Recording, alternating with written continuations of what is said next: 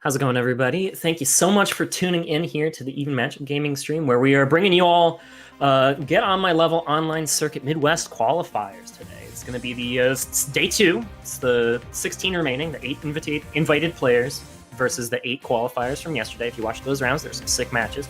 My name is Lord Sturm, and I'm being joined by Skiff. Skiff, how you doing?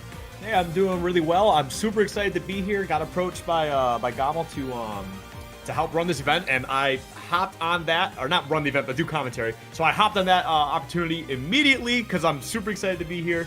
We got a lot of great action. Midwest is very, I think, a little bit overlooked when it comes to the talent, and man, we got some big names for sure. So it's going to be a good day all day. Yeah, all these matches, we were just talking about, well, the matches we most wanted to see in Winners Round 1 here of this top 16 bracket. You can hit, I believe, the ! Bracket command will help you guys out. I see it already in the Twitch chat posted once or twice, guys. Check out the bracket. There's so many good matches here. I believe the first one we're going to be getting, and the one that is undisputably the headliner of these Winners Round 1s, is Raven King versus Colonies.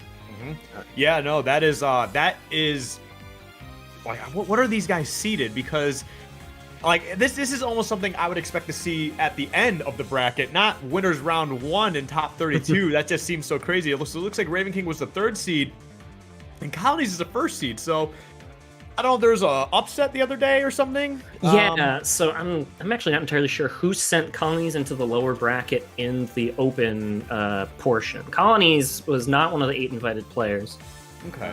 He had to go in through the open bracket, and he was the number 1 overall seed of the open bracket. So he was definitely like one of the front runners to make it into the top 16.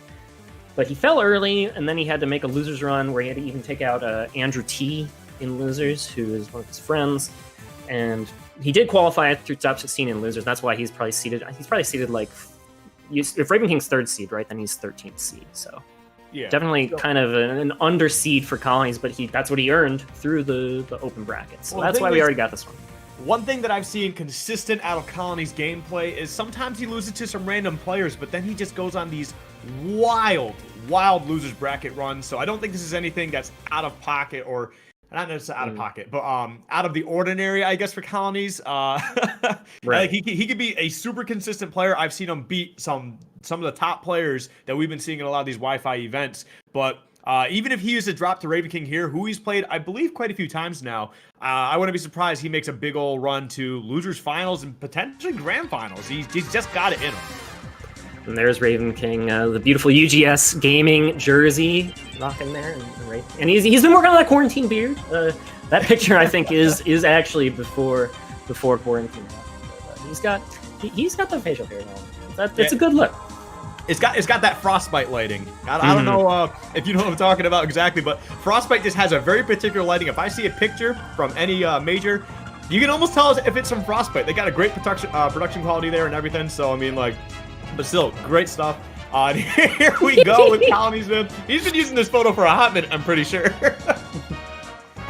Yeah, I think that was a couple Halloweens ago or something. Man, I don't know. Colin, he's a funny dude. If you've never watched his stream, he's a laugh riot, and I'm really glad to see his stream popping off lately, especially during these quarantine times. Yeah, no, both these players, very exciting to watch. Yeah, he definitely works very hard. I'm super excited to see him streaming too. Raven King has actually started streaming as well recently. Just absolutely one of the nicest guys I've talked to in the Smash scene in general, and definitely has making a case for himself as the best Ike. I mean, I know we got some challengers here like Yez in this bracket as well, but just a super nice dude, super talented player. So I mean, both these guys, if you want to watch some good ultimate action, basically daily, both these guys, highly recommend checking out their streams. They both kind of bring their own talent, their own personality to it, so it's a good time all around. Oh yeah, definitely. Raven King has been on the grind for, like, his name has started to become a air quotes household name in the Wi-Fi circuits and quarantine times. Like, he's been a grinder ever since Smash 4. I remember watching his Smash 4 Ike when he was still a solo Ike main in that game, long before Nair to up air was a thing, and he was just reading people's spot dodges with forward smashes, because that was really all Ike had in that game. But you would die from that forward smash at like 30%, because it's Ike. And he's been devoted to this character for a very long time, and it's really great to see the dividends start to show themselves. Even in a post-patch, post 8.0 metagame where that bread and butter combo that was his workhorse for so long in this ultimate meta changed. Yeah, but even if he doesn't have that exact bread and butter that he has now, it does kind of work at some percentages, but it's just like Ike has so many more options now. He's got that down tilt, the Aether. It so much leads into so much now. Ike just feels like a more well-rounded and more. I don't want to say I don't want to bounce this word, but it feels like he's got so much more going on, which is exciting because when you watch these top Ikes, they're going to exploit every possible play that character can make. And Raven King has definitely been doing that. He's been winning some of the juice box events. I think he took a lunch box not too long ago. Those are ran by Team Liquid, so shout outs to them. So he's been absolutely killing it. But Colonies here, Colonies has been making deep bracket runs all pandemic. It's incredible watching him play, and the type of work that he puts into, he absolutely deserves everything he gets. Yeah, Young Link is another character that you gotta kind of scrounge for some kills sometimes, but that just lets these creative players show their stuff, and Colonies absolutely is creative with some of the, especially when you just catch like the Twitter highlight that he posts where it's like, oh man, I'm so glad I clicked this. You guys are not going to believe this crazy setup I just landed. That's what Colonies is known for. And that's the kind of stuff that makes Young Link just look so scary when people they're, Young Link can struggle to kill, but then you see the highlights and you're like, how can this character struggle to kill? You're hitting uppies out of what? Yeah, right. And that's the thing. That's the other thing that's crazy about this. So while we were just talking about two of the best Ikes in the game right now are Yez and Raven King, both in this bracket, you're getting the same thing here with Colonies and Skittles, both in this bracket as well. And here we go. We're going to get started on this PS2. Raven King versus Colonies. Let's see what happens. Yep, let's get right down to business. We have small battlefield, but, Pokemon Stadium 2 is still the natural starter. That platform height is just, I think it's easier, especially for Ike, to chase and get, like, higher vertical setups into up air right off of these platforms. They're just a little bit higher. It's going to help you kill off the top easier. You can say the same thing about Young Link as well. Oh yeah, no, for sure. I feel like the platforms in general just help Young Link kind of build into so many other combos. Like I know, for instance, Colonies here, outside the platforms, one of the combos he really loves looking for, and he lands very consistently, is he'll get that forward air 1 into a down tilt, right into an up tilt, and it turns into so much damage or potentially a kill scenario. So definitely be on the lookout for that. And right now, man, Colonies is making it work. Got 124, but like we said earlier, you got to be careful how much percent you start putting on other characters, because eventually Young Link will struggle to kill, so we'll see how Colonies has to work around that. But the Aether is actually going to catch Colonies and take that first stock from Raven King with the early lead. That Aether, man, it's just such a... That's the thing is, Colonies wants to set up a lot with landing area. You said, like, landing fair 1. If you can just get that one particular hit, it's a small hit, but it leads to so much. And then just stuffing that with the anti-air Aether that has super armor built into it, right? That's just going to be so effective for Raven King. Yeah, and then shout outs there to Colonies as well, taking that stock right back, but Raven King getting a good bit of extra credit on that before losing that stock. Right now he's got Colonies at 73%. Gonna get that Aether, gonna get the extra hit too. And man, that Aether knockback buff was probably the craziest thing out of that 8.0 patch, which is absolutely insane. And just leading that Nair into the up air to take that second stock, only sitting at 11%. It's safe to say that Raven King is making a hell of a run in game 1. Yeah, this is real good stuff for Raven King to open up this second stock. And again, he's just setting up stuff with anti-airs. And this time, actually, not only did he get the anti-air, he actually got the exact setup I was talking about that Colonies was looking for, right? He's just looking for that one particular hit of the fair 1. Is Raven King got, like, the hit in Nair that was, like, way under his feet. And that's the only reason that up air connected afterwards. It was really slick to see. Yeah, for sure. And I mean, this has been a couple times now. Colonies has got to work on getting a few other options going here. He's been caught twice using his hero spin and getting punished with the Aether from Raven King. And here we go, man. Raven King starting to put some pressure on Colonies, getting towards the edge of the stage. Up throw to the forward air. Colonies sitting at 94. He's got to be careful because he will be dying very soon if Raven King can find his connections. Yeah, I think like a tipper down tilt should lead to a KO here. That back air actually even almost hitting the far blast zone from center of Pokemon Stadium. Oh, but here's some Colonies confirms you're talking about. Yep. Just not quite enough in the tank there in order to get the second stock down. And that just means that Aether will shut the door. Raven King goes up 1 zip to start off this set. Yeah, I'm not sure if that Aether would have killed if Ike didn't have rage, but we did see that he was at 138, so he had quite a bit of rage stacked onto him. Either way, strong move, gonna clear out that game, or not clear out, but secure that game one as Raven King goes up 1-0, like you said. What game plan do you think Colonies needs to start implementing here to find a way to turn this around? Because game one looked very, very solid in Raven King's favor. You got to find a way, and this is actually going to feed right into Raven King's bans. He bans the long stages horizontally, right? Final Destination and Kalos Pokemon League. You got to find a way to create horizontal space. Like, Young Link isn't the fastest character in the ground, but he's still faster than Ike. So if you got a little room to run and just set up boomerangs and bombs, that's kind of how you can make Ike's life just a little bit harder in these matchups. But you don't have much speed, so you just need as much space as you can get. And the problem is, when you run out of space, that's where Raven King's been winning the neutral interactions and creating a great advantage state for himself. So just be a little bit more comfortable in the corner and find a little bit more space. So I think we might see like a town here. That would be my best guess. I think we'll definitely see a town here. I know Colonies absolutely loves that stage. He will take it every chance he can. And like you said, I mean, it's not on the ban list, so I mean, I wouldn't be surprised if we go there. But Raven King likes that stage too. I mean, he's got those platforms, so if he can find those Aethers to really kind of lead them onto one of those platforms, especially on those side ones when they're very elevated, that leads to very, very early stocks. But again, the problem becomes when those platforms disappear, and there we are, so we're going to see that confirmed down in City. But yeah, when those platforms disappear, it does turn into that Final Destination type stage that Raven King's going to have to find a way to, weave in and out between these projectiles that Colony's going to be throwing all over the place. Yeah, so there's some interesting thoughts about like counterpick theory, right? Do you want to pick something that's positive for your character or pick something that's negative for your opponent's character? And I feel like Colonies is making the right call here by picking just to his character's advantage, not necessarily like Raven King's disadvantage. Yes, I can get some crazy kills off of the side platforms on town, but you just need to know to play around that and then take the advantages the stage gives you instead. So let's see if Colin can make this platform layout convert into a W for the Young Link Extraordinaire.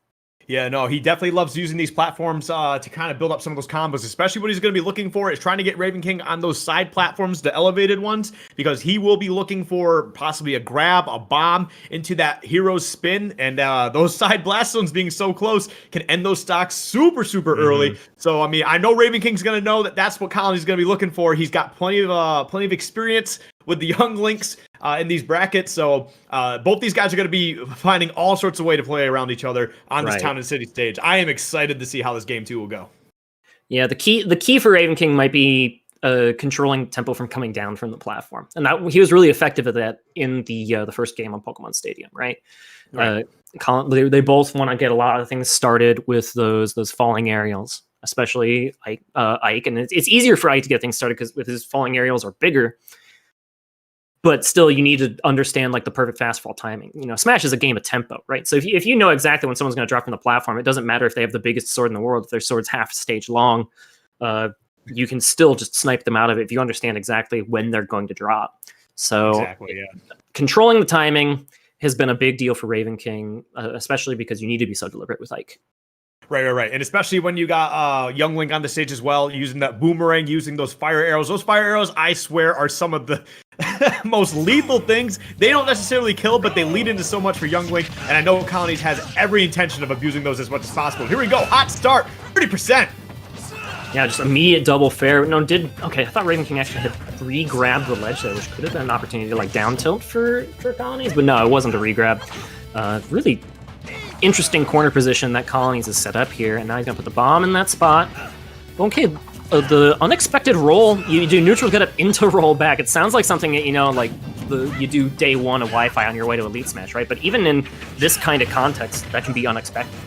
Oh my god, and Colony's just absolutely tearing Raven King apart here, 101% unanswered. This is the type of comfort that he likes, and there's what I'm talking about, that forward air 1 to the down tilted hero spin. Not going to secure the stock, but 150, you know Raven King's going to be dying here very soon.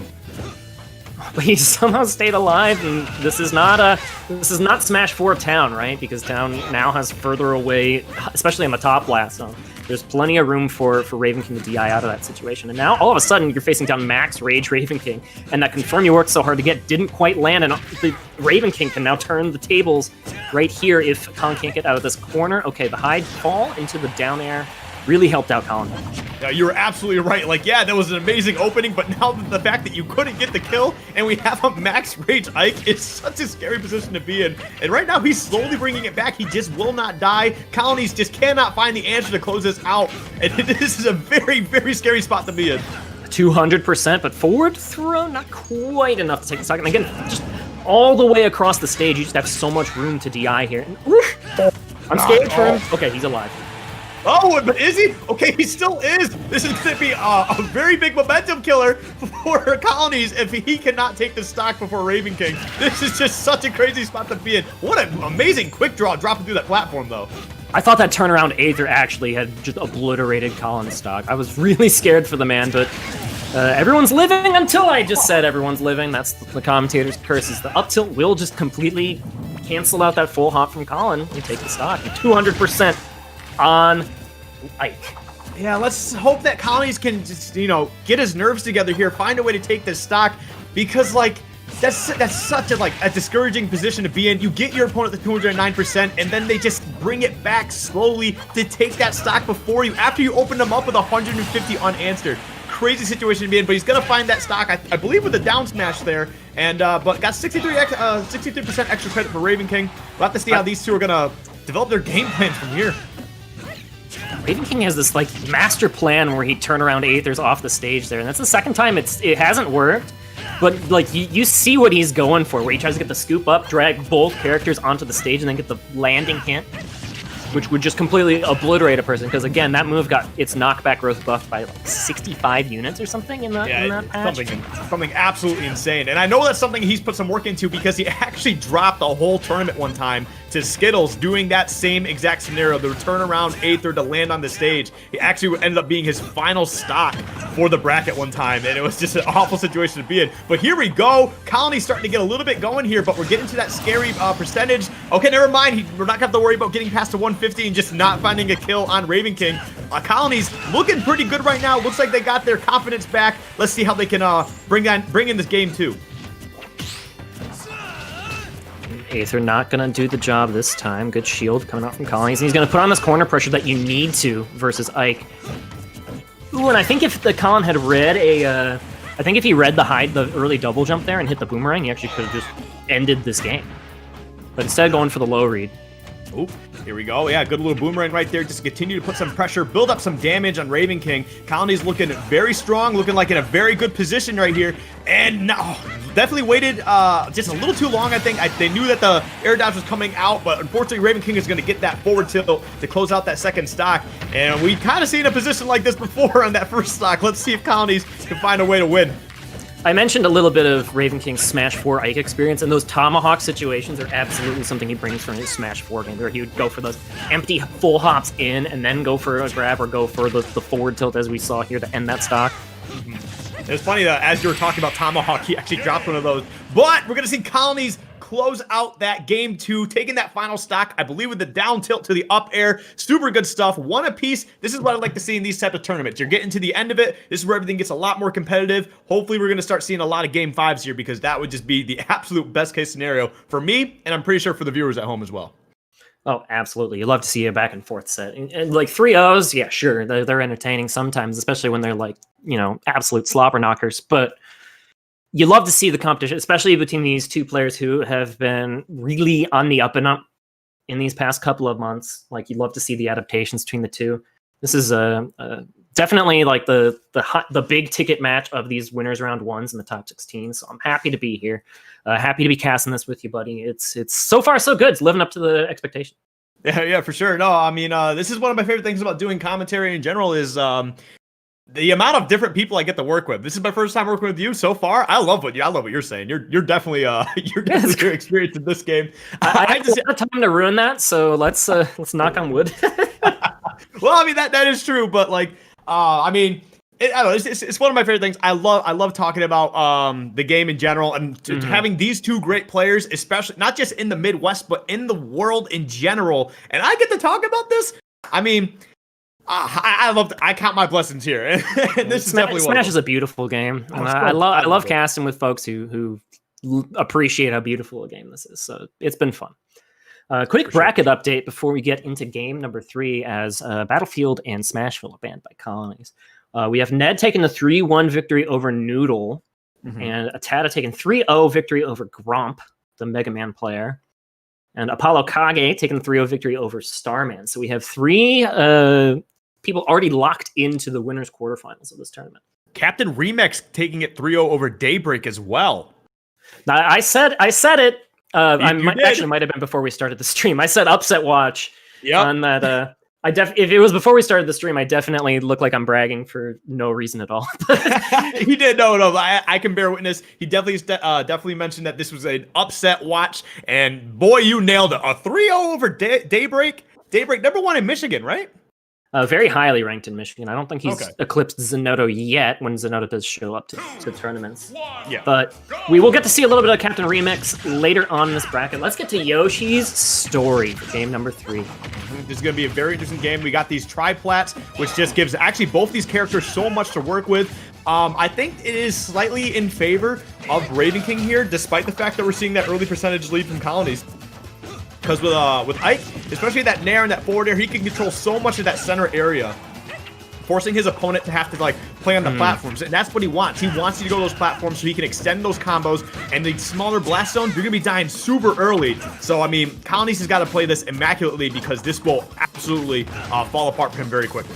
This is the situation we've now seen 3 games in a row, right, where Colonies gets up a bunch of percent. Let's see if he can close it out this time. Oh, just barely off the mark on that forward air in the corner.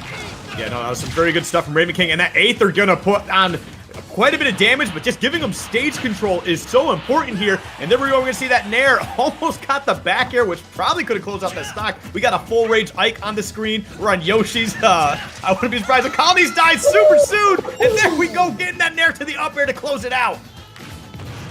What a brilliant... And another Tomahawk set that up there, Skiff. Notice that Raven King doing the empty hops in once, twice, forces the blink from Colin on that top platform, and that's where Young Links go to die. But you know what? Young Links got an answer right back in the corner to even up this game 2 stocks apiece.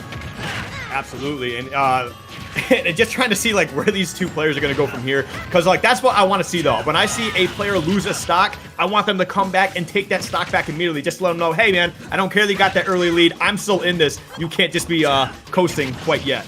That's definitely the sign of a competitive set, right? Is when you don't really see laps on any particular stock, or even like a little bit extra credit at all. So good stuff from both these players so far. As this second stock is so far much more even than the start of the first. Yeah, and I just want to point that out again. I know you talked about Raven King's Tomahawks earlier. He is so good at finding the right spots to put them in, but never mind. I was talking about the wrong player there. I should have been talking about Colonies that whole time. That was a beautiful string to take that second stock away. That is something we didn't really mention too much, right? That we probably should have mentioned more, because it's harder to do in practice than it is on paper, but it's punish Ike's recovery. But look at how Colin just put all those projectiles in the perfect spot to stop the quick draw to the ledge, which is the easiest get-out-of-jail option for Ike in that situation.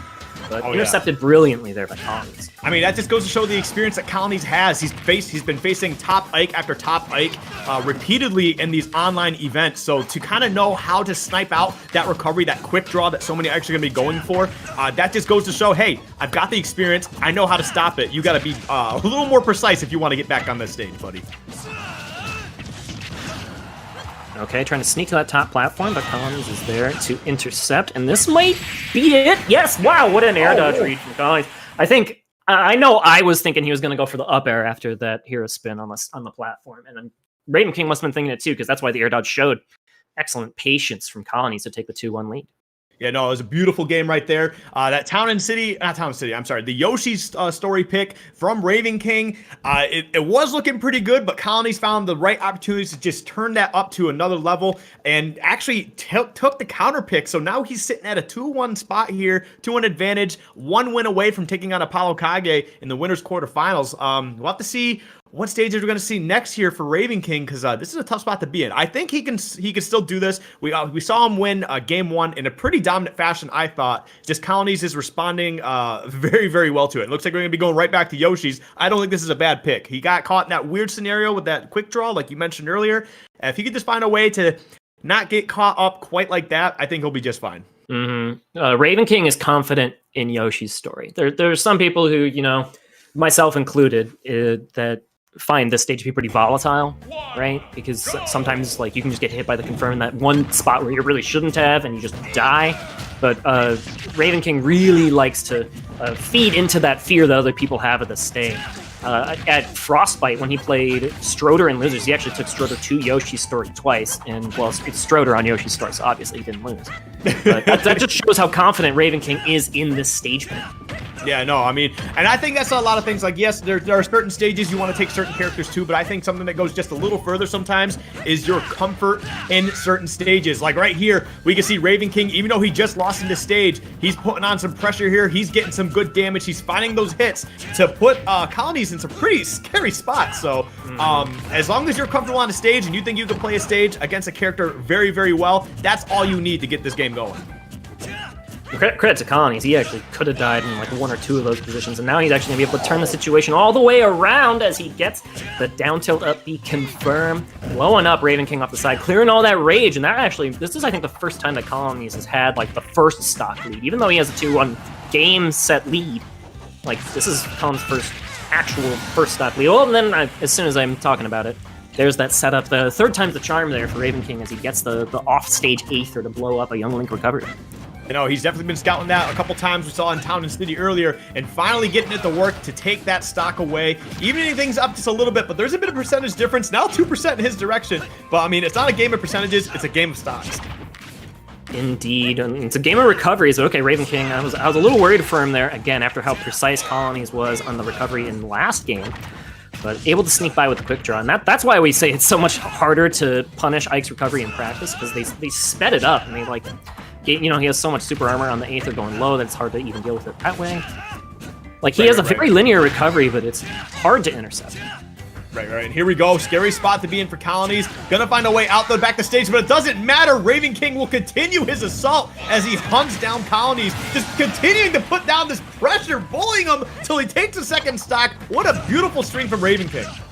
Man, even when that down air doesn't spike, it still just blows you up. Right? It's the worst case scenario. You're like, okay, cool, he didn't spike me. I still died off the top. Okay, that's fine. If you say so, Yoshi's story. If you say so.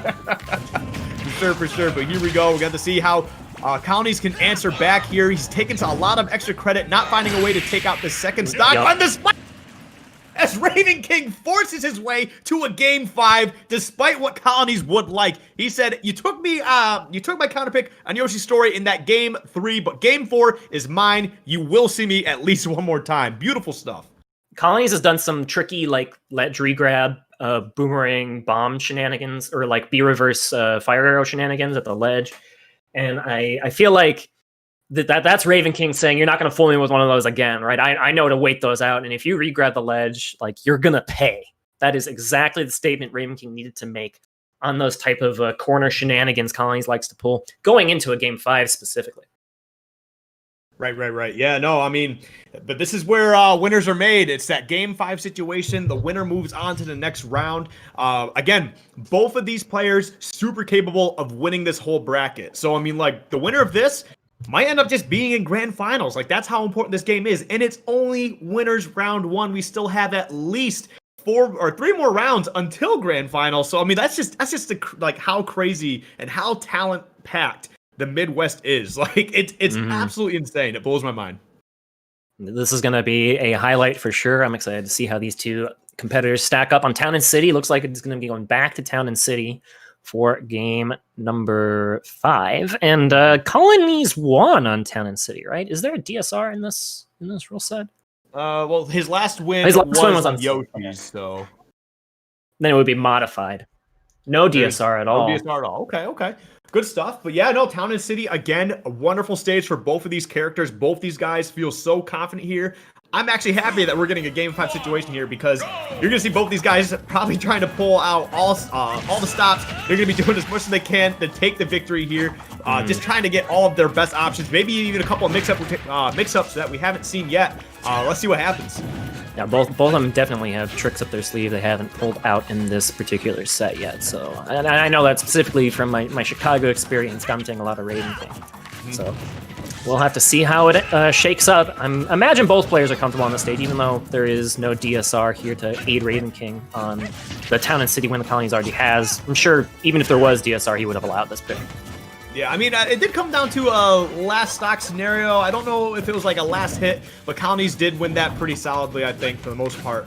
But yeah, right now it's very even at the moment. We're going to see that slight percentage lead from Colonies as it continues to put a lot of pressure on that platform, but Raven King just having the nerves of steel to not get too caught up in the situation there, to be able to find a way back to the center platform and just continue to really bring the fight. Okay, both putting some real big glancing blows across the shields of each other here. Raven King still really wanting to go for those tomahawks. I'm thinking Colonies is a little bit more wise to it than he was at the start of the set. Yeah, for sure. I mean, that's definitely a very big part of the game for Raven King is he's so talented at finding those tomahawks like he brought up before. So it's good on Colonies to try to play a little more passive, but that up air almost being enough to take out that first stock, and Colonies responding back with a down air of his own. This is getting crazy. And another tomahawk into the up tilt, not quite enough to kill. Town City again having a much higher ceiling than it did in the past. Everyone's staying alive in the early going of this one. Woo! Uh-oh. Down throw, yeah, down throw I guess is the option here for Raven King. Not enough to kill though.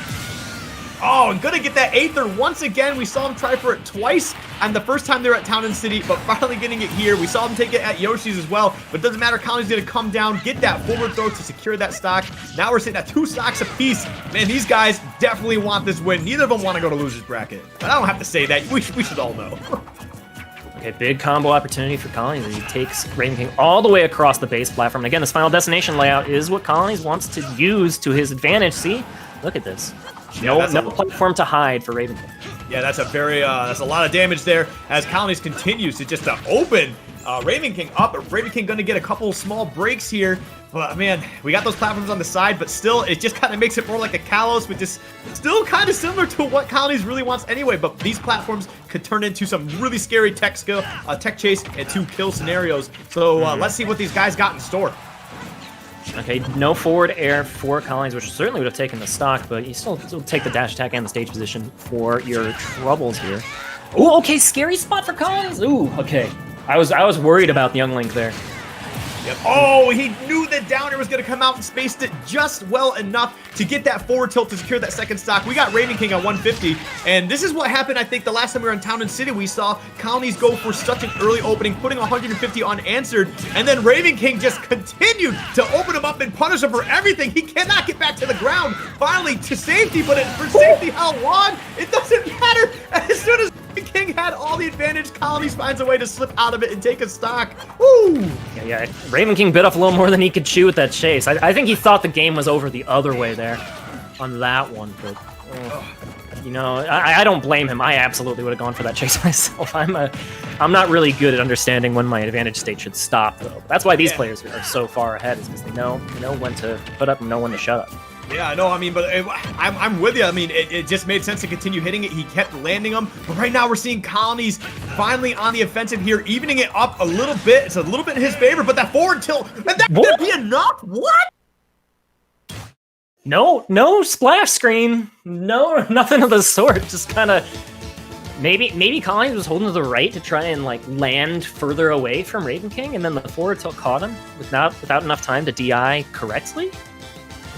Not sure. That's the only reasonable I don't know about that option, one. I think. But wow, Raven King gonna take Game 5 from Colonies on Town and City. Beautiful stuff. He's gonna be moving on to take on Apollo Kage. Like, that was a crazy ending, man. But that's exactly what I like to see. I love to see that Game 5, last hit, last stock. And these two brought the heat today. Raven King, though, just edging it out just a little bit more. So super good stuff.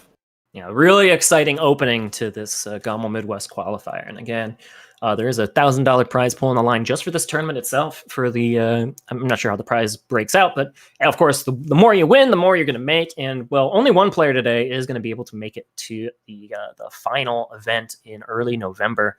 Everyone wants to get a piece of that pie too. And so far, Raven King gets the early advantage. Taking a Twitch chat saying that was sus DI. And Twitch chat is they're the best players in the game, obviously.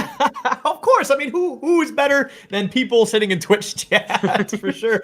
No, but thank you guys for just tuning in. As much as I love to take jabs, I mean, there's plenty of things I could be made fun of for too. But but anyway, just to get a little bit of an update here, we saw Comet go 3-1 over Lazy Zach, and now we got Ned versus Comet in winners quarterfinals. That's currently 1-0 in Ned's favor. And then from there, we've got Yez versus Atata, which you'll see on stream next here, I believe. Skittles actually went 3-2 over Eric, so we're going to see him taking on Captain Remix. And then, of course, as we just mentioned, Raven King versus Apollo Kage to kind of wrap up winners quarterfinals. Lots of good matches. I'm excited to see Atata versus Yez, which is the one we got coming up next. All of Chicago's top 3 currently are in this bracket, and they're all in winners quarterfinals, not fighting each other, which is pretty fortunate bracket luck for the Chicago boys, who get a lot of practice against each other in a lot of these local circuits, right? Ned has been the undisputed number 1 for I guess we're going to Skittles Captain Remix next, but I'm still going to go on my tangent. Ned's been undisputed number 1 for a while. Actually, then since we're going to Skittles versus Captain Remix, 4 Chicago players in winners quarterfinals, which is really exciting. Captain Remix is the new blood of the 4. He is an Ice Climbers player who really has never even sniffed power ranked potential in Chicago before COVID. So he was always he would go to some of the smaller weeklies and make his top 8, make your money back, that sort of thing. And then as soon as the Wi-Fi circuit really started to blow up, we're starting to see Captain Remix all over the place, taking out big names, big wins at some of these even the national size tournaments. And with Ice Climbers, a character that I feel would be incredibly difficult to play online, but Captain Remix has got it figured out. Yeah, for sure. I've only had the opportunity to do commentary for Captain Remix a couple times now, but what an explosive player, absolutely dangerous Ice Climbers here. Well, I mean, we just saw Young Link in the name of Colonies make a very good run. Skittles, also very talented, has been winning quite a few tournaments since we got into this whole online situation here. So I wouldn't be surprised. My early bet is on Skittles just because of what I've seen. But again, you cannot sleep on Ice Climbers, especially one as talented as Captain Remix. Oh yeah, definitely. And Skittles has been on the Wi-Fi circuit long before COVID meant that the only tournaments were Wi-Fi tournaments, right? He's been doing this for quite some time, and he's a very talented young individual. Rocking out. We're gonna get to see some more exciting Young Link action, guys, and we're gonna have to see how. I'm actually really curious to see how Skittles deals with Popo and Nana, specifically splitting them up. Right. It's gonna be interesting because I mean, he will have the projectiles to kind of help do some stuff here. So it's gonna be very interesting to kind of see how it all plays out. Young Link has a lot of options, right? I just don't know what the options are, because we don't see a whole lot of Ice Climbers. So I'm not gonna pretend I have the knowledge and how this matchup kind of works out. I'm gonna leave that one to you, but I'm not quite sure how. Yeah, I'm not quite sure how Young Link is gonna be able to really interact with both of them. I mean, obviously, if you could find a way to split them up, Young Link's got so much stuff to kind of really take care of Nana and just kind of focus on Popo. So we'll see. Yeah, splitting up the climbers is always going to be the name of the game. Basically, anytime that Ice Climbers gets a grab, I just assume they're dead, and I start popping off like crazy. I think that's literally the only way to commentate Ice Climbers. My only real Ice Climbers commentary experience before COVID was going to that one Pacific Northwest major. The name is eluding me. It's actually going to really bother me. And I got to commentate some of Big D, if you know him. He's insanely talented. I only got to commentate him in the Squad Strike event. So I got to see all his secondaries too, but then Ice Climbers just I'm going to take all the stocks because I'm Ice Climbers, and you're playing your secondaries, and you don't know how to split up Ice Climbers in Squad Strike, so you're going to have to take the L, buddy. I'm moving on. Yeah, for sure. I mean, it's one of those characters that you don't see a whole lot of representation on, so getting proper matchup experience and practice is few and far between. You really got to just find somebody. So it's going to be very interesting to see how Skittles tries to handle this. As far as I'm concerned, there's not an Ice Climbers in Nebraska, so I mean, okay, Nair so far is the choice. Nair, it's quick, it's harder to hit. It's not disjointed, but it's harder to hit than you think, just because of how fast it is and how fast Young Link can move out of it. And it's scary. But the other thing that's scary though is even just I feel like Skittles tried to break away the Ice Climbers 1 or 2 times, and now he's at 100% in I don't really think that Remix has like gotten like a big combo, but just the chip means you're at 100%. That's kind of scary about Ice Climber. One of the craziest things I'm seeing right now is this, the Blizzard. I forget what the down B's called exactly. Wow, gonna be able to find that up air kill. But that Blizzard, the little frost hands, whatever it's called, being able to kind of really just trade with the arrows. Not trade, but just eliminate the fire arrow entirely. That is so huge because that eliminates so much of Youngling's game plan here. It's actually pretty wild. And these side Bs are just putting in work for Captain Remix. Yeah, the Blizzard is... It's very active, and it's really just like the opposite of a Bowser flamethrower, that it functions exactly the same way. Fire versus ice. But okay, and there you go. Nara will just eventually clean up the Nana, which means Sopo is time to shine. Well, it was a very short time to shine. Sopo. Hey, sometimes the people only get 15 minutes of fame, but that's fine. You got a 32% extra credit there. That could go a long way, but now we're seeing Skittles starting to get that Young Link revved up, getting some damage in there, and here we go, man. This offense is gonna be on fire, but never mind. the side B's here just gonna find a way out of it, really. You know, I'm wondering if Skills is gonna start to use that lingering dare more, just because like you see how active it is, right? And it can just like chop through the Blizzard if you find the right angle. It might be harder to find that angle on Smashville though. That's gotta be concerning. Yeah, that big platform in the middle is definitely setting up a lot of protection for Captain Remix from Youngling approaching from above. So super good stuff. But man, what an explosive stock there as we find those Blizzards into that up tilt, getting that up smash going as well. Good stuff from Captain Remix. Time to get some of that extra credit though, because you want as much of an advantage as you can against Skills, because he's so good at finding that bomb juggle? Did he juggle the bomb? Yeah, he juggled it by just full hopping with both climbers on the Blizzard, and then it blew up in Skittles' face. I've never seen that before. Wow, that's goofy. Oh, wow, gonna be able to find a way back. Skittles is definitely looking for a way to take that stock. We're gonna be able to find it right there, but we're seeing a little more extra credit on this third stock than we did the second stock, and Captain Remix still took that stock first, so this is gonna be very interesting to see how this all plays out. Well, we'll have to see here. Right now, Remix just needs to find his formation, and he does. Okay, there's a quick Blizzard or two, but the good mash from Skittles gets him out of that scary situation. You see how lethal one Blizzard can be just on that second stock. Now, okay, here comes good buffer. I think he buffered the Squall Hammer there just to make sure it came out just in time to stop a neutral air, because if another neutral air had landed onto Popo, that meant Nana was free to kill off the side. Ooh, and now we're in a very dangerous spot for Captain Remix here. Not being able to get back to the stage just quite yet. Just looking for these Squall Hammers and not going to be enough. Like Skittles powers through, getting that up air kill on that middle platform. Super unfortunate stuff for Captain Remix, but man, wow, what a game from Skittles. Being able to adapt on the fly here to really just secure that game one. Yeah, that was fantastic from Skittles. I mean, he started going for a couple more of those dares, and the neutral air plan was still really good, right? You'd see him do, like, you would do the falling forward air and then stick out the really quick neutral air before landing at the very end of it. Just find any opportunity to just disrupt the ice climbers there. And I was worried in the first stock that the chip damage from trying to disrupt too much would be a little bit too much to overcome, but it actually turns out Skittles kept his composure and just kept finding those disruptions, especially in the third stock, and then, well, set up onto the Smashville platform exactly how you hope, get that up air KO. Didn't even need to kill Nana that time. Popo was enough. Yeah, for sure. Yeah, it's going to be interesting to see how both these players kind of move forward from here. We're going to see the ban on Final Destination in Kalos going to Pokemon Stadium 2. I'm not sure what either of these players are looking for here. Obviously, it's going to be a tough one. Skittles did a good job trying to find his openings to kind of take advantage of the double, not nails, but the two ice climbers, just trying to get those hits going, man. I really have no idea how to talk about this character. You would think in the zoner versus, ice climbers is the rush down here for sure. You'd think that Young Link would want the longer stages, but instead we have a Final Destination ban. I guess that's just so much respect to the Blizzard, right? Because the Blizzard, without any platform to help you land, what are you gonna do? Yeah, you can nair it, but then you're gonna die to the follow-up Blizzard, because when Captain Remix is doing the staggers, right? When you desync your ice climbers, just one Blizzard begets another Blizzard, so you need to have some kind of platform coverage. And then anytime you ban Final Destination, you also ban Kalos, because it's a Smash Ultimate. So. Makes sense. Right.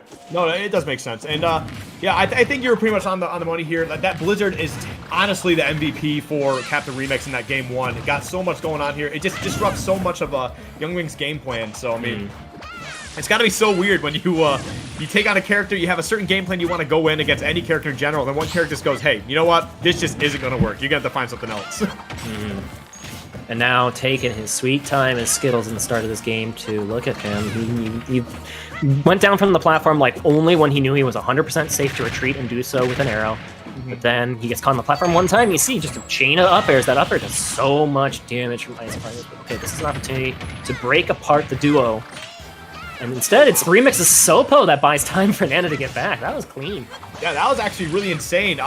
Getting that Squall Hammer and then getting that down tilt on the tech chase, just to kind of put that little extra pressure, a little bit of extra damage there. But I mean, good stuff on Skittles. Still finding the openings, getting these leads. These percentages are trading back and forth all game. No big... Look, there's the juggle we were talking about from game 1. That's so silly. Just keeping the bomb in the air for so dang long. Right. I mean, if you're Remix, right, you need to wait and bide your time for any opportunity you can get. So both these players are just going to play it slow and steady until there's a big neutral win. And there we go. That could be a big opening. No, but the desync whiffed.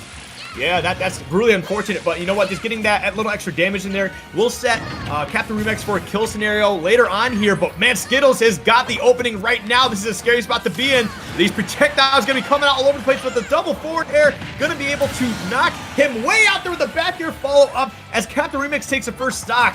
Wow. Clean use of the stage advantage there from Captain Remix. They're just waiting on the double jump ledge trap.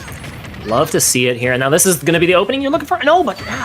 the Squall Hammer just a little bit too short, unfortunately, for Remix. Otherwise, he could have like just carried you to the right side of the stage and then maybe killed you. Yeah, but what an opening for sure there. I mean, he didn't get quite the full combo, but just getting an extra 60% as extra credit so far is absolutely insane. But we're going to see as Skittles clears out that first stock, getting that up air to end the Ice Climbers rampage. But I mean, 60% separating the two right now. Captain Remix gets one more quick opening. This could be very, very dangerous. Man, I really thought that Nana was going to come in and save the day versus that combo, but then Nana was just like, do I want to? I'm thinking about jumping in. I don't know. And Nana's going to pay the price for that. I feel like Nana just took so much damage there on the right side of the stage. Oh yeah, Skittles was actually looking to get that Nair, but just missing Nana. I for some reason, I feel like Nana's actually like crazy elusive for some reason. Anytime I try to kind of get the two separated, I feel like I can never hit Nana sometimes. It's just absolutely insane. I don't get it. But I mean, right now, he's struggling just trying to get in on these fire arrows. Skittles just playing to his character's strengths right now, trying to build up damage from afar so he can set up for a kill scenario later. Let's see how both these guys try to play around the rest of it. The forward Nana can body block for the one that's behind, which is why it feels so elusive. That was a situation where it just the shield just wasn't quite there, but instead, oof. Another clean kill for Skittles, and after he took a ton of damage before taking the first stock, this is almost an uncontested second stock for Skittles. His game plan is working. He's finding the openings, but then I actually thought that Blizzard was going to do it. There you go. Well, you're going to get that get-up attack with the up smash. Yeah, no, Skittles has definitely found the game plan that's working right now because he got, like you said, he got that whole second stock nearly uncontested. But we're going to see the opening from Captain Remix now. Going to get a little bit of the stock lead. And here we go. Yeah, this is such a run-and-gun game for Skittles. It makes sense, too.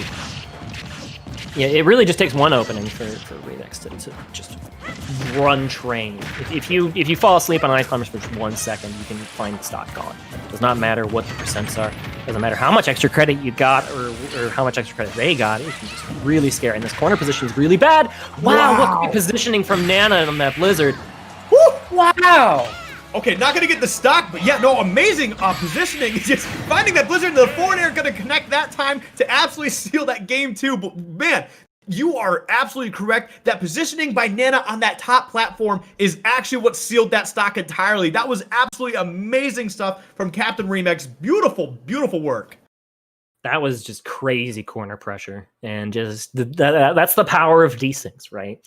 Sometimes you'll see a desync go badly, and then you just get like one up tilt and nothing happens, right? That's kind of the nature of the beast here with Ice Climbers. But when it goes brilliantly, it looks like one of the best characters in the game. That's kind of why Ices has been so polarized on like tier lists for so long in the Ultimate. And now we're going into like what, year 1.5, year 2 of the Ultimate, and still people don't really have a firm opinion or like a solid consensus on where this character belongs. But sometimes you see the potential and it's crazy, and that's what happened with when I commentated Big D at Port Priority. Thank you, Rickles, for reminding me the name of that tournament. And I see it with Captain Remix here, and I know that when offline tournaments do come back, he's going to be a force in the local Chicago scene, and he's a force right now here in GOML's Midwest Qualifier. Yeah, for sure, absolutely. And it's like you mentioned before, though, it's that can the desync work? And it's like, I know people like to talk about Hero as being like, when he's got perfect RNG, he's like among the best characters in the game. It's almost like the same can be applied to Ices. When that desync is on the point and the player is getting all his correct inputs, this character just 0 to death people like amazingly. There's so much crazy stuff that happens. I'm sure we've all seen an Ice Climbers montage at some point on Twitter or YouTube, and I mean that's the potential of the character. I appreciate that you imply that the buffer system in this game is RNG. I mean, well, it's more so can the desync, the RNG and the desync. I mean, I'm probably saying it wrong anyway. I've been wrong before. I'll do it again. I'm giving you a hard time. The buffer system is you love it or hate it. Most people don't, but the buffer system is actually important to how Ice Climbers desyncs in this game work, and that's like how in the early goings of Ultimate, right, every single patch it feels like the desync system that Ice Climbers used was completely different because they were still just like finalizing how all those systems work together, and just the concert of all of these moving parts in the engine is why Ice Climbers can create traps like that. For sure. And I mean, it's just, you're actually really right in that one too. It's Ice Climbers is definitely one of those characters that like has been so wildly different in each variation. Like obviously in Melee we got the menace that is wobbling, even though a lot of really cool handoff combos that we've seen people like Wobbles put into play. And then you got Brawl was another mess too. I think Ice Climbers had an infinite there as well. And then, Ice Climbers were probably on a trajectory to be banned in that game. For sure, yeah. But yeah, Ice Climbers they had a different way of doing everything from Melee, but it almost felt similar. And then here we go in Ultimate, which I think is 100% easy, the best variation of Ice Climbers, just because like it feels like an infinite sometimes with the way that this character really goes off, but it's like it's so many hits and it's just carrying people from across the stage. It just looks like a crazy like Marvel vs. Capcom type combo. So it's very, very interesting to see how these characters have changed throughout time. Yeah, it's a character that absolutely matters how the engine works. That's it was true in Melee. It's true in Brawl. It's true here. The reason why Brawl Ices were so broken is because chain grabbing was actually broken on a lot of characters, not just Ices, right? You had like infinite chain grabs with Falco in some situations, and actually Pikachu versus Spaceys in Brawl was the chain grab matchup. You didn't really see it that often because you mostly saw Meta Knight, but that's neither here nor there. We're going back to Smashville here for game number 3, run back between these two titans. For sure, and as we saw last time, this was definitely a very early lead for Captain Remix, and then Skittles found a way to kind of close it out into his favor, and getting the early lead there too, getting a good little 56% in the opening segments here. But we're gonna have to see how Captain Remix can kind of get the offense back in his favor, try to get that tempo back into his way. Remix has been playing really well at the I'm gonna call it the Resident Evil 4 minigame, which is the escort mission where you have to follow Ashley around to make sure she doesn't die. There's been so many situations where like a lesser Ice Climber or someone who just picked up Ice Climbers would have tried to like maybe push the issue and like try to like body block the youngling and allow the mana to recover, right? But instead you just start you buffer your side B and then mana will do the side B back, and you can corral them that way. That's a very important part of playing this character. Oof. Yeah, combo. almost a very dangerous spot to be in. And wow, I mean, Skittles just kind of sat there. I don't know what the plan was, but it's like he just waited for some sort of opening, and that opening never came because Captain Remix just kept on the offensive, throwing out those blizzards, just making Skittles like think like what do I have to do, and just taking advantage of the whole situation in general. What a wild spot to be in. This character's so crazy. It's insane, the kind of damage and the kind of pressure, corner pressure specifically. Like, we've seen those back airs a couple of times now at the ledge. The one back air begets the other back air at the exact same time, right? And that just it means that you easily punish a neutral get up. You don't really have to time it as hard as some other characters would have to, just because it's so active when you have two of them going at once. Ooh, gonna get a nice little bit of a parry on the end of that blizzard here, but here we go. This is what we saw a lot of in that game 1. Captain Remix just sitting underneath that platform, getting those blizzards going, just stopping these projectiles from ever even happening. And gonna be able to get that forward air number 2 to connect as they take away that second stock from Captain Remix. But still, Captain Remix got some good extra credit there. Right now, it's 63-0. Have to see how Skittles is gonna answer, because this is looking a little weird, man. It's so strange. Like, it feels like Captain Remix kind of changed up his game plan, like, entirely. I guess more passive now, almost. I don't know. I'm not sure. I'm not sure what to say about this character. That turnaround blizzard was so sweet on landing from Captain Remix to try and just buy a little bit of extra space, but Skittles again using that quick neutral air, not going to fall victim to a tough situation. But then he actually just gets hit by another blizzard. As soon as I was trying to compliment how he got out of the first blizzard, the second blizzard is just always right behind you. It always sucks when you're going, you feel like you're doing a really good bit of commentary, and you're like, yeah, they're doing this, and then it all falls apart. And it just looks like you don't know what you're talking about. But you know what? I think that's just the nature of the beast, especially with Ice Climbers. It's just, it feels like it's such chaos the entire time. And you know, I'm loving it right now. It's definitely a whole different breed of Smash Brothers Ultimate. Really, any other? I can't think of another matchup that's like similar to this. But what? I think did what he happened? Did he just fall? I think it was like a weird bomb, like side B trade, and he just buffered the down air, and that was it. Yeah, just fell off the stage. So hey, congratulations to Captain Remix for taking that game 3, going up 2-1 against Skittles.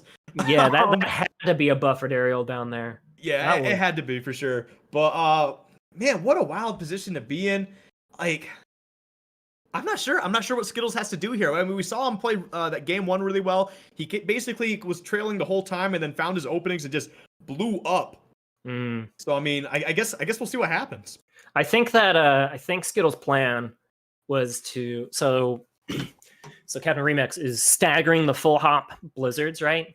And I think his plan was to have a platform be there so that you can just go in and hit the platform, maybe when there's opening. But the problem is that full hop was just short enough to not go onto the platform, so it just messed up the timing. Because I think that was one of the openings that I was most confident in Skittles to try and get some good pressure and damage. And when he caught the Ice Climber mid blizzard sequence with a forward air, and they got like another boomerang, another forward air after that, and that was some of the best damage we saw. Second stock, but it just wasn't meant to be. See, look, these full hop, or actually it's like you can stagger it with a short hop or a full hop on the blizzards on the platform. Like, how are you supposed to find a way through that? Yeah, I mean, those platforms are definitely a very big factor for Captain Remix here. And like, but yeah, I think you kind of called it real too, just how much damage that Skittles has been able to kind of get going here. It felt very run and gun. Like, even if he finds those openings that he usually gets against other characters, you got Nana right there to kind of disrupt a lot of what's going on. So this is a very, very strange game. This is definitely not what I'm used to when I'm watching Skittles here. So yeah, this is definitely tough to adapt to. I think Skittles is taking a minute here. He's not sure how he wants to attack this offense either. Looking for a cross-up with the boomerang, but Captain Remix not falling victim to it. And I actually thought that the desync might have come back in time after that Squall Hammer. Yeah, and we're gonna get another little Squall Hammer there as like Captain Remix just continues to put this pressure on the Skittles. And here we go, that opening that Skittles might have needed, but not gonna be enough to take a stock or put any sort of more disadvantage in this situation. As Captain Remix is gonna find a way back to stage and just get these blizzards going here. Actually was able to disrupt Skittles enough from that up air. So it's been kind of crazy. And Remix is just waiting for that one opportunity he can get to seal this stock, but instead, Skittles, now he finds himself monkey in the middle here, and that will be a clean kill on Nana. This is definitely the first step for Skittles to take a lead in this game, is clean up the Nana, and now you have Popo all by yourself. Here we go. Remix does have a pretty good Sopo, but against like one of the best youngling players in the United States, that's going to be a tall order. Oh, for sure. Yeah, just to find a way to clear out the stock, you know, before losing your own is going to be a tall task indeed. But right now we're seeing Captain Remix continue to live. Great drift there, but it doesn't matter. Oh, never mind. He's not going to be able to get the... Okay, it worked out. It all worked out in the end. Captain Remix is going to lose his stock, but we got Nana back, so this could go a long way here. Oh, we're going to get caught in his own bomb and eaten up from Captain Remix. What a situation to be in. This game is great. People just dying, dude. Sometimes all you have to say on commentary is, they dead. That's it, man. They're not living. It's all done. But what a nice little swing there from Skittles. Just kind of get a good little 60%. This hero spin starting to put in a little bit of work now. Kind of getting some conversions out of them. And just building up a good little bit of, you know, 15 to 20% damage each time. I appreciate that Skittles isn't afraid to go for those hero spin shield punches, because sometimes you'll go for like a punish that a nice climber lands on your shield, and then you get punished for the punish because the other climber was ready for you. So knowing that Skittles is confident to go for those upbeats on shield when he knows the exact timing is right, that should be powerful for him to help find, or at least keep Remix honest, if not helping him seal the game. Yeah, I mean, he's definitely trying to find these ways. He's trying to use these projectiles to build up this damage, and he's doing pretty well right now. He's got 63%, and he's finding ways to, like, put the pressure using those projectiles and then trying to land in with an aerial of some sort to find a way to split these two apart or just get some sort of punish, and he's going to be able to take Nana out right there. Beautiful stuff, but now he's got to deal with Popo, and, man, this is going to be a tough spot to be in. I mean, not too tough. Skittles is doing pretty well. He doesn't have to worry about the additional punish, and that up smash is not going to be enough. Wow, actually, that's kind of crazy. This second stock is gone pretty much by the playbook here for Skittles, right? He just finds the opportunity, and if he gets a kill on a Popo or a Nana, it doesn't matter. But the confirms are landing, like he was able to get the boomerang, the down air. Just, like, that's just going to make this such an easier fight versus the stock. And there you go, fire arrow into the up air, cleans up. And now Remix is on his last stock in game number 4. He does have a 2-1 lead. Not looking too bad yet. And again, anything can still happen because it's icy, right? Yeah. So Skittles still needs to play perfect. Yeah, I mean, worst case scenario is you do lose this game 4, but you do have the counter pick going into game 5. And right now, it's looking pretty good for Skittles. He's got about 47% extra credit here. Still continuing to play this run and gun game, but it seems like he's starting to find his tempo and you know, getting these confirms, not necessarily these confirms, but putting that pressure down with the projectiles, landing with those aerials, and just finding a way to split these two apart and just pile on that damage. It looks like it's starting to all come together, but I mean, we'll have to see how far along, I mean, it really is, because it definitely comes and goes for sure. Now both players slowing things down until Remix does dash forward a little bit.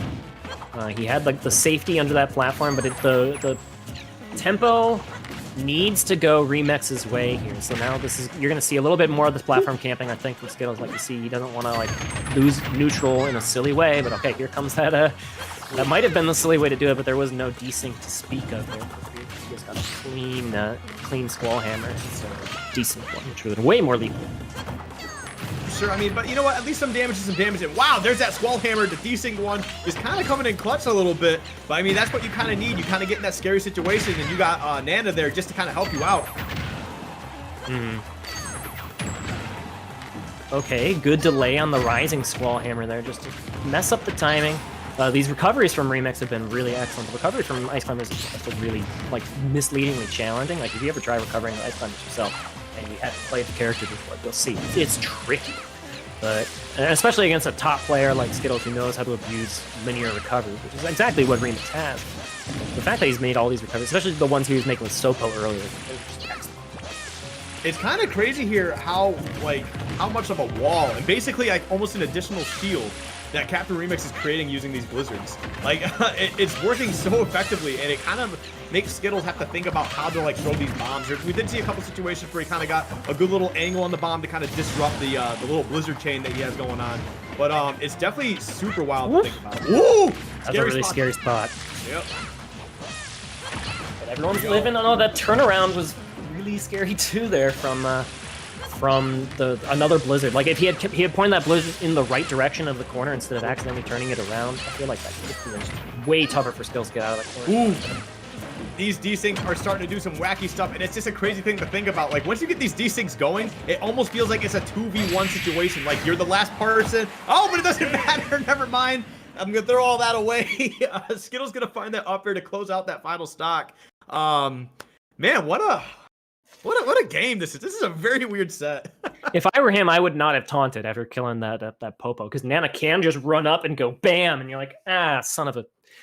That's not good. Yeah. And during the start KO, your KO would happen first, especially if it went off the side horizontally from a forward smash. Right. I mean, Skittles was confident, and he got the win. So good for him. Yeah. We are going to another game 5. That's 2 in a row.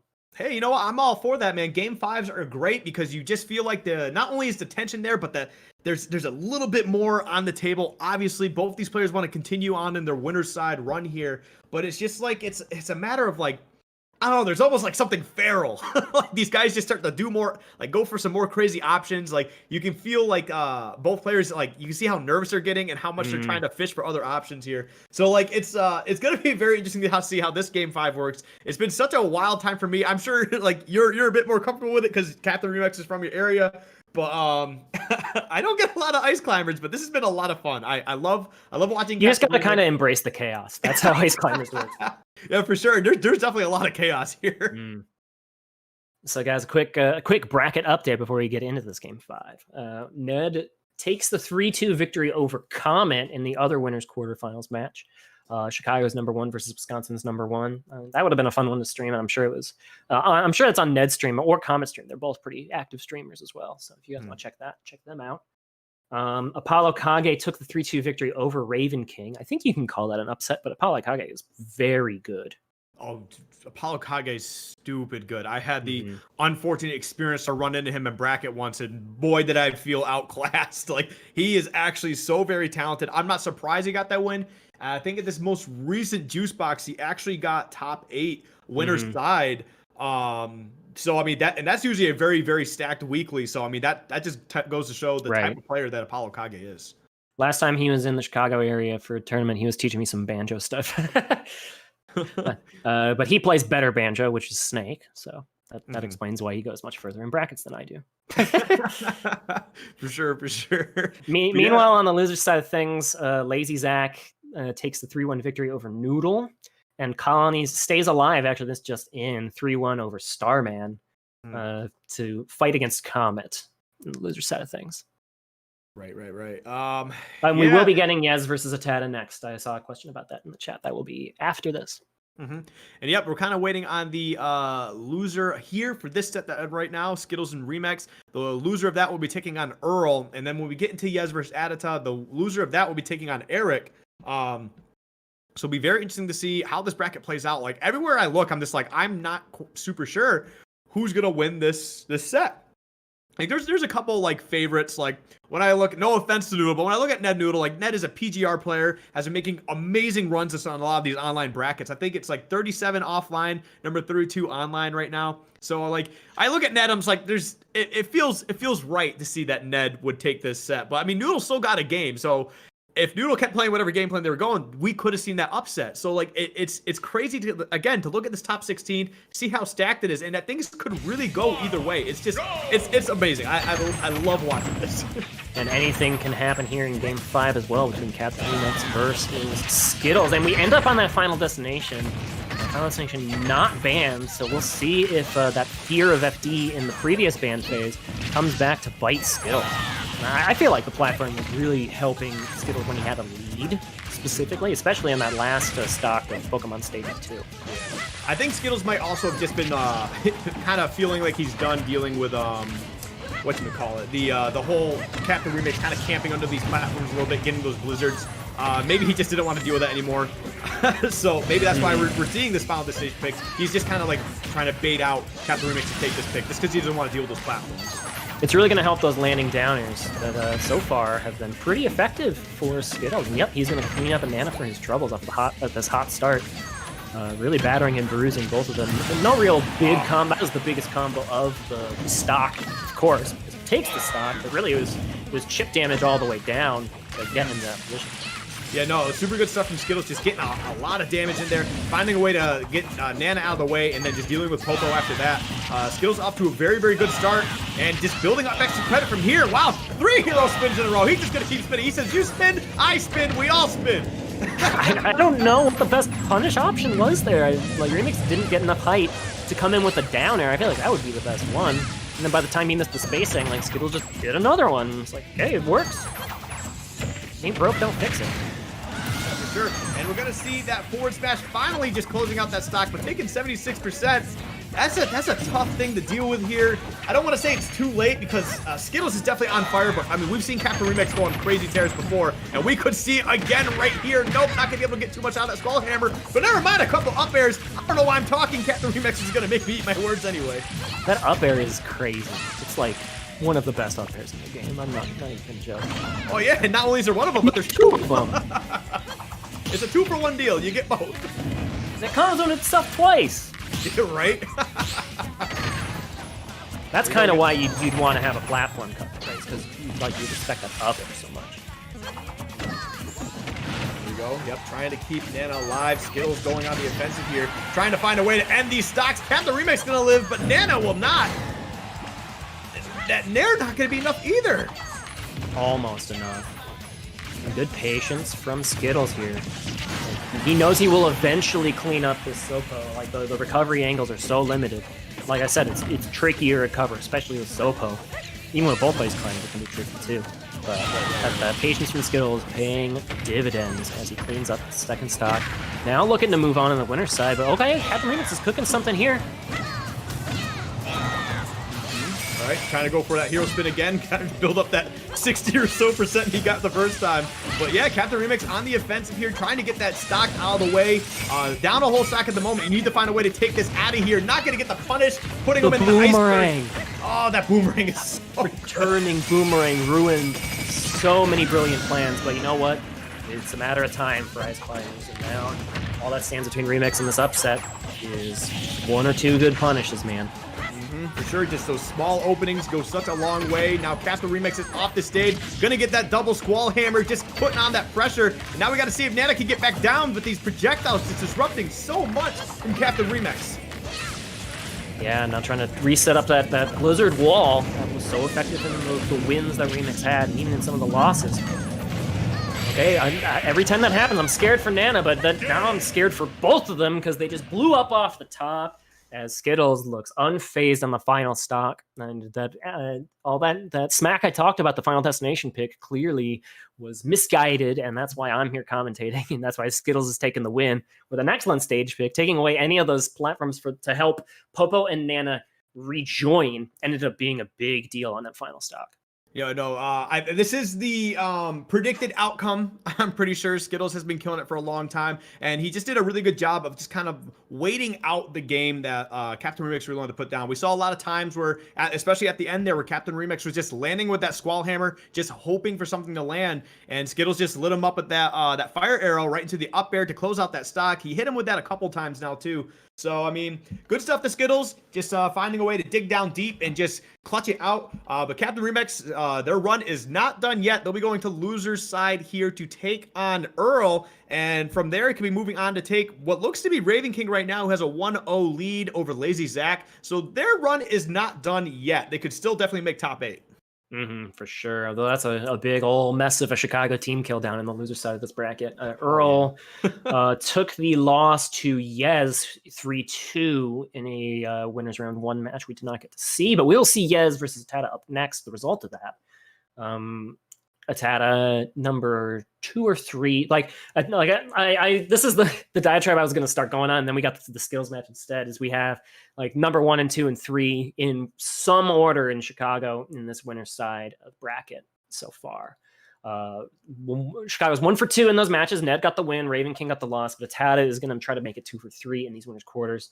Has a lot of experience versus Raven King, right? So knows how to fight versus Ike.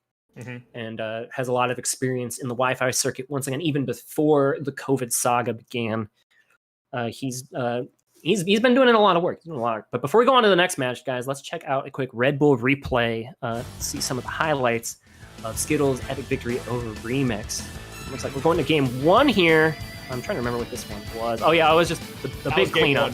Yep, that was game 1 there, and then we see that. I believe this was game 2. Yep, because we saw that scenario where Captain Remix got that Nana onto the platform with that blizzard and just led to those double forward airs to clean up that game 2 there. That was really sick. And just keeping those ICs split, you see how like effective that can be. And the taunt, man, if that ice climber was on the ground, I've definitely seen some Twitter clips where the IC just like walks on up, the one that is just not in anyone's control, and just like boop, give me your GSP. That's what she says.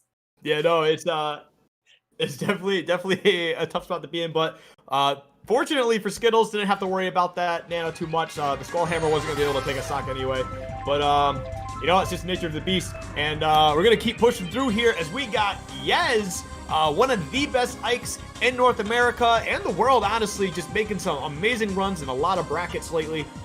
Just an absolute killer, dude. And he's so nice. He's like one of the nicest guys too. It's actually really funny, just like cause it's such a refresher when you're talking to him like in the Smash.gg chat and stuff. I'm excited for this match because I have a lot of experience commentating Atata, and obviously, as I mentioned in the previous match, I have a lot of experience commentating Raven King, but I really don't have much experience commentating Yez, and I am really eager to learn how his style of Ike is different from the Raven King that I know and love, and I've basically spent a lot of time with in Ultimate. And I'm curious to see how Atata reacts and responds to the stylistic differences as well. I think this is going to be a really high-level set between these two. And man, that's a giant ice cream cone. Dude. Yeah, it makes me kind of want some ice cream too. But no, Atata is also a very, very talented Ness main. But he's got one hell of a task to try to accomplish here by going over Yez. Yez has been taking on, as I mentioned before, been running really deep in a lot of these brackets. And because of that, you kind of run into other really good Ness mains, one in particular by the name of Best Ness. Yez has definitely taken on him quite a few times, so he definitely has the experience of the best of the best. So we're going to see how Atata can bring kind of a different game plan or try to exert his force and will over Yez to try to move his way onto Ned in the winter semifinal. So I don't know, this is going to be very interesting. It's going to be very interesting to see how this plays out. Well, one of the tales as old as time, song as old as rhyme about Smash Brothers is Nestle's swords. That's just been the thing since Melee, really. So ever since they like actually added sword characters to the game. But that's not necessarily the case anymore here in Smash Ultimate, because A, they gave Ness a sword for some reason. All of his attacks are disjointed as crazy. And B, they gave him a third jump, so he doesn't even need to commit to the PK Thunder off stage nearly as much as he would have had to, even in like Smash 4, because that directional air dodge is just so strong. He's like the longest directional air dodge in the game. And it takes away one of like the big advantages that the sword users had, which is just the runoff counter. And, like, there it is. Look at that. That is so long. That's like 2 character lengths of a direction. Right. No, it's definitely absolutely insane. I've seen this character air dodge sometimes. I'm just like, what is he doing? How did he grab that ledge? But I mean, you know what? It's just what it is. Sakurai has plans in store, but it doesn't matter. He says, hey, you can recover through your PK Thunder. You can recover through your air dodge. I'm going to get you with this down tilt and close out the stock with the forward. That was a 2-frame tipper down tilt, right? That was nuts. Yeah, if I remember correctly, I believe Yez has been getting some lessons with Aiza as well, just trying to, learn what he can from other great Ikes and just try to implement that game plan as well as possible. Right now, it's looking pretty good. It's definitely working out for him. Yeah, but Atata's not out of this one yet. Look at these snipes on the recovery off the side. Yeah, he's just putting PK Thunders in spots where Ike really doesn't want them to be. And he's gone. Oh, I thought that would shield poke. I think that's exactly what Atata thought too. There's the air dodge. Look at it go. Oh, the buffered air dodge. Unfortunate situation for Yez, but that's fine. You got about 53% extra credit here. And I mean, as we saw in that first stock, Yez has been finding opening after opening, just putting on some big damage and just blowing Atata up. But Atata not out of this yet, and of course, Ness is no stranger to putting on a ton of damage in a short amount of time. Maybe not Ice Climber's damage. I don't think any character in this bracket is going to be doing Ice Climber's damage, except for like maybe Snake. But we're going to see here. Oh, I thought that Psy Magnet confirm was going to be clean from Tata, which is fairly off the mark, maybe a little slow on the trigger finger. I mean, he does have a lot of pressure on that shield. That shield health is looking pretty low, and he just has not been able to recover much. So if he just keeps up that pressure, he will find, you know, that magnet into the back area eventually. But yeah, now he's got that full shield health back, so he can feel a little more comfortable, you know, knowing that he's not going to get poked anytime soon. But the raw smash, not quite taking the stock. But what a scary spot to be in anyway. I did not expect that. And if it was Ganondorf, he was dead. Because Ganondorf and Ike have a really similar up smash. But no, not this time. Oh, wow. Okay, just threading the needle in between those platforms and not going to be able to get the punish from Adida. I believe he was trying to just, like, catch him. I thought he was going to land on top platform, so I think he was looking for something there. But, oh, no! What? Okay, he's going to be able to live? Maybe? Yep. Oh, wait! That was a wild situation in general. I don't know what happened. There was way too much. But that was a scramble and a half. Yeah, right? And Yetz is going to be able to find that second stock. There's way too much going on. That was crazy. You know, usually it's had I think he held down to make sure to, like, go up and hit, like, aggressively. Like, that looks like a misinput, especially, like, if you, like, watch the replay back. But I'm pretty sure that Atada intended to do that, just keep the reversal going. But you know what? You're going to get reversed right there, and that's a clean 2-stock from Yez, who takes the scramble, runs with it all the way to the bank in game 1. You know what? I knew as soon as he went off stage there with that forward air, and Ness just used that double jump, it was a bad spot to be in, because I knew that Aether was coming right up. And even if Yez didn't grab the ledge, I knew he's totally willing. He's up a whole stock. He's absolutely comfortable just taking the suicide stock there to just delete Adida out of that game 1. Strong showing from Yez. Definitely some good spots from Adida as well. Just got to find a way to be a bit more consistent, which can be tough because Ike has those big sweeping hitboxes, and Yez definitely knows how to abuse those as best as possible.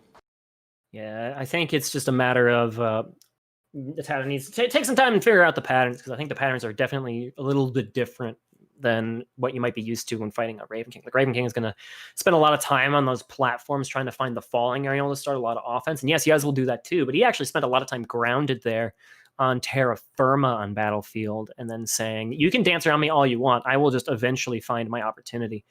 And Yez certainly did. And, you know, there was a little bit of panic, a little bit of scramble, but sometimes that's just going to happen in Smash, and you gotta find the clutch. Yez certainly did. Mm-hmm. For sure. And I think we're just waiting on these stage bans at the moment.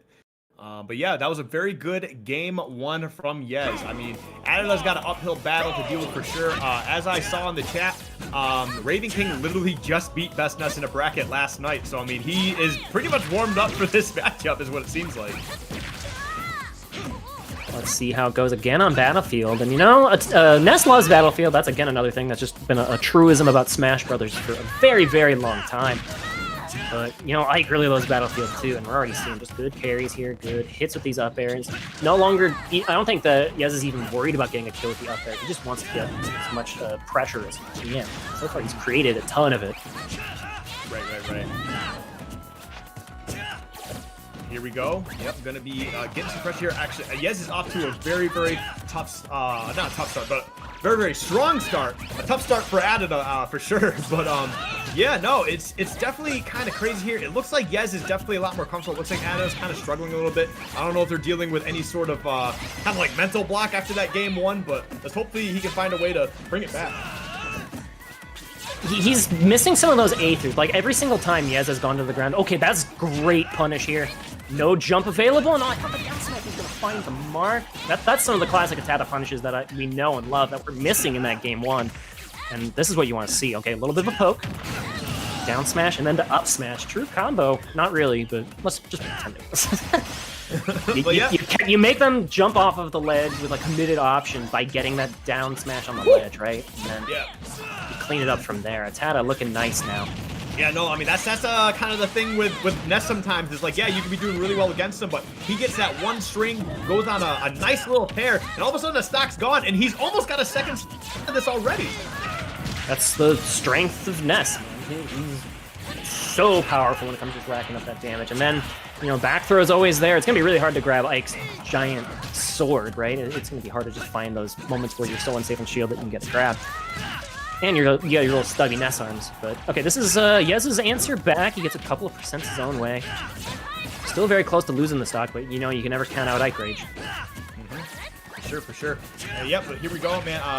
Yez is actually starting to find a way here, and as you mentioned, he's got the Ike Rage going on, hitting that up tilt to the up air. Gonna be able to delete that stock. He said, hey, that was a nice lead that you had, but you know what? This game is going to belong to me, and I will make sure it happens. We'll have to see how Adita can respond back. I mean, these big old sword aerials, it's such a hard time trying to find a way in at all. And double jump was saved the whole way, and Oh, no! how low can you go, Yez? Not that low, because you can't make it back. That's the point. It was such, like, the timing was just barely off. He was so ready to trade that stock away just to eliminate it. And unfortunately, just not gonna be able to get it. But you know what? That's fine. You still got a decent lead here. What an unfortunate spot to be in. Could this be the opening that Adita needs to close this game out and even this up one apiece? We'll see. He is now putting on the corner pressure pretty hard onto Yez. That cross-up roll, though, is going to buy a ton of space, and suddenly the stage goes right back to Ike. Okay, a little bit of an unfortunate timing. Okay. Gonna get that thunder jacket. That was what happened in the scramble in game 1. Yeah, He wanted to go for that exact same setup where you blow up the eruption with the hit. And so that was what Atada's plan was. Now we see it. Yeah, I thought Yez was going to run off with that forward air and then try to catch him with the Aether, but maybe he's just not a little more comfortable with it now because, you know, it's one stock apiece. So, and it looks like the dash attack is going to be it. Yep, as Adita blows off the side of the stage. Yez now up 2-0, but looking like a much stronger performance from Adita, making it a last stock, last hit scenario. He could absolutely take a game here and potentially even reverse 3-0 if he can make game 3 even closer, potentially winning. Indeed. That was that cross up. you think that you're crossing someone up, but then suddenly Ike dash attacks, reading the cross up. That's just such a nice way to just catch someone who's putting themselves more into the corner, especially because that move was also buffed. You know, we all talk about the Aether buff, right? In that most recent patch, the dash attack was buffed too. And that move hurts a lot.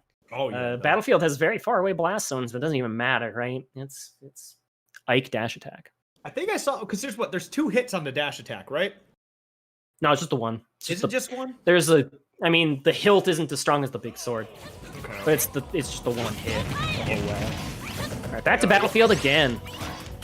Yeah, I mean, this is a very good stage for both these characters. As mentioned before earlier, when we saw Raven King on Yoshi's story, he's got those big sweeping hitboxes, covers a lot of that center area, and he likes to use these platforms, especially dropping through the top platform there into Nair and then possibly up there. There's just so much potential for big damage, big combos. And it's the same thing for Ness. Ness just loves using these platforms to get these extensions onto his own combos, to trying to find ways to eliminate stocks. This is a tough spot for Ness to be in, but yeah, that actually doesn't even matter because that air dodge is so long. I thought that for sure you would have to burn another resource to make it back to the ledge there, but nope, this is Ness we're talking about. What a beautiful Aether though, just creating that moving hitbox that, the Ike can really produce. And this to land on ledge, you get that drop down up air into another up air. Wasn't gonna be able to take the stock, but just put the fear. Oh man, he's gonna land on stage. I don't know if he would have taken the stock. He almost has full rage. But this is getting to be a very scary situation. Good on Adita to eliminate that stock, get that scary rage out of the way with that back air. This one should take it. No, it's Battlefield. Okay. Then it definitely would have taken it with rage from across the stage. I'm gonna go out on a limb and say it, because that move is nutty. Aether is just crazy. But you know, Atada's got a second lease on life here. Yep, and he's already looking to be in a very good spot. Oh, very scary spot to be in. Okay. He gets the head bonk. All right, yep, not gonna be able to get that down tilt. Just gonna run in and just go for a whole combo right there. Like, Yez was caught sleeping, and Adita definitely took advantage of it. He's just holding W, going straight forward. No fear. But you know what? There is the cleanup with the back air from Yez. I mean, this is definitely a game that can be taken from both people. I mean, just being down, roughly 70% doesn't mean too much, especially for Yez. Yez knows his way around this character and just knows his way around Battlefield in general, too. We can see a lot of damage coming out here real quick. Both these guys going to dance around each other a little bit, but there we go. Yez getting a nice opening to a nice 3-hit combo as well. And Adita's not able to clip the ledge. That was crazy, and the way that Yez went out there, fake, turned around, quick drawed back to the ledge to bait That was brilliant from Yez, man. He is like candy from a baby, dude. Anytime you get a hit with a forward smash, you know you just had like the greatest conditioning of all time. And Atata, again, he doesn't miss the ledge with PK Thunder. Like, he doesn't make that mistake. He's been playing Ness for a very long time. So he very intentionally PK Thundered on that. And Yez read him like a book. Yeah, no, I mean, Yez is just after monster. Yez with momentum is absolutely one of the best players in the world. It's scary how well this guy just puts down this pressure, and he's not going to get the dunk, but it doesn't matter. The PK Thunder is not going to be able to connect as it hits the stage. Adita's going to fall to his death as Yez goes up 2-0? Or was that 3-0? 3-0. That was 3-0. Wow. Okay. That went quick. I'm so used to game 5s. That was a slobber knocker of a game number 3. Yez was, as soon as he got that read, it was over. The third stock was a formality, and as you saw, it's hard, actually very rarely see Atata look that matched in a game against anyone of any caliber, even like some of the best players in the world. But that was just Yez rode that momentum all the way to the bank, and he will be rewarded with a date with Ned in winner's semifinals.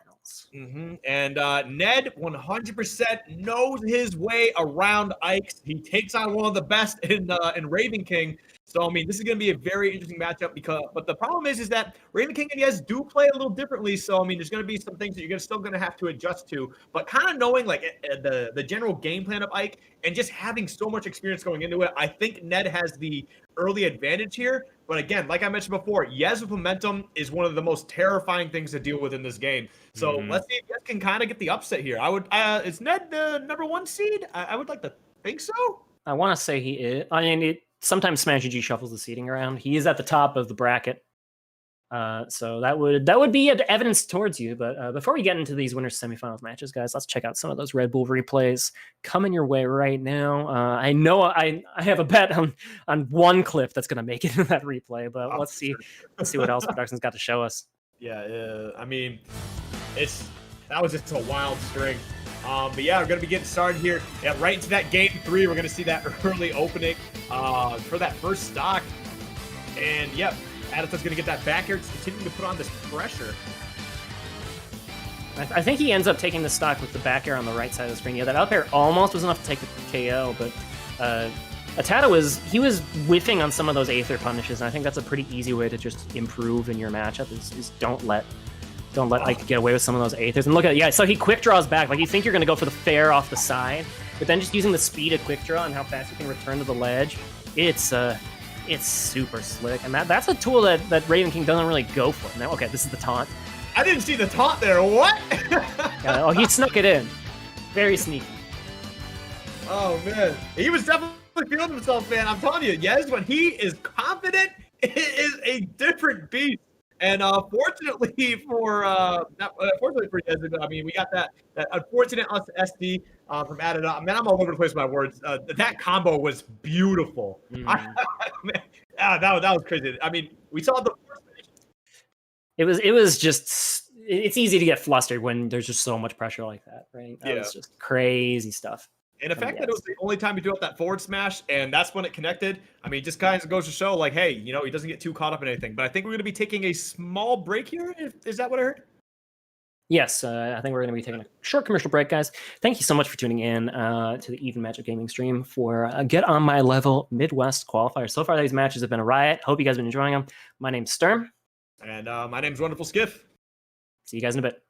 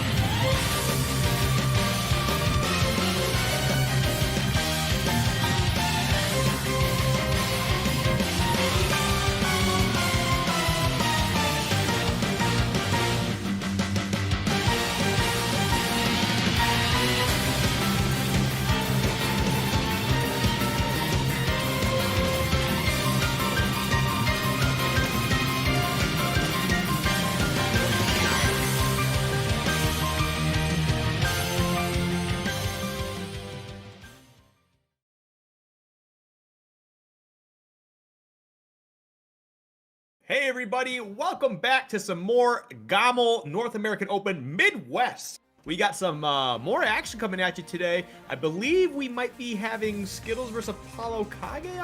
See either that one or Ned versus Yes. Okay, so we are getting Skittles versus Apollo Kage. So if you like a lot of projectiles, if you were a big fan of that game, you have it coming to you tenfold. So we're going to be having one of the best young Links taking on one of the best Snakes coming up here. So don't go anywhere. We got a lot of good stuff. If you don't like projectiles, I do question why you're watching this stream. I mean, Smash Brothers has been about projectiles ever since Smash Brothers has existed, long back to the Nintendo 64, right? That's just the way it's been, my guys. So if you don't like projectiles, I may also interest you in a game called Footsies. It's literally just footsies.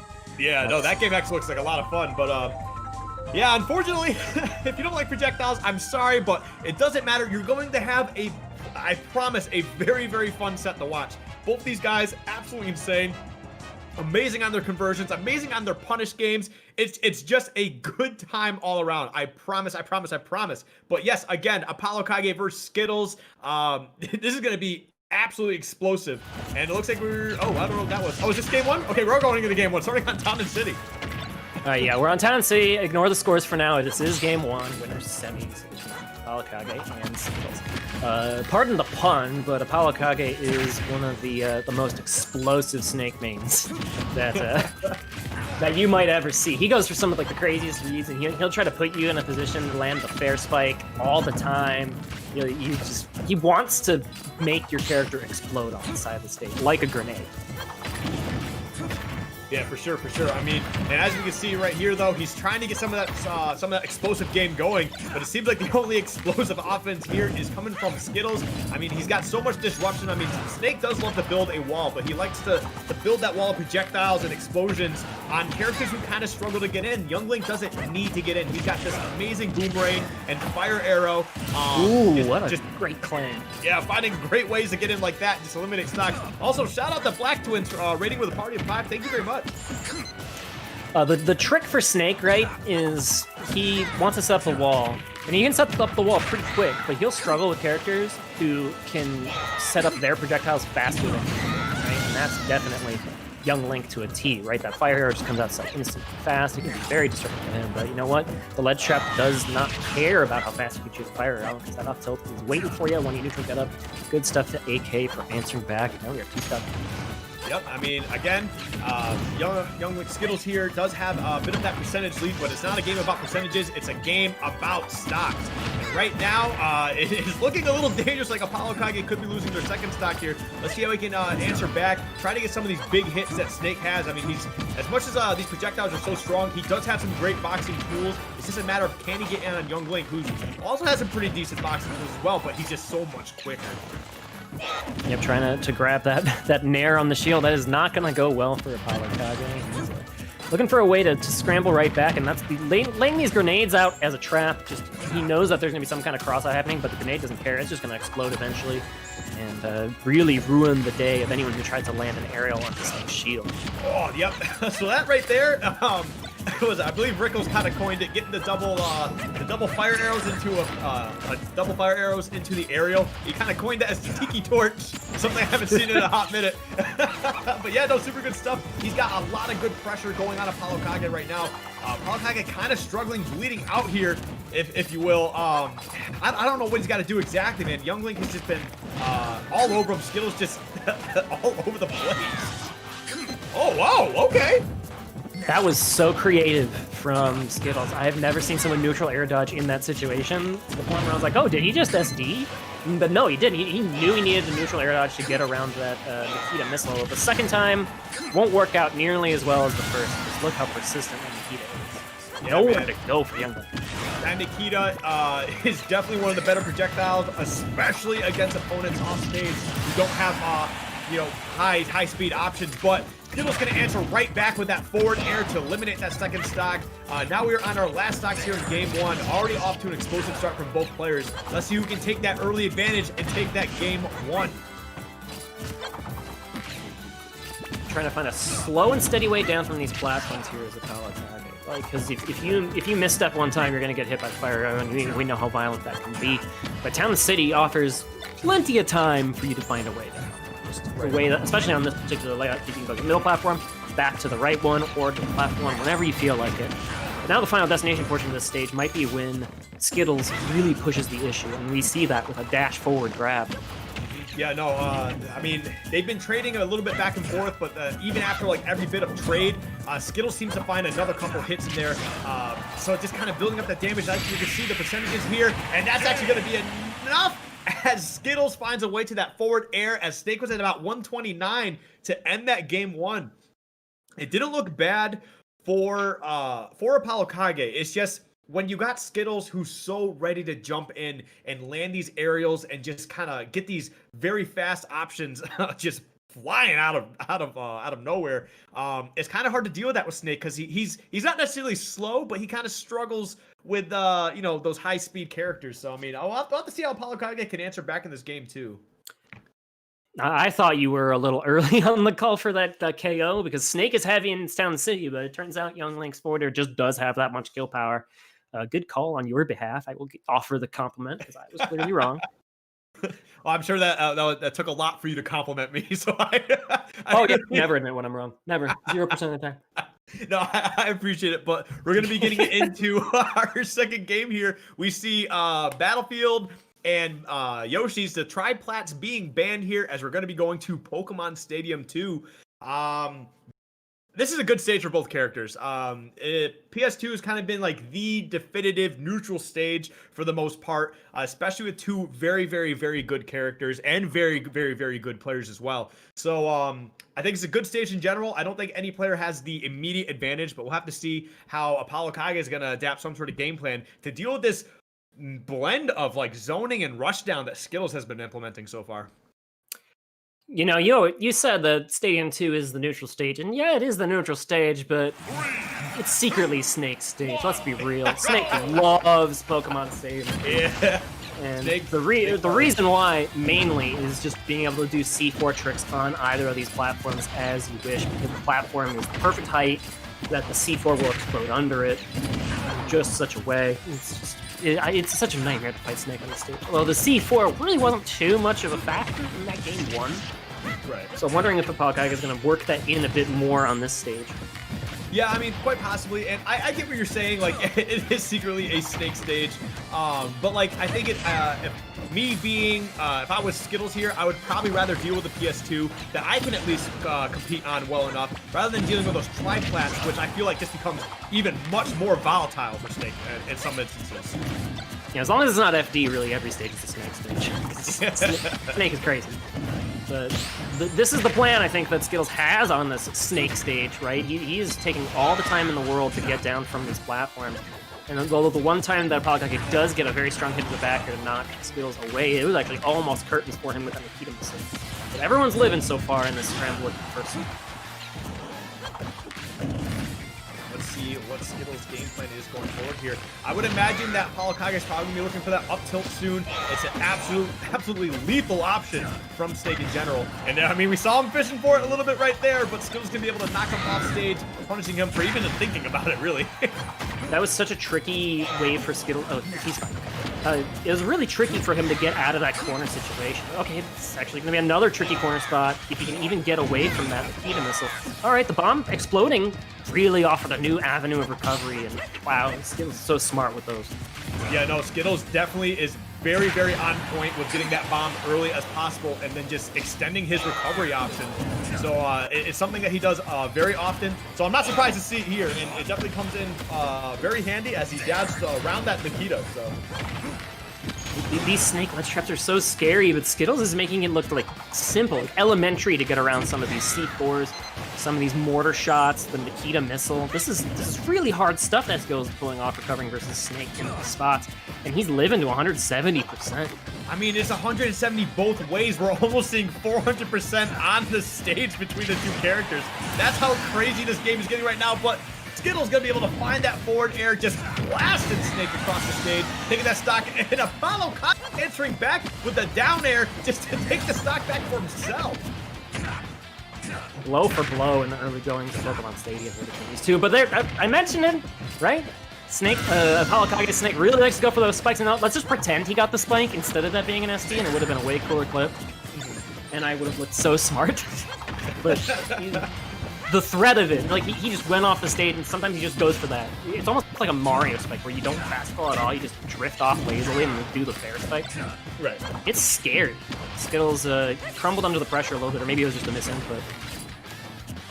Yeah, for sure, for sure. Yeah, both these guys trying to kind of get these game plan, trying to get these projectile game going, trying to zone the other one out, which is the craziest thing to think about. You got this fire arrow, which isn't really explosive, but it does send them straight up, and it kind of creates a big enough disruption in Snake's game plan. And Snake is trying to get all these grenades going all over the place, C4s, all sorts of stuff. It's kind of wild. It looks like an absolute war zone here, as the two of these guys just bringing all sorts of weapons, just trying to kill the other one. I actually don't know. That up tilt might have killed Youngman off of that off that side platform. Maybe. Probably not. But there's a chance. Oh, gonna get the... Oh, wow! What an option to go for! He held it for just a little bit longer. We probably could have seen the field break. That was an option for sure from Apollo Kage. That was wild. I thought we were going to see the forward tilt out of that, but you know what? Good stuff on Skittles. Just kind of bunkering down, not letting it get too... Whoa! Wow! I don't know what to say. I can't believe he loaded in time for that. Right? That was crazy. I thought he was still in the air. I was like, is that an up air? No, he just like zoomed straight to the ground. I need to up tilt. The crazy thing is I don't even know if an up air would have killed anyway, but that up tilt, absolutely lethal. That up tilt alone is a top 20 character in Ultimate sometimes. I swear to God, that move is so ridiculous. But good on Apollo Kage, finding a way to even up this set. One apiece right now, so we're going to see what bans are coming from Apollo Kage and where Skittles want to go. And it sounds like it might just be going right back to PS2. Yeah, that was a pretty quick character or a character stage select, so it might just be the run back. I agree with you. Because usually you gotta back out, you gotta go into the stage. It takes forever because there's no immediate rematch button, like pretty much every other fighting game that exists in the world. I digress. We are back here on. But yeah, no, just kind of continue on that. Like you said, though, at the beginning of that game, too, even though this is a good neutral stage for both of them, it is a Snake stage, and Apollo Kage was making you look like you're a genius. I wish I was as genius as him, because he's making genius plays with Snake, going for crazy like spikes, going for forward smash, shield breaks, hoping that you'll, or maybe even a shield poke. Who even knows with Hawkeye can? Yeah, no, for sure, for sure. But he needs time to set up in order to get those crazy reads going, and right now the momentum is on Skittles' side, at least in the early going of his first start. Yeah, I mean, it looks like Apollo Kage is trying to find finding more boxing options, not relying on those grenades too much. Doesn't want to get caught up in a lot of that shenanigans that Youngwin can really get going here. Because as we can see right there, getting that back air, starting to put some pressure. Oh, went for the C4 stick, not gonna be able to get it. But Skittles still off to a hot start, got 137 so far. We'll see if he can find a way to get rid of the stock soon, or if he's just gonna continue to struggle to get that kill.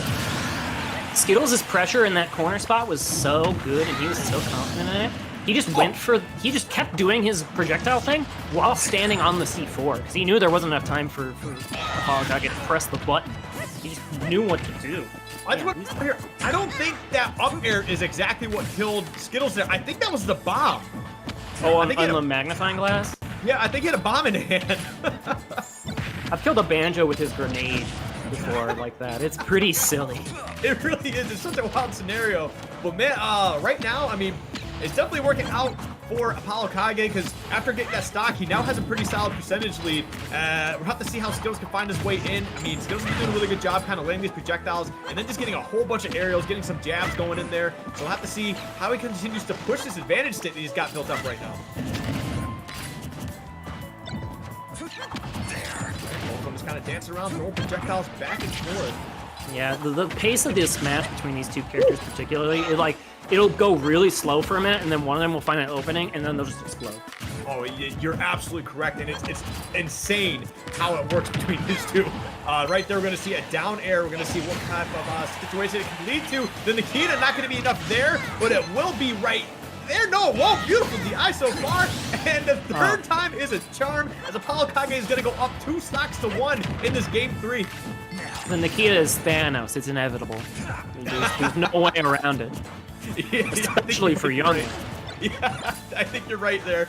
But yeah, no, Apollo Kage just continuing to build up this extra credit, just this pressure he's putting onto his third stock. 70% so far, not going to get the shield break, but that was getting a little close. Yeah, that would have been a good time to maybe put out like a delayed forward tilt, like do the first one and then really wait on the second one, just to see if you can get the poke. Oh, for sure, for sure. Now it's Apollo Kage's turn to slow things down because he has so much of a lead. No need to rush. Yeah, you're right. You're right. He doesn't have to rush with anything. The other side of it is just that, like, as much as Skittles would probably want to advance, he's got to be careful. He's at 82%. We have Snake almost at full rage. If he finds a bad landing from Skittles even once, or just an anti-air, never mind. Gonna be able to get that up air. I was gonna mention the up tilt, but the up air is actually what's gonna close that out. Apollo Kage with a solid 2-stock lead in that game 3. Off the casually dropped grenade behind him. Man, what an insane conversion from AK. Looking super nice going into game number 4. 2-1 lead in his favor. I don't really think we're going to see a run back to the Pokemon Stadium unless I am told to eat my words by Skittles. But no, that game has just looked so good, or that stage has just looked so good for Snake in both of those. Yeah, no, for sure, for sure. I mean, you said it. PS2 is Snake's stage. That game 2 was definitely a lot closer, and then game 3, Apollo Kage has got the engine moving. He is all oiled up, ready to just put down some damage. I don't know how Skittles is going to be able to stop him if they don't go to another stage here. Maybe they're going back to, is it Town City? Town would make a lot of sense. That was the air quotes neutral start where they ended up. Oh, for sure, for sure. But yeah, no, we're going to be getting into Town and City here. And as mentioned before, with Colonies, I know he's a big fan of this Town and City stage. Skittles is also a big fan. I know he wanted to go back to that PS2 because he wanted that win. He felt confident enough to be able to take that game 2. And he wanted to try and prove it in that game 3. Unfortunately, just not going to work out. And you know what? Sometimes it happens. Go back to what you're comfortable with. And with Town and City being on the menu here, we're going to have to see if Skittles can find a way to just absolutely turn it up. And now this is the final destination portion. This is exactly what you want, right? The disadvantage of Snake can be very tricky. Like, obviously the grenade comes out so fast that it's disruptive in the disadvantage. That's like Snake's only tool in the disadvantage. So on the final destination portion, if you're a character or a player who just has a really optimized punish game, you can actually just take him to church with some of these opportunities without platforms. I mean, well, speaking of being taken to church, it is Sunday, and Skittles is putting down the pressure. Yeah, right now Apollo Kage struggling, not gonna be able to get that forward air, which he probably would have wanted. And now we're in a weird scenario here where Apollo Kage is off stage, sitting at 140, and just 27% only on Skittles. He is looking really good right now. Just looking for some sort of option to close out this stock. You don't want a Snake living too long. It's just really terrifying right now. If Snake gets Snake gets skills to about like 75%. That's actually really scary. Like one more neutral win, and then this can be really bad. But okay, you tried to overextend a little bit with the back air there. I mean, I don't blame AK for going for that back air in that position, because if he got the right timing down, it would have bought him a spot to Nikita missile, which also would have been lethal. But Skittles just was not fooled by the cross-up and just waited for it. And it looked really silly in retrospect, but I think AK did have a plan in mind. Skittles didn't bite. Yeah, no, for sure, for sure. Yeah, speaking of that plan, like, Apollo definitely looks like they have tried something they're trying to get going, but I think this stage just caters to Young Link and Skittles' game plan so well that it seems like a big struggle here. We do see a little bit of something going on now, but like, I don't know if it's going to be too late. It seems like Skittles has just got so much momentum behind them that I just don't think they can be slowed down right now. It is never too late for Snake until he is in the blast zone on the third stock. It's my opinion on this character because he's crazy. Yeah, you're right. You're right. And really, like that. This is the day one Snake, right? Is throw them off the stage, hit them with a Nikita missile. That plan will always work, as long as you can just get them off stage enough times. There's certainly win conditions for Snake here, and like the rage just only makes Nikita more scary. Yeah, for sure, for sure. And you know, I'll see your faith in this character and see if we can find a way for Apollo Kage to turn this around. But right now, it's looking like we might be seeing a game 5. I know it's a little early, but Skittles has just been on the offensive non-stop, just having a lead like the whole he game. needs to get the stock on this Final Destination portion because this is like why he's here. Oh, that grenade was Almost. so beautiful. That grenade was too disruptive here. And ooh, that parry on the platform. This is the 75% window, but again, the back air. Just a little bit off the mark on the spacing of these back airs. And Skittles not falling victim to them. That may be the difference in this going to game 5 or this set being over soon. Yep, let's see what happens from here. Both these guys kind of dance around. Apollo just turning around slowly on the stage, on that platform there. I don't know if he's just looking a little lost or just like a weird input or something, but the up tilt once again going to come out and take that stock. We got 89% separating the two, and game 4, Apollo Kage is going to want to close this out. You do not want to deal with a game 5 situation against Skittles. That's true. He's been in that spot many a time. Both these players actually are now bracket veterans where they've been in those game 5s. Hokage #1 in St. Louis, Skittles #1 in Nebraska. Both of them trying to push forward for their respective regions here in this Midwest Clash of Titans. Ooh, big scenario right there. Almost getting the double fire arrow into an aerial. But, I mean, right now, and that's the crazy thing is you now got a full rage snake. What a parry! That was going to be able to turn into the forward smash. I'm sure my mic cut out a little bit there. Wow, that was beautiful. Woo! Just when you needed it, the parry comes online for Skittles. He was not fooled by any of that.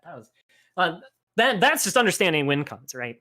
That's from bracket experience versus snakes. It's like we talk about how Smash is a game of tempo, and the tempo of when a snake wants to press an up tilt can be different. Like you know they all want to press up tilt. That's a fact. Right. We talked about how dumb that move is because it's really, really good.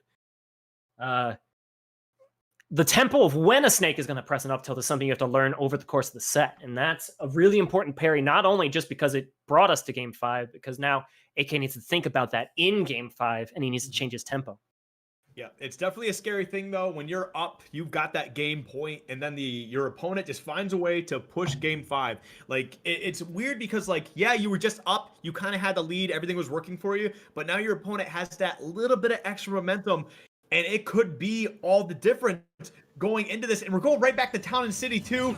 Very interesting pick. I don't know how I feel about this, but you know what? Apollo Kage was looking pretty good in that final stock. I thought I was going to eat my words earlier. So we'll see if he can find a way to turn this around. But Skittles was definitely on fire.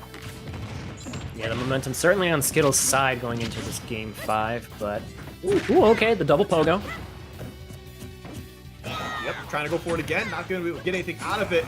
Trying to get the hero spin, and Apollo Kage just going to kick him in the ankle and say, hey, man, get the hell out of here. He down tilt to forward smashed. Yeah, I think that was a misinput. That's a little Galaxy Brain. I talked about how Galaxy Brain AK is. But that's maybe just a tad too much Galaxy in that. It was so Galaxy Brain, Earth it looked a little awkward and kind of dumb. But you know what? he's still doing pretty well here. I mean, he's got 123, but both characters are in kill positions.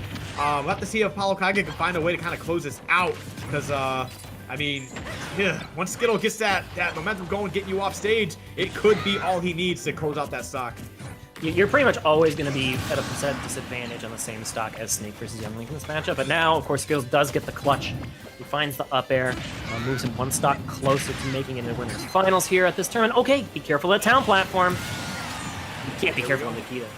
Yeah, I mean, there's only so much you can do with Nikita, especially with Young Link, whose pretty much main recovery option is just using that up B. It kind of just becomes a little too linear, but, you know, good enough for the Nikita to take it out. But, man, wow, what a nice little string from Apollo Kage, just trying to get a bunch of damage racked up. Not going to be enough to actually really get it going, but still, it's enough to put Skittles on that top platform, just waiting for something else to go off of. Oh, okay, Skittles almost made AK look like a fool. I thought he had a crazy combo going, but then all of a sudden he just got turned around in a minute, and now, ooh, this is a bad spot to be in. The direction of the air dodge will help out a ton. Yep, and there we go. Gonna be able to get back to stage. I mean, that was definitely a very scary spot to be in. I don't know if Young Link has any crazy enough aerials to destroy the Cypher at all, but, I mean, good probably enough. just forward air. And Yeah, that'll just be the second hit, right? You probably need both. It probably won't be the second hit by itself. Gotcha. Gotcha. If I had to guess, I don't claim to be an expert in the matchup. It's okay. You're doing better than I don't claim to be an expert in most matchups. While we're going on the record there. Ooh, trying to take a page from Raven King's book with that tomahawk jab, but not fooled his Skittles, and ooh, putting on pressure with the upbeat onto the platform. Everyone's staying alive there. Oh, wow. Youngling went in with that turnaround up tilt just to get up tilted, I think, twice by Snake. What a situation to be in. With a quick forward throw, it's so hard to DI correctly to react in time to DI correctly when Youngling does that forward throw, because it's just so fast. Having a quick throw like that is so useful. For sure. But right now we're seeing the final stock situation in game 5 here. We're seeing that early percentage lead from Skittles, got 65% onto Apollo Kage, but now you're dealing with a little bit of offense from Snake. You got to be careful because, like we mentioned before, once you get Snake gets some of that rage going here, those explosions start to hurt a little bit more. But it's just a matter of can he get anything going, and Skittles just continuing the absolutely impressive offense here.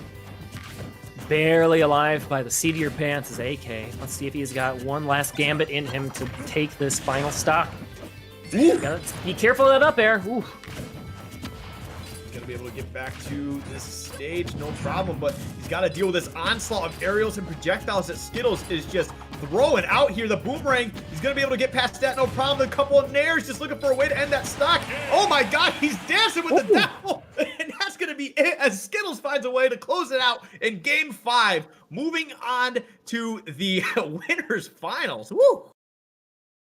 What a crazy end to that set. Skittles looked that's kind of the thing about Youngling, though, right? Is when you don't get one of those crazy Twitter combos, you just got to scrap. And while you're scrapping, the Snake is just building up rage, and that just brings the tension of those last stock, last hit situations so high in any Youngling set. But Skittles will find it with the quick boots, the neutral air. Will seal the deal. And guys, let's check out a couple of replays. I believe we got coming up some Red Bull replays of that very exciting winner semi set.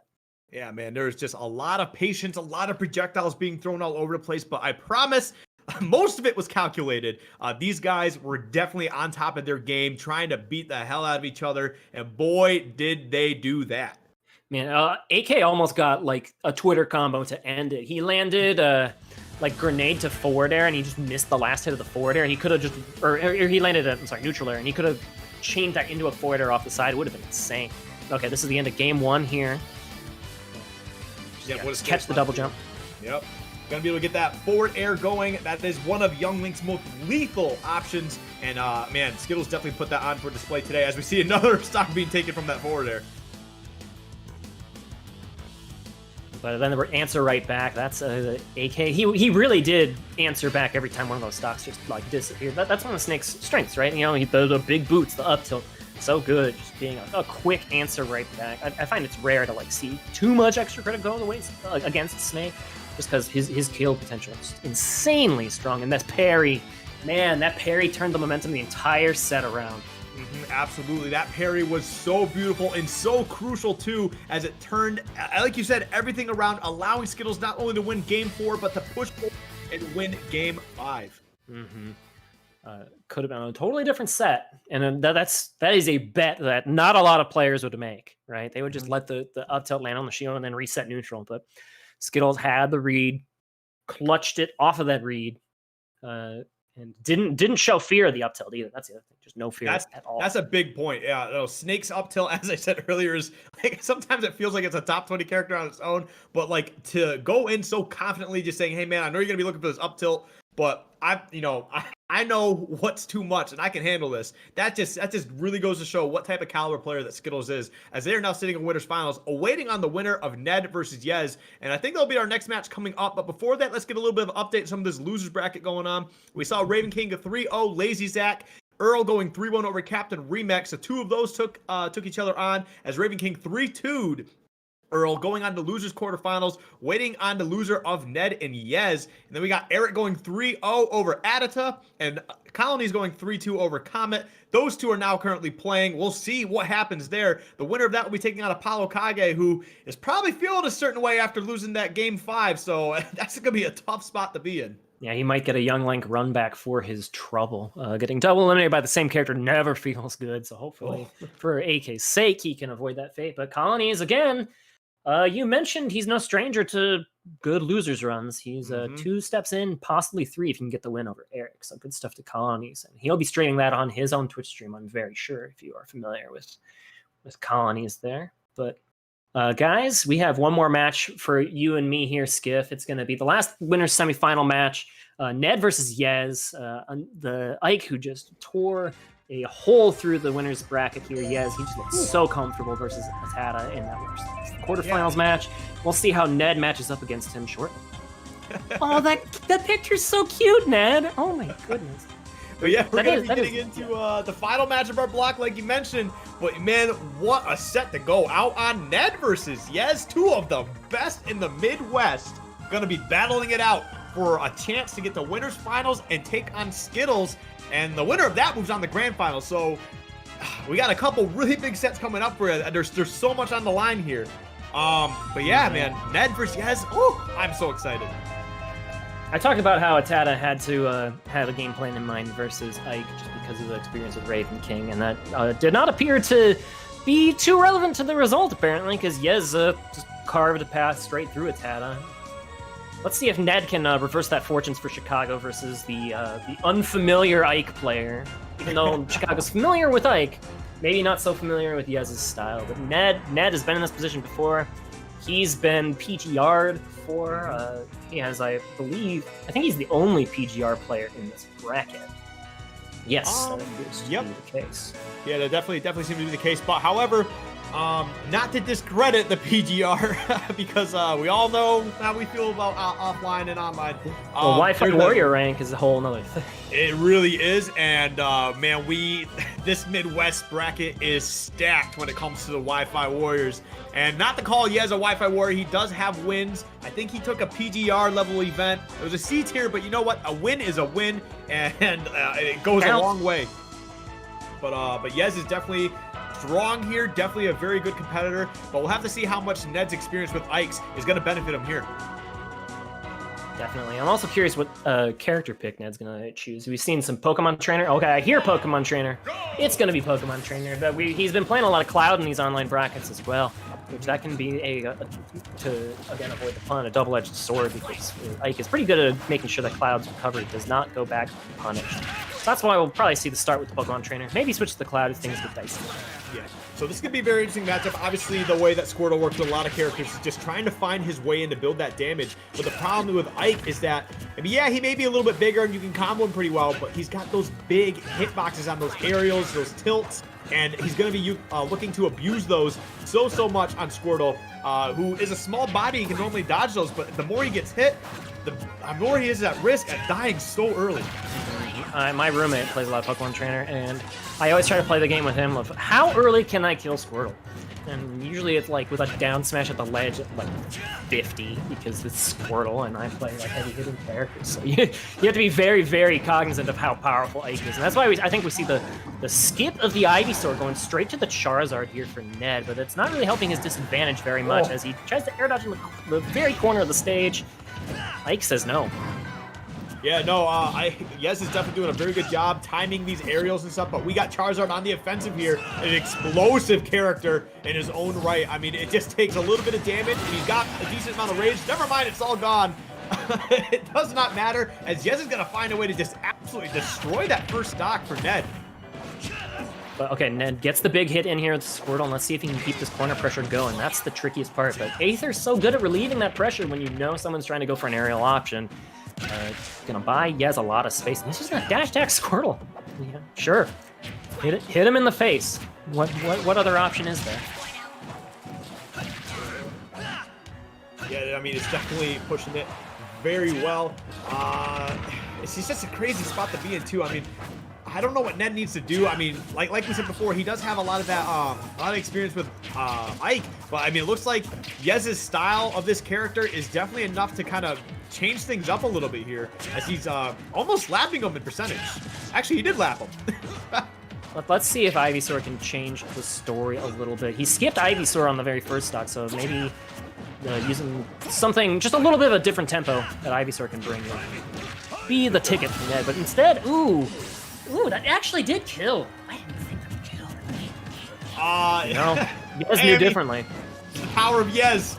This guy is an absolute stone cold killer. And right now, he's definitely showing it as he's looking primed to potentially have a 3-stock in game 1. And man, if that's not a wake-up call to Ned, I don't know what is. This is just a scary spot to be in because now Ike is starting to have all this rage going on, so he's going to be able to find some earlier kill options. And Ned's just got to find a way to turn this on, man, because it is definitely a struggle. There we go. Good forward air. Yeah, that'll take the second stock, but Ned might already be thinking about game 2. He's that kind of player who, if you find himself down far behind, he might be thinking about like his next character or whatever it may be, like whatever change he's gonna make. Yeah, but you know what? Try to get some data here. Yeah, in a 5-game set, yeah, like that's what I was about to say. In a 5-game set, losing game 1 isn't too bad as long as you learn something for game 2 and 3. So maybe that's just what it is. Like, yeah, he does have that Ike experience, but you know, it's just trying to find out what are Yez's what are his habits, and then just kind of going from there. I have all the confidence that can make this a very competitive set. We'll just have to see if he's able to make those adaptations potentially here just in game 1, because right now it's looking what the fuck? Why? All right, well. that is a side B you only press when you're thinking about game 2, all right? That's all I gotta say about that. I think he was just trying to catch him off the Aether and just trying to go for some crazy play just to close out that stock. But you know what? When you're just feeling a little desperate to try and turn things around, you may as well go for the crazy stuff. Again, like we said, let's just think Ned can just take this into game 2. But what the hell? That was my Charizard. My Charizard could do that. Oh man. So I'm thinking we're gonna see a Cloud here. Maybe. He might actually stick to the trainer. The Charizard was starting to figure things out. Like that ledge trap at the end Ned got was actually really strong until he decided to flare blitz. Right. I mean, well, we're gonna be going to Town and City at least. Again, I know that Raven King, I believe, likes Town and City, but maybe I don't know if Ned and Raven King. I know they fought a lot, but I don't know how often they fight on like Town and City. So maybe this is more of a comfort pick for Ned as well. I'd like to hope that he gathered enough data in that game 1 to kind of really make a strong run in game 2 because you kind of need that statement now because if you let Yez go up too low, that is a tough spot to deal with, man. That is rough for sure. Mm-hmm. But yeah, if you're exactly what you said earlier is if you're losing game 1 and you start trying to pick up habits for game 2, you got to win that game 2. Otherwise, like if you lose game 1 and win game 2, yeah, it's not so bad. If you lose both, then suddenly you're in a very tough position. So let's see if Ned. I mean, the fact that we are delayed a little bit in the start of this game 2 is Ned must be thinking about what his counter pick might be. He was always known as having actually one of the best random buttons in Chicago, but like of the characters he'll actually bring to bracket, it's like Cloud, Zero Suit Samus sometimes, although I don't really expect to see that here. And of course the Pokemon trainer. For sure. I don't think the Pokemon trainer is a bad pick here. I know you did point out how he skipped over Ivysaur that one time and then just kind of got caught in that weird combo for that second stock. I would like to see Ivysaur kind of make a bit of a run here. I think that Razor Leaf could be very, very disruptive to Yez in general. So, oh wait, we're seeing a whole different change. We're seeing the Ned Lucina. Does he have a Lucina? Yes, I haven't seen it in a while, but his Lucina is very good just because if you're a very good player, you have a good Lucina. Like, if you know not to overextend on advantage state and you know how to just keep someone in the corner for a very long time, you play Lucina well. That's just a rule of Ultimate. And Ned absolutely can do that. You might be looking a little bit earlier in the bracket where a fellow Chicago player, we haven't actually mentioned too much in this cast, but Earl took Yez to game 5 with his Lucina Roy combo. And I know Earl has a very excellent Lucina, very underrated player, but he did make it to top 8 in loser set to follow the Raven King. Yeah, and look, just controlling space. That's the name of the game here for Ned. Yeah, no, you were absolutely right. I mean, Lucina is all about not really overextending and just controlling that space, and Ned's been doing that beautifully here.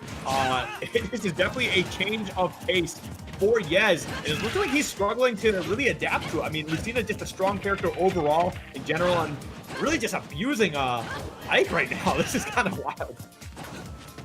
Yeah, he's just playing it slow, playing his game, not allowing Yez to dictate the tempo. Look at that. Just where are you going to go? Especially when it's on the Kalos variation of Town and City. There was no escape path that Yez had from that ledge that Ned couldn't cover. Yeah, you're absolutely right. And yeah, let's just see how Ned continues to play this game. I mean, that first stock was absolutely beautiful, really amazing stuff. Just played the game the way Lucina should be played. So like it was just super solid overall. But however, this is still Yez. I think it's just him kind of adapting to the new pace, the new game plan here. I think he'll definitely make it competitive. I think it's just kind of getting used to the fact that, hey, I can't just be pressing buttons as much now because I could really be struggling for another 40-50% if I'm not careful. Yeah, it's absolutely like a complete tempo shift where like Squirtle's high aggro. Ivysaur is probably a control style of gameplay in this matchup, but Ivysaur really wasn't there at all in game 1, so you're not really adjusting from that. Ooh, that was a challenge. Yeah, that was definitely a challenge for sure. I mean, if he was just a little too late or too early, it would have been the stock, but it doesn't matter. Yez is going to find a way with that back air to take out the second stock, even the game up, but Ned just continuing to be on the offensive here, 97% so far. Let's see if he can find a way to eliminate the stock here. I'm sure he wants to even this up one apiece. Really, really bad. Oh, that beautiful back air, man. He's so good at the spacing right now. Ooh, okay. Oh, what a great coverage! But Town and City will keep Ike alive just because Fire Blast sounds a little bit longer. But man, that down tilt was brilliant from Ned, and the follow-up afterwards was extraordinary.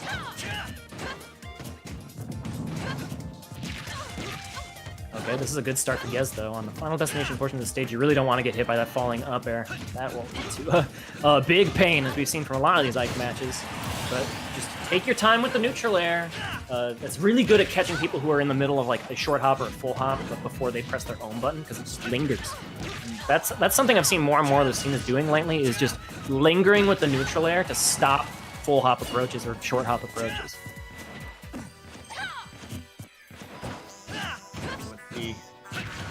Yeah, Yez is definitely struggling with it here. Almost getting a stock right there. 104, definitely dangerous spot. Got to keep in mind that Town City does have that very hot, that much higher blast zone at the top. And man, Ned just continues to pile on this damage, man. He's playing so patiently. It's nice to see this happen. Obviously, he's one of the best players in the world. So like, we shouldn't be too surprised about the change of pace and how he's able to adapt to the game plan that Yez is trying to push down here. Yeah, Ned is rarely a person that just like loses a game 1, even if he loses a game 1 badly, and then just gets whomped in the game 2. Like he takes something from that game and then he moves on, and it definitely you see it here just how studious he is at the game of Smash Bros. Just kind of picking apart Yez in game 2. Okay, that's a good swing here for Yez. Yep, recognize that. Ned was going to be dropping off that platform there. He's getting that up air. Again, such a potent up air too. Good stuff from Yez, but man, sitting at 90% right now. It's been fully in Ned's lead the entire game so far. So for Yez to find a way to turn this around is going to be a maybe spoke a little too soon there. That's some tough stuff to deal with. Woo. That was a brilliant adaptation from Ed, actually, because I don't know if he's Yez was doing a lot of dash shielding, that's a Smash 4 habit, air quotes. I mean, it's been 2 years since Smash 4, but dash shield was a thing you saw all the time in Smash 4. And Ned was saying, like, he would like read the back air behind where Yez was dash shielding. He's like, jump. I know you want to jump. This is Smash Ultimate. You want to jump. Here, I'm going to try to hit you with this back air. It's going to kill you if you do the logical thing. But Yez just wouldn't bite.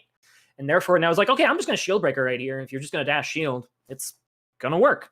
So just reading the conditioning. Again, I think I did mention this during the Atata set, that Yez likes to stay grounded a lot. And even though like Smash Ultimate is an aerial game, like that is, I think, maybe the read that Ned had that turned it around. Yeah. No, I mean, again, it just really drives the point home about what type of player that Ned is. I mean, he's such a strong player. Again, PGR'd, ranked really highly in the Wi-Fi Warrior ranking as well. They're very similar. I think it's like 37 PGR and like 34, 32 for Wi-Fi Warrior ranking.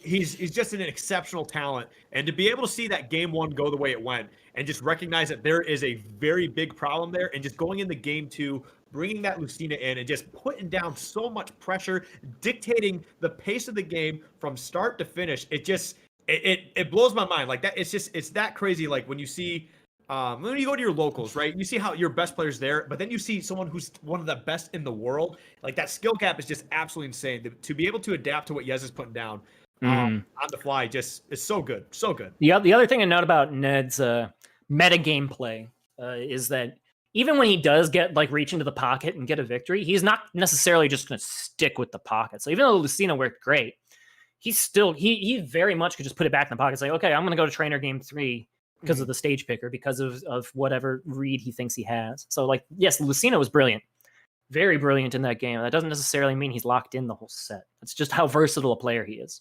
Right. No, you definitely hit it on the head. And I think that can be said for a lot of the top players in the world in general. Just absolute full-on versatility. I mean, some of them, yes, they are character specialists, but you got so many up there who just know how to play like 4 or 5 characters at such a high level. And as we can see right there, Ned definitely brought the heat in that game 2 with that Lucina.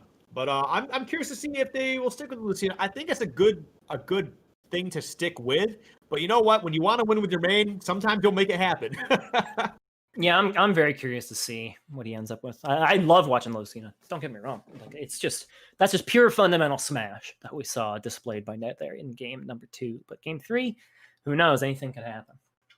Right. Here we go into our game 3. And okay, he sticks to the gun. Yep. I think this is a very smart play to go with, especially when you're on a smaller stage like Smashville. Like, yes, Squirtle and Ivysaur can absolutely abuse the hell out of that platform in the middle, but I think it's just how well he dictated the pace of the game with Lucina in that game 2. It makes so much sense to just stick with it. Yeah, Smashville is a great stage for Ike. It specifically was a great stage for Ike pre-patch, back when Nair up air was so consistent and strong, because just being able to go for ladders for days and days. Raven King had those things labbed to a T on Smashville. Nowadays, it's not as good, but still, you can still put on tons of pressure just falling from this platform and center. So I still like this stage a lot for you guys.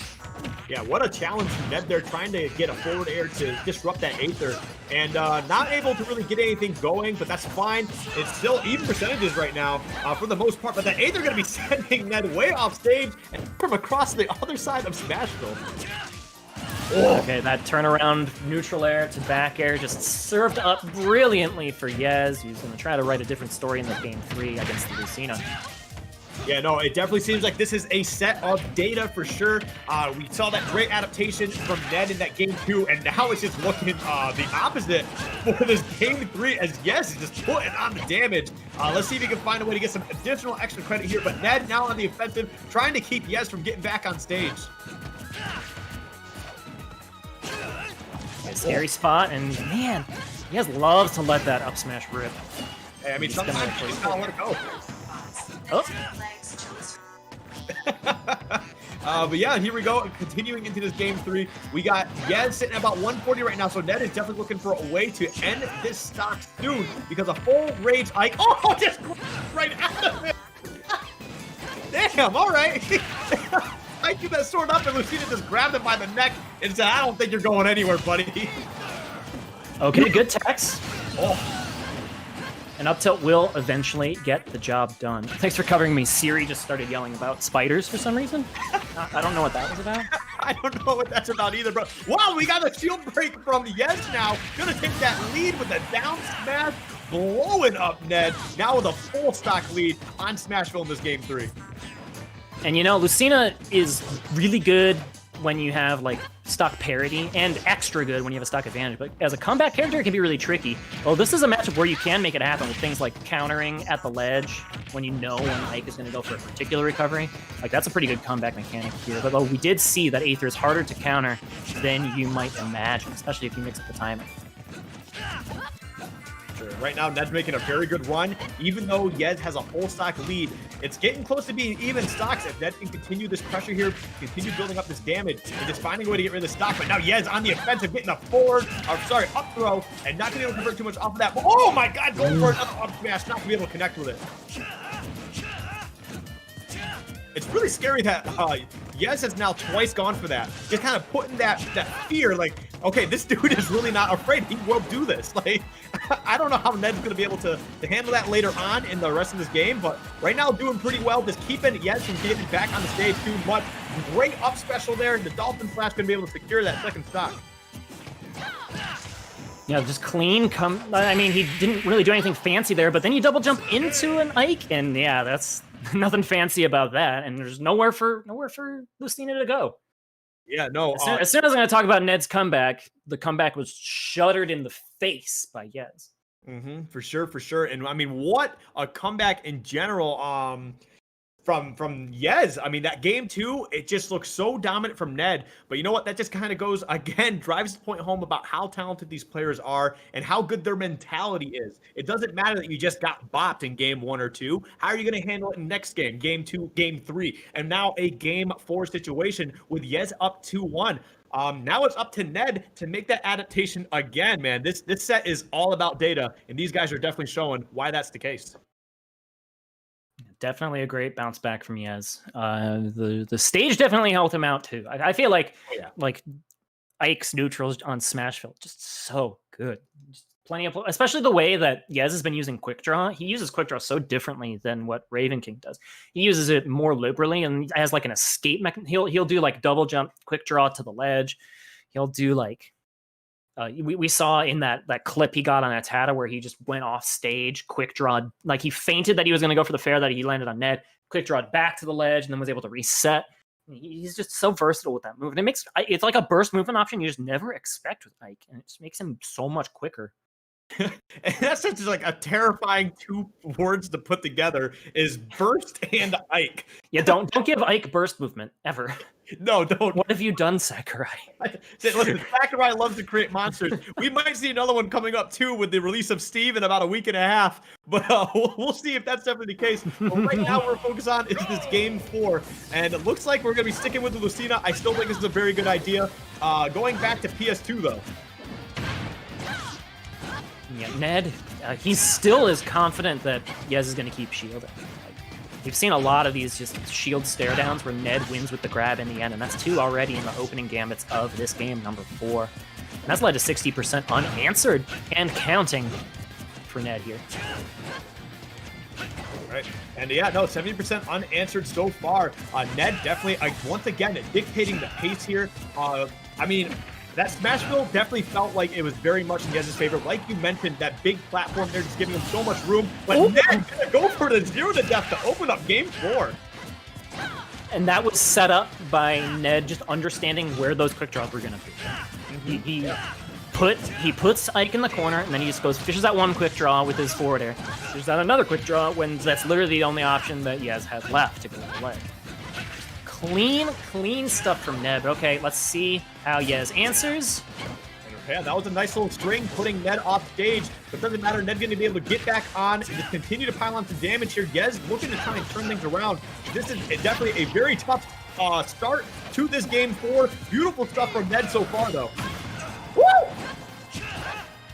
A real high quick draw, as was needed. You saw Ned fishing for that one for the ledge. Yez answers back accordingly. Gonna get that nair, sending Ned straight up. The punish, not gonna be enough on that dash attack. We're gonna see the eruption. Never mind, gonna let it go. Oh, wow, man. Just good DI from Ned as well. I don't think he was absolutely in danger of losing that stock, but still, what a scary option from Yez in general. And yeah, Ned was like on the precipice of losing that stock a couple of times in that corner spot. The fact that he got out of there at all is really a testament to his skill. Here we go. Yep, going to see the Aether, and that's not going to be enough to kill. But you know what? I think Yez is going to start seeing some rage here. But man, Ned is holding on to this stock beautifully right now. Survival is the name of the game here, and Ned is definitely pushing this stock past its limits. Yeah, this is just Ned refuses to die versus one of the strongest characters in the game. That's really what the difference has been. That should be an easy kill. Ned up 3 stocks to 1. You whiff an F smash like that against one of the PGR player in this bracket, you are going to pay the price. And the crazy is the last time we were on PS2, it was Yez just blowing over Ned's PT, and now we're seeing Ned's Lucina just absolutely decimating Yez on PS2. So this is just a crazy spot to be in all together. That forward tilt not going to be enough, but pretty close considering it was at the edge of the stage. We'll have to see how Yez can find a way to close out this stock, man. I thought he had the data after that game 3, but man, Ned's just turning it up to another level.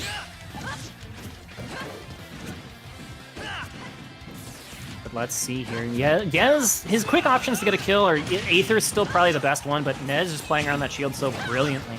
Like he understands that Aether out of shield is just going to be obvious. So why even like be in the same zip code as getting hit by that Aether? Instead, it's going to be that forward tilt actually just getting a snipe across the Pokeball in the center of the screen, which means that this won't be a 3-stock, but still the writing might be on the wall here in game number 4. Yeah, I think it's pretty safe to say. I mean, we are seeing a Ike that's starting to get some rage here, but the fact that Ned's only on 15% that second stock, it just does not seem likely that we see a turnaround for Yez. So this might just have to be a, hey, try to gather what data you can and just push it to a game 5. But, I mean, hey, we'll I've been see. wrong before. I'll be wrong again. Ooh, and if the Nair 1 F smash connected, it would have been so clean, but barely off the mark. And that was definitely a scary spot to be in. But you know what? It just kind of goes to show the type of player that Yez is, being able to hold on to the stock as well. We saw Ned holding on to that first stock for a long time earlier, and now it looks like it might be Yez's turn. That's a scary hit. Taking the time on the way back up here is Ned. Ooh, almost both of them actually. Just absolutely spike Ned into the blast zone. The quick draw almost gonna fall into a forward smash though. Okay. That was surely an interaction. That was something we saw today, for sure. That had to be if you say misinput, so, right? guys, if you say so. It had to be misinput. That was such a clean game, and like Yaz was starting to get the comeback going, despite all odds, and then just we had some spaghetti punishes. Happens to the best of us, I guess. Anyway, this is gonna put us at what is it? This is our 5th or 6th set we've commentated, and like all of them except one have been game 5s. So that's really wringing as much of the smash as we can out of this bracket. So it has been a pleasure to cast with you, my friend Skiff. Yeah, no, it's been an absolute pleasure to cast with you too. I love the energy and the dynamic that we have got going on. I might be talking a little too much sometimes, but you know what? It happens. It's just it's a matter of excitement. It's a matter of excitement for this game. I love this game. I love talking about this game. So that's just what it really comes down to. I love it when my co-caster talks too much because I don't have to work as hard. So, well, then easy we're going peasy. to work out really great here. No worries. But yeah, looks like we're going to be going to Yoshi's for this final game. This is I feel like this might be Ivysaur's time. Ivysaur on maybe. this stage is just so silly. Really silly character. Is even though Ivysaur has a really great time on Yoshi's, you still got to deal with Ike here too. I mean, Ike again covers that center area so well and loves to juggle off those platforms for those really early kills, especially if Yoshi stories small blast zones. This could be very interesting.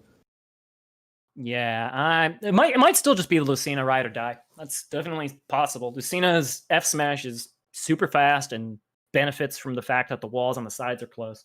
So, yeah, I hear the double fire emblem noises.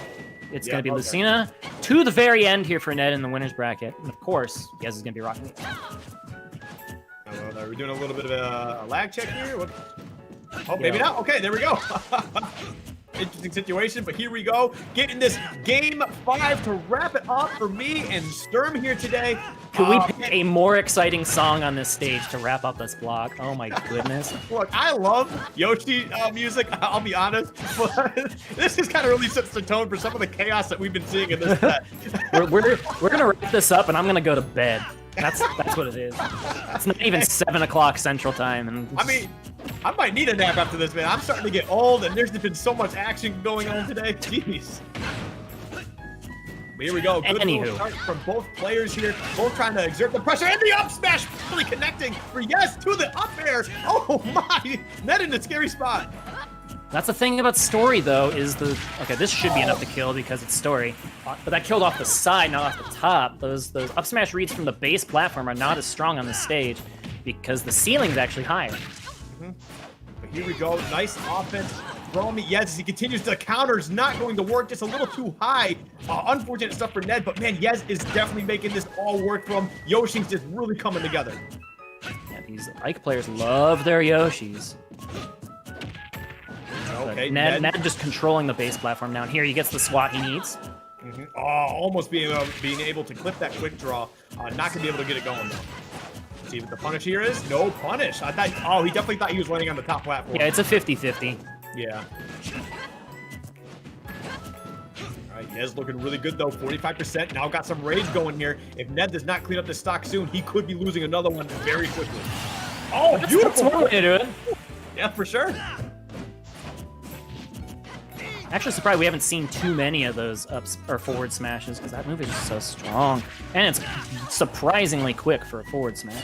Oh yeah, it's so quick. It's absolutely lethal. Can catch so many options too at that ledge as well. But here we go, moving forward. Ned just continues to pile on this damage, 78%. Over another up smash, not able to connect with it. But you know what? Just throwing it out there, just putting that type of fear into your opponent's mind can really go a long way. Man, another beautiful nair to an up air. Not gonna be able to close out that stock though. Oh, I think Ned thought he got the ledge. Oh, that's not how you want to see it happen, but let's see if Ned can climb back from that SD. It's gonna be a long climb though. Shield break, like he thought about doing on that left side of the platform, certainly would help a ton. Yeah, I mean, we have seen Ned control the pace for large amounts of time before. He hasn't taken any damage here. Could absolutely close out this stock to make it in his favor. And right there, finally getting that up air out of the Aether for Yez laying on that top platform. This is getting really scary for Yez. He's got to find a way to close out the stock or just get some more damage here before he loses his second stock. Yeah, Ned has controlled the pace ever since that SD. Woo, okay, that whiff jab. Okay, there will be a grab at least as like a gimme punish on the back end of it. I feel like Ned could have gotten like that back air he was so looking for a long time off the back of that jab.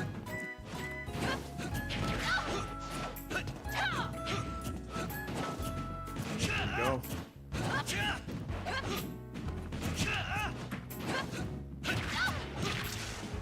Okay, there's the big swat that Yez needs to really make this lead stick, even if he does lose the stock soon.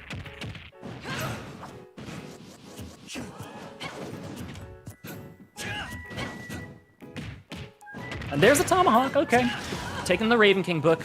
I mean, hey, that's enough for the stock off the top. Jeez. Yeah, that tomahawk is very, very strong, very, very potent. But we're going to see that second stock disappearing. It all comes down to this. Another Game 5 set, another last stock, potentially last hit situation if Ned can find a way to pile on some damage here. And we're going to see it start off with an Aether from Yez just trying to get something going. And the momentum might be on Ned's side now. He's gotten a couple big hits here on this.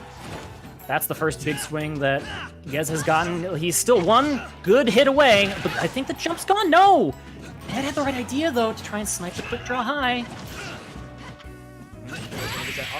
Oh, what a beautiful forward smash! It is going to be enough for Ned as he finds a way to clutch it out despite the SD on that second stock. Beautiful stuff. Just fundamental smash, my friend. Just controlling as much space as possible.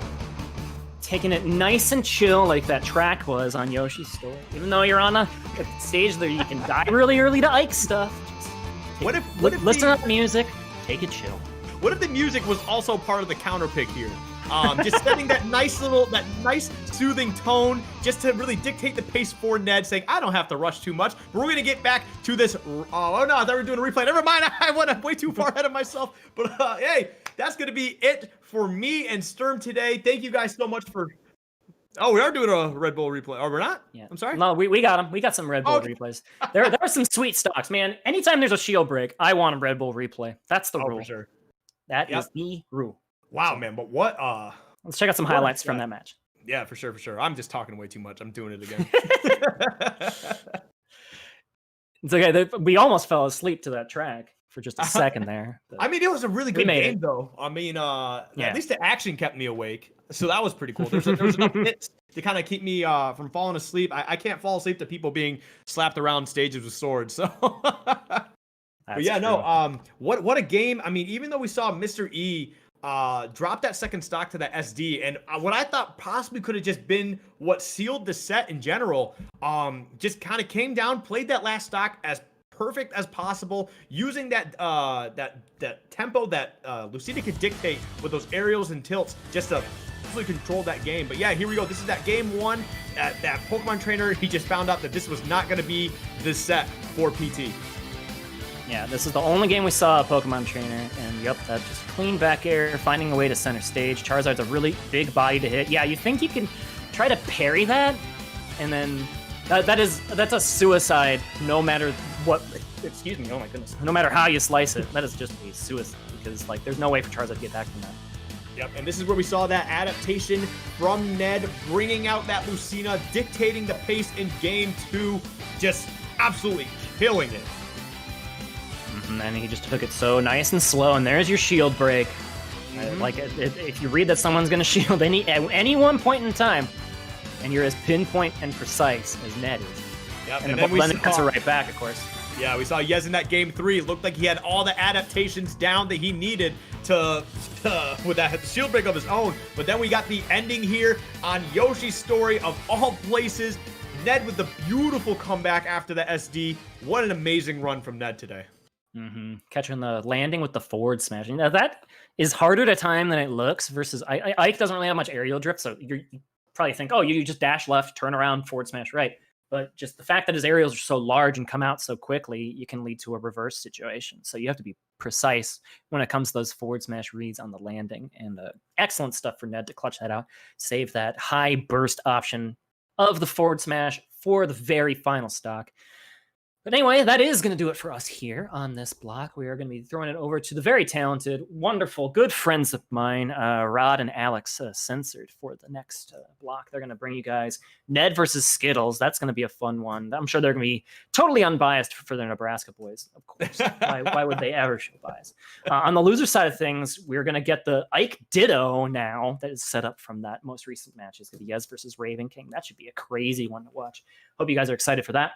And I believe that Apollo Kage versus Colonies is being played off a stream. So you'll catch the winner of that versus the winner of the Ike Dittos. So, guys, hope you enjoyed the show. I'm going to tune in and watch the rest of this as soon as we're done here. I'm going to get a bite to eat or something. There will be a little break. You'll have some time for that. If you enjoyed it, you can follow me down below. My name is Lord Sturm. And my name is Wonderful Skiff. Also, shout outs to A&G Esports. We see you, G, with the raid for 40. Thank you very much. But yes, we are going to close that out here. Handed it off to Rodney and Censored. Amazing casters. You guys are in for some great action here, both in terms of Smash Bros. Action and on the commentary. So don't go anywhere. We'll be right back. Thanks, guys.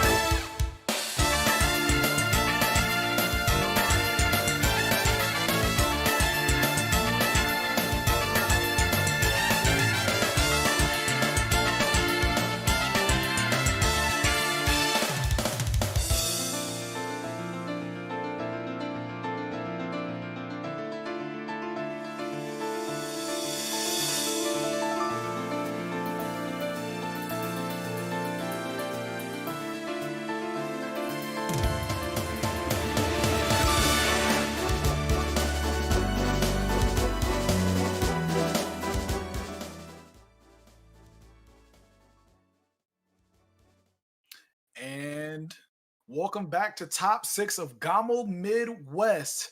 We just got done watching the last qualifier match to make it into winner's side. We just got to watch Ned versus Yes. Very exciting match there, man. Yeah, definitely. It's always high octane when you got two Fire Moon characters throwing down because, you know, I mean, the matchup goes very, like, just one type of way.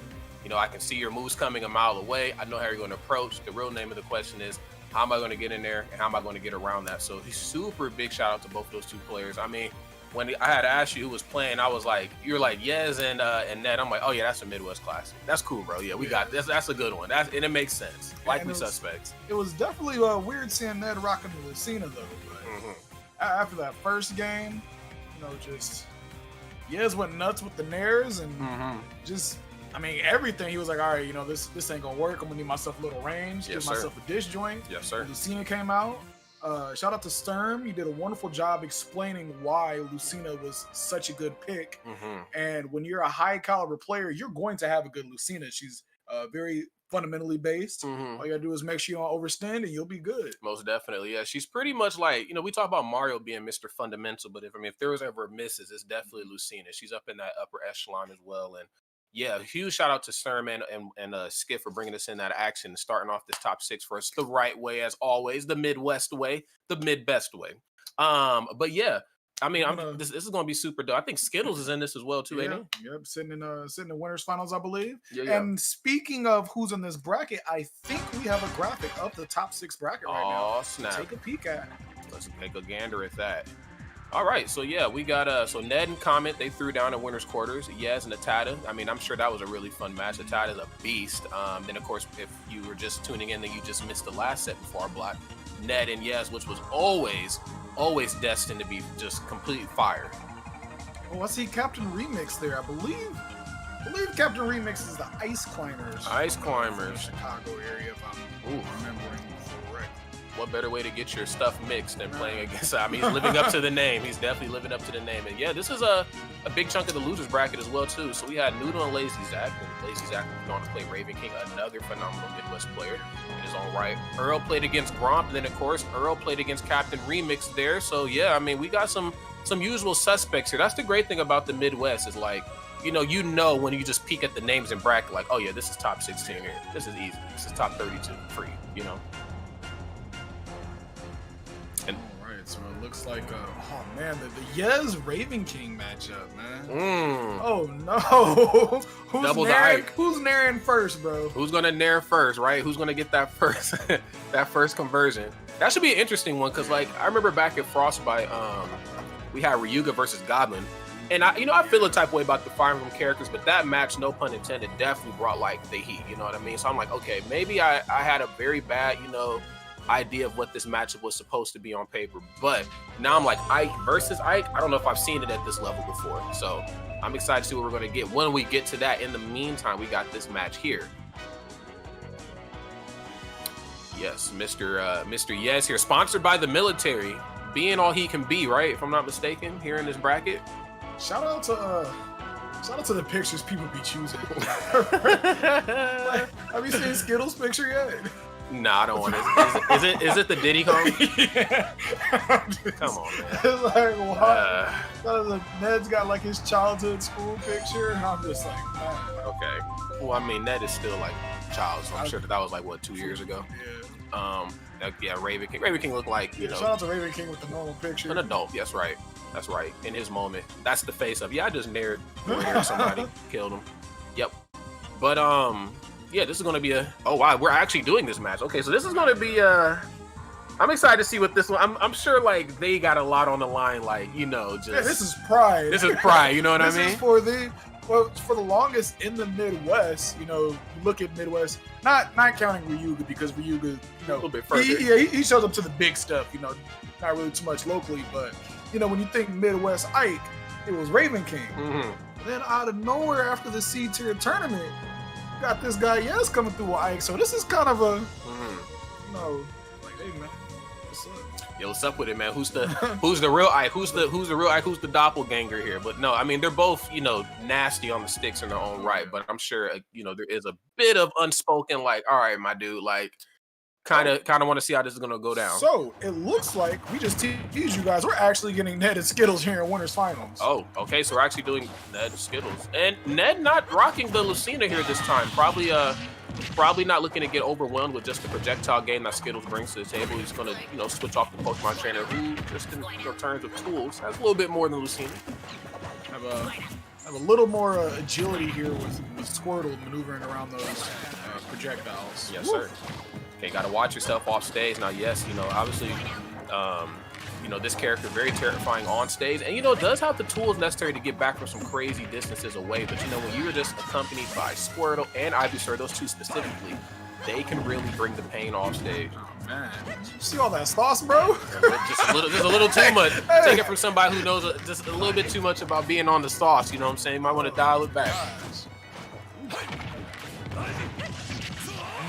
That's going to be a mean forwarder to take the first stock. Skittles only taking 15%. Showing this is not his first time fighting a Pokemon trainer. Absolutely not. This is a very traditional Skittles start to a game number one. You just come out swinging, come out very aggressive, and on top of that, you really build up this wall. You use Boomerang, use especially the bow and arrow. The bow and arrow and the Boomerang are pretty much your combo starters and your combo finishers, but this is where Ned loves to shine. Has the bomb in hand? Yeah, but It makes it back to the stage, and now Ned is the one in trouble. Oh gosh, went off trying to get the edge guard. Luckily, only getting nicked there. That could have gotten really ugly. Yeah, for both of them. And it goes back to what Leffen talked about in the beginning of Ultimate. Sometimes, the ledge trapping might be a little bit better than edge guarding. Just because that young Link and pretty much all the Links are pretty abused off stage doesn't necessarily mean that you should always go for it. If you don't get that thing, you're looking at a bad situation yourself.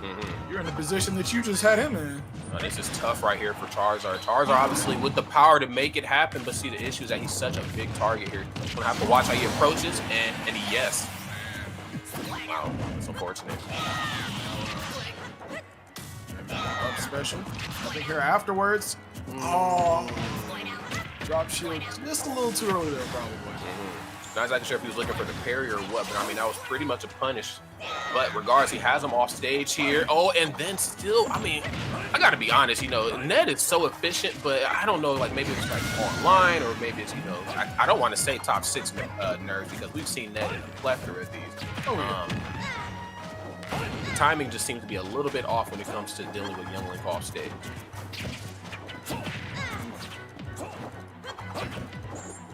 Okay, couple back here. Coming in, trying to chip that damage on. Just barely missing the up air, but was able to get an up tilt afterwards. Completely lapped right now on percent, man. He's gonna have to find something more than a couple up airs to really bring this thing back. So I have to dig deep. Very smart. Yes, this is what Skittles loves to do. Come out aggressive, and then out of nowhere he'll just switch the tone. Oh, drag down for it there. Okay, great stuff getting out of that combo right now. You are on borrowed time here, Mr. Ned. Yeah, Skittles definitely got into that mode. He was just like, you know what? I'm up a lot. I exerted a lot of energy early on. I could just chill and shoot my fire arrows, man. There's nothing you can do. That's right. I have no real incentive right now to approach. It's not in my repertoire to have to time you out or whatever, but if if I'm going to play the long game with any of the 3 characters right now, it's definitely going to be Ivysaur. Of course, I some big stuff on the line here, man. That's right. He gets the tether back. Yes, catches the nair.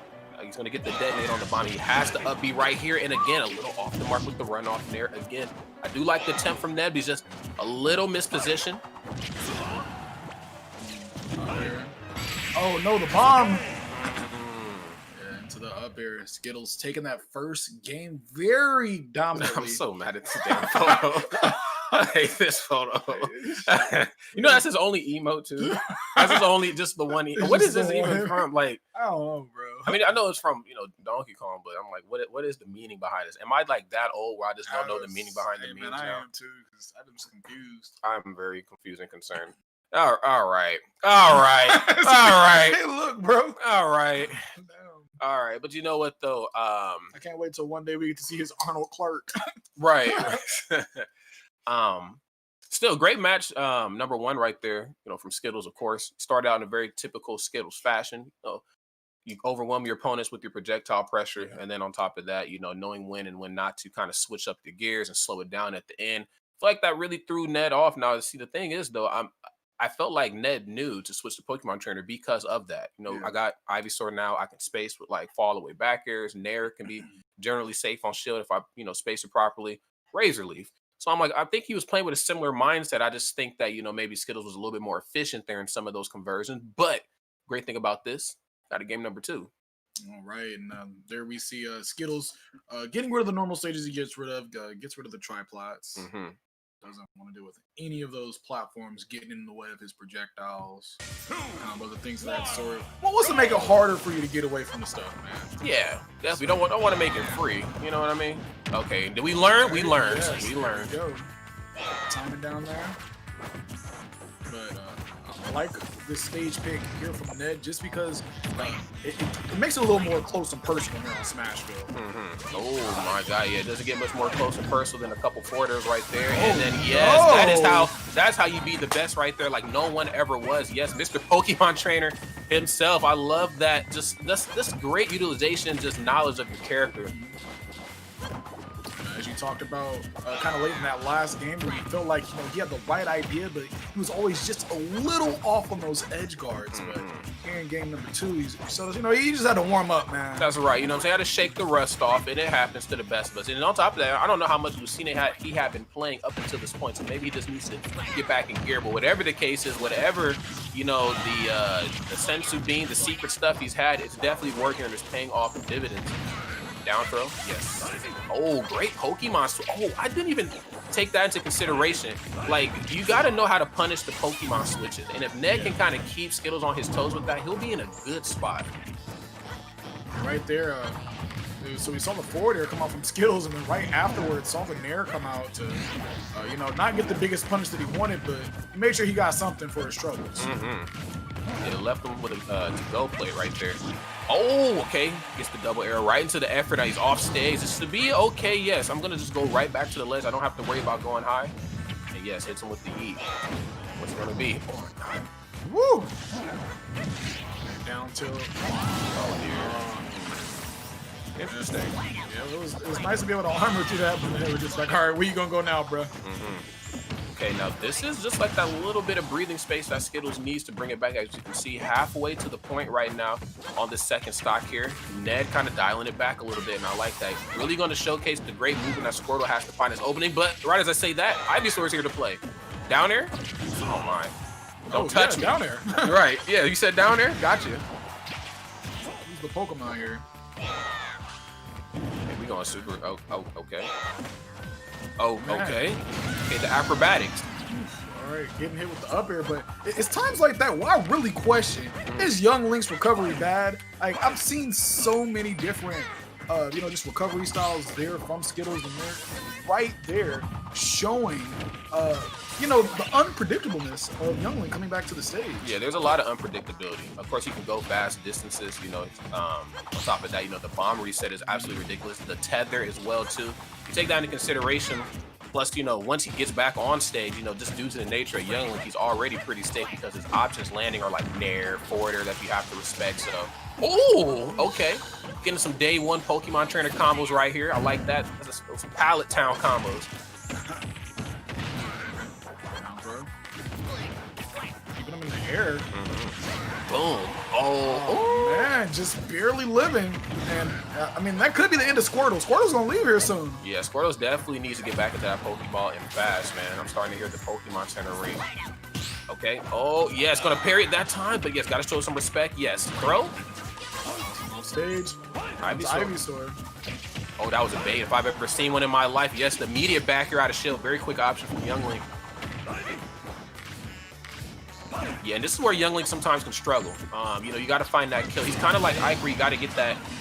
Yes, I do have some hard-hitting moves I can, get the stock taken, but, I need that conversion to make it happen for myself easy. One hit to the next hit. Yeah, Ivysaur, on the other hand, said, I just need the one hit, homie. Said down air. Down air. It took a while, but he learned down air, man. All right. Well, great stuff right there from Ned. Look at that wonderful little baby picture there. What do you think? This is circa what? Just guessing. 1999, maybe? Maybe this is like 2000s, you think? It's 2000? It's definitely got to be 2000s, bro, because Ned is... It's the 2000s. I'm going to say, yeah. Oh, it is Ned. Ned probably like 20, maybe? Yeah, 19? I don't even know if Ned can think Ned is just getting regular Red Bulls at the GOML after party. I don't think he's getting the Red Bull with the secret stuff. You know what I mean? So, be that as it may, yes, a lot of young talent here between both of these two players. And if nothing else, I feel like that's something to certainly marvel at. Obviously, Skittles coming in, he was, wasn't the best player when he came into the scene. I'm just gonna call it for what it is, but he definitely just leveled up like dumb quick. I mean, just ridiculous. Then Young Link, of course, seemed to fit his play style. That the way he plays with Young Link seems to be kind of how he wanted to play with Toon Link back in Smash 4. And of course, we've seen Ned's Mario, Cloud, Lucina, Pokemon Trainer. I mean, this guy can pretty much do it all. Cloud, yeah, I mean, goodness, Cloud is just ridiculous. But anyway, though, moving into the next game right here, pretty definitive finish here for Ned. So let's see what game number 3 brings us. Yeah, he started off that first game with such momentum. It was just hard for Skittles to try and come back with it. Yeah, they kind of both have a similar plan. They kind of they tap on a lot of minuscule percent, just kind of get the neutral moving more on their side. And then, unlike, I feel like Skittles, where he doesn't obviously can't switch to another character, we switch over to another Pokemon to switch things up and just kind of keep you, on your toes. I feel like that's the great thing about Pokemon trainers, that yes, I am piloted by Ned, but I'm also 3 characters into one that you need to stay pretty much on the up and up about. Oh, yeah. I mean, on the other hand, Young Link just switches to another projectile, right? True. Yeah, he doesn't. I don't need a Pokemon shift, you know what I'm saying? My utility belt is a little bit different there than Red's. Talk about the projectile. There actually was a moment ago where we saw 4 nairs come from Young Link, and he just sitting there. I was like, I don't think he touched the ground, bro. I don't think he did either. Okay. All right, right to the boomerang. That's cool. Boomerang. He said, where you going, bro? Oh, man. Okay, gets the red stuff. Still no stock taken, but I did like that bomb toss from up underneath. Yes, you kind of betting it all when you use Flare Blitz back to the stage. It is a move that demands a lot of respect, but once you figure out how to get around it, you're in good shape here. It's not like 3DS days where like we were really struggling. Like, why is Flare Blitz like this? What do I do? Boom, up here. All right, Skittles taking that first stock there, sitting at a pretty healthy 78%. Ned doing a good job combating that hero spin here in games number 2 and games number 3. Yes, sir. That's adaptation at its finest. Learned his lesson. He said, all I have to do is just stand and shield this, and I should be okay. Especially with Squirtle up close, I can get a lot of mileage off of a throw if he's relatively lower percent. Oh, no. Oh, okay. That should be it. Yes, barbed wire. Very awkward way to lose the first stock there. All right, there we go. Another punished hero spin, only getting the down throw, no combo afterwards. Yeah, no positional advantage, kind of just let him off the hook there a little bit. But, I think one thing that Skittles is really good at, he tosses out that boomerang, and even if it doesn't connect, it seems to get him out of some sticky situations, especially when his back is to the ledge. Because there's that moment where, like, the opponent is like, yo, I really got to get this start, really got to get this setup going. And then you just completely space on the fact that boomerang's coming back to this completely rocking the whole world. So I feel like Ned is a little bit more on the up and up about that, as you see. A little more comfortable up close, getting handsy. Oh, drop. Maybe a shield. Yeah, that has to be a shield poke. I'm going to say, it definitely shield pokes at times. So it's very hard to tell at times. And I want to say it was a tournament where he was playing against Toffee. And Toffee just kept getting hit with, like, the final hit of a hero spin. And, like, afterwards, I was asking him, I was like, bro, were you dropping shield? He was like, no, it was just shield poking me. Yeah, that has to be a shield poke because Ned is just too prolific up close, to get hit with something like that over and over again. So yeah, got to stay mindful of that shield as well. Young Link will eat your shield up. Okay, little ill-advised spot dodge there. That looked like the beginning of a maybe boomerang forward air, boomerang up air. Luckily for Ned, I mean, Squirtle being a little thing, able to avoid some of those arrows just by standing there. Charizard with a bomb. Right. Does it get much more terrifying than that? Or maybe I stand corrected. It was terrifying for Charizard, man. He's afraid of bombs. Definitely. Up air from up underneath should be equally as terrifying. And then jab lock, you got to tech those, my brother. Great stuff right here. Ned keeping this thing very close here. And if there's ever a character right here to go back and forth with combo conversion with Young Link, it's definitely going to be Squirtle to kick it off here.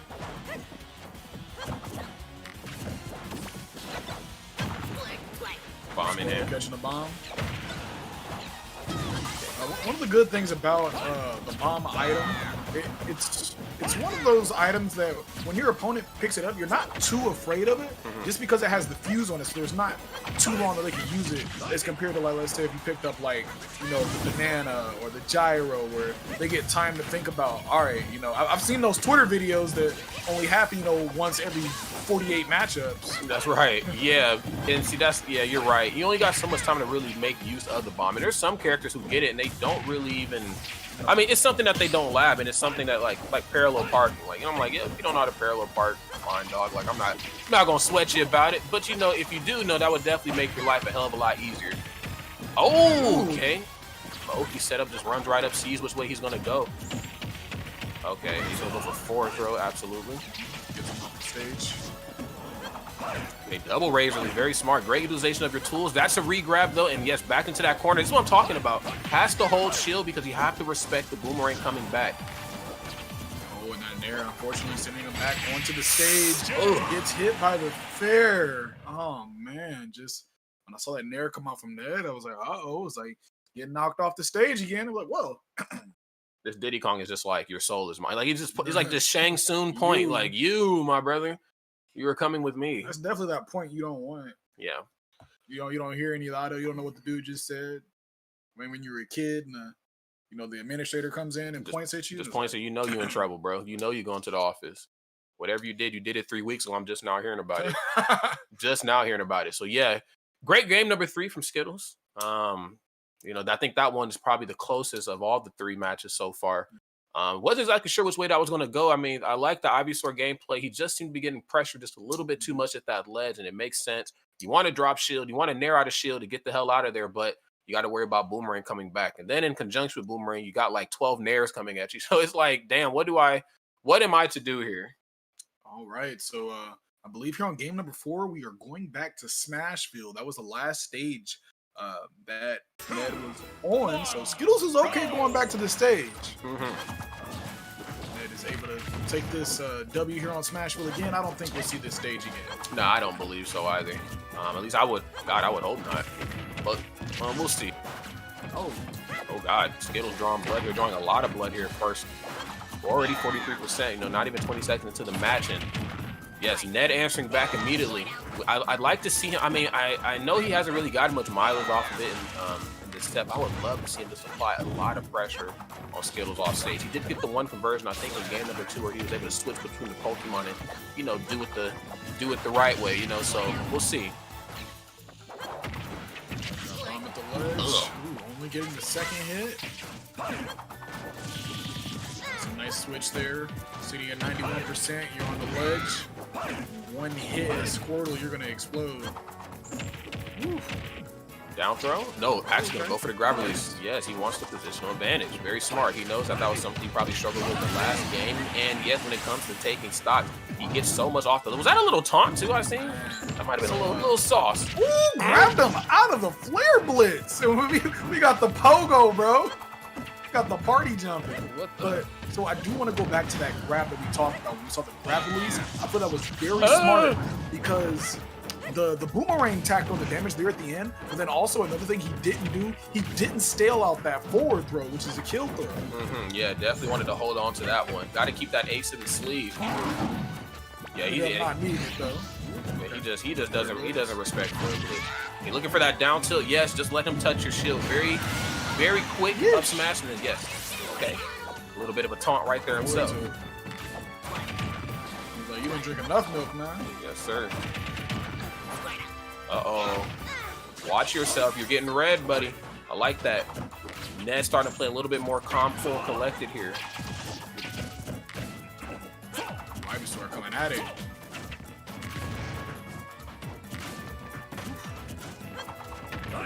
Okay, boomerang. Big downfall of Ivysaur is he doesn't have the most movement options. No, he doesn't. Yeah, just really Ivysaur really benefits off of, like, you know, things kind of going in his way, you know, especially with the projectile game and just, you know, him just being overall a little bit longer than a good chunk of the cast, you know. Being able to fight and not really get close to, like, following back air, you know, nair on shield, you know, if I cross up properly, he's really hard to pinpoint. But be that as it may, Skittles is certainly finding a way here to make it happen for himself. He's going to switch back over to Squirtle here. Probably looking for a character that's not quite as big of a target. Probably wants to fight a little bit better up close, and I don't blame him. His Squirtle is absolutely nuts. Oh, up air. Okay, goes for back air that time. Oof, okay, there's one area. It's like Ivysaur is trying to compete here in the projectile war, but Young Link's just got too many of them, man. Yeah, Young Link is definitely well equipped here, and I mean Ivysaur is definitely well equipped as well. But I think the biggest difference is that Ivysaur, you know, when he gets his projectile game going, usually results in you being off stage, or not just projectile, but the way he spaces, as you see right here. Skittles off stage, not really turning it in too much, getting a little bit off the mark. Oh my God, Pokemon switch immediately, please. Get off of me. Flare Blitz, not going to kill cross stage, though. Got to be mindful of those as well. You certainly take percent. Gets the Sour down there. That's okay. Your back. Oh, my God. I was going to say Charizard that his scares when his back is to you, but Voider gets the job done. Ned saw that jump coming from a mile away, man. Right. Here coming out from Squirtle. Sitting at 92%. It's looking scary from Little Turtle. Yeah, it is very dire right now, man. Okay, yeah, get off of me. Just back up. Okay, yes, get back towards center stage. You know, regain your footing. But the last thing you need right now is to be back into the corner. But the problem is, the closer you get, the more, you know, danger you find yourself in, because you're in closer range of those projectiles. And as you know, I don't need much space to work with when it comes to bow and arrow, forward air, boomerang forward air, down throw. Yes. Oh no! Kill, man. The fact that you got the animation is actually wild. All right, makes it back. Charizard gets on the stage. Oh, probably didn't want to switch to Charizard, but he had to recover. So let's see what he can do here on the fly. These are the makings of a great Pokemon trainer right here. I just need him to pretend like this is Team Rocket. Oh, back here. All right. Whoa. Team Rocket indeed. indeed. Want to go to Charizard, man? Let's go. Team Rocket indeed. Skittles.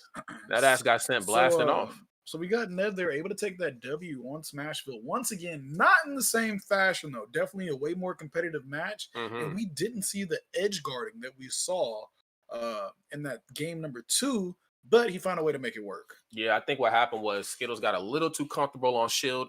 Makes sense. You know, Skittles, that Young Link, very, very difficult to deal with up close, especially when you're Charizard. But what I really liked was that Ned kind of stayed a little bit more calm, cool, and collected. He's like, you know, I'm going to let you nair. I'm going to let you forward air. You know, you're probably going to try to check my temperature at down tilt. I'm going to let you do that. I know that you're always going to go for something afterwards. And so because, you know, that type of mindset versus like how your timing can be a little bit off online, I'm just going to up smash. You know, I mean, at worst, I miss. I got a lot of percent to toss around. And plus, I'm Charizard. I'm a pretty heavy guy. So, yeah, I think, you know, just kind of letting him, kind of like in boxing, you know, letting your opponent tire themselves out, and then, you know, you kind of go in, you know, just letting them expend all their options, and then, you know, you toss out whatever it is you need to make happen. But great stuff right there from Ned to keep it close. Game 5, not surprised here by any means at all. I mean, I was not expecting this to be a 3-0 or like a 3-1. These two, you know, young men should definitely take it to their limits. All right, Ned starting off hot here, ranking up to 42%.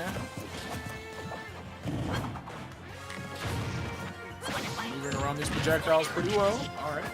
Down throw, up air. Another punish there. Netted once again punishing the Euro spin. That's 2 here this game. And that's a sign right there of adaptation if I've ever seen it myself, you know.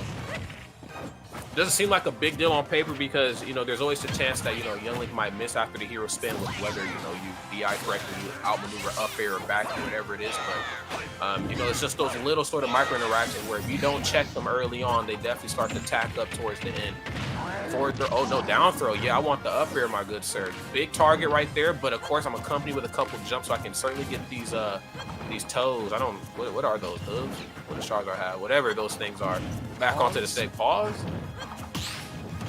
Things that have never really been thought about, bro. Yeah, what type of, what is that? What's going on here, man? You know you're not going to see a Charizard OnlyFans anytime soon. Oh, okay. Up smash out of shield. Nice strong option for Charizard. Ned taking that first stock. And then, all right. So Ned having the ability to go to Ivysaur, go a little zoning, not having to worry about approaching. Yes. Oh, back air. Oh, gonna go for it. Okay. Okay, I'm with it. So goes for the tilt afterwards, knowing that he's probably gonna be a little bit closer on him after that back air. But I like this. This is what I was talking about, man. You know, sometimes, you know, it's okay, you know, if you're not well equipped with the projectile game that Young Link is. Most characters in the game aren't. Let's be honest, you know. But you know, I think one thing that he's really good at with Charizard is just, or not Charizard, but Ivysaur is spacing, you know, back air specifically, making it seem like it's okay to attack after back air hits, just to rest you assured that, you know, it's not. It was all a bait for you to come in. You thought. That's right. Both of these guys kind of feeling each other out on the other side of the stage. Okay, yeah, if there's most definitely, if there was ever a game where they were gonna, you know, kind of get into the standoff, this old Western style, you know, it's definitely this one here. Another up B, but this time Ned just retreating a little bit too far for the punish and working more in accordance to where Boomerang is going. I think he's realized that that's been something that's kind of been bothering him. You know, I can't quite go for the openings that I want to go for because Boomerang is always there to check me. And the horribly annoying thing about Boomerang is it doesn't have much knockback, doesn't do the world's most damage, but it just little nicks you. So it's that little tiny thing that kind of bugs you. Yeah, it's those micro interactions. Wow, but that is not a micro interaction. Oh, that's a major one right there. That is, wow. That was a very well placed up air. Called slipping. Yes, and that's, you know, one thing you're going to have to do with Young Link is some of these later percents. I know we all talk about the fact that, you know, he has a great combo system, but, you know, he will struggle to KO with some of these later percents, so you really have to dig deep and try to pinpoint and read your opponent sometimes. Oh, yeah, I'm going deep. Okay, Ned. Oh, man. Okay, Razor Leaf one more time. Oh, okay, no. There we go. Okay. I'm like, how many times is he going to make it back, man? 55% is actually not the worst spot in the world to be in. Now, on that ledge, though, that's certainly a bad spot. Great dash out, catches an overextension right there on that grab. Going back to Squirtle. Character can definitely make that up. And we started off the game with like a 42% string from Ned. Okay, I like that. That's a really great movement option right there from Skittles. Always like jump in, turn around, go for Boomerang like the B reverse. Always throws the opponent off because they think it's safe to approach because they see Young Link in the air. Ned playing very safe. Great movement. Okay, yes, going for a lot of options out of shield too. This is that patience I was talking about in the last game. Just running up. It's kind of like this pseudo-aggression, you know, this passive aggression. If I'm just going to run up and shield, make it look like I want to get my hands dirty, wait for you to attack first, and then boom. Showing real well. Actually, I'm not about that life. I'm just going to chill out. All right. Razor Leaf. I love that down air. It's never supposed to connect. It just makes it seem like it's safe for you to come back on stage. Trust me, homie. It's not. Love Ned. Never short of options at that ledge. Charizard, heavy hitters here. Oh, back air. Very smart. Goes for the flamethrower, but he has to. Oh! Oh, with the bomb. Oh my goodness. He gets back to the stage. Okay, he's gonna go for the not the bone, excuse me, the Boomerang, and there's four there. Get off of that platform. Ned applying a lot of great pressure here. Tilting down the flamethrower, bomb in hand. Oh, he thought. Throws going to end the game. Oh. Wow. Pretty sure he was banking on that bomb, probably stopping that interaction. Very smart right there from Ned to I just gotta throw you now, homie. Yeah. The grab armor. Wow. That was that match was something. There are so many times where I feel like I watch matches with Pokemon trainers, and you just sit there thinking, it's like, is Charizard the best one, bro? Charizard might be. Hold on, what was that? Hold on, go back to that. Hold on, production. Who was that dude? Was that Colonies dressed up as? All right.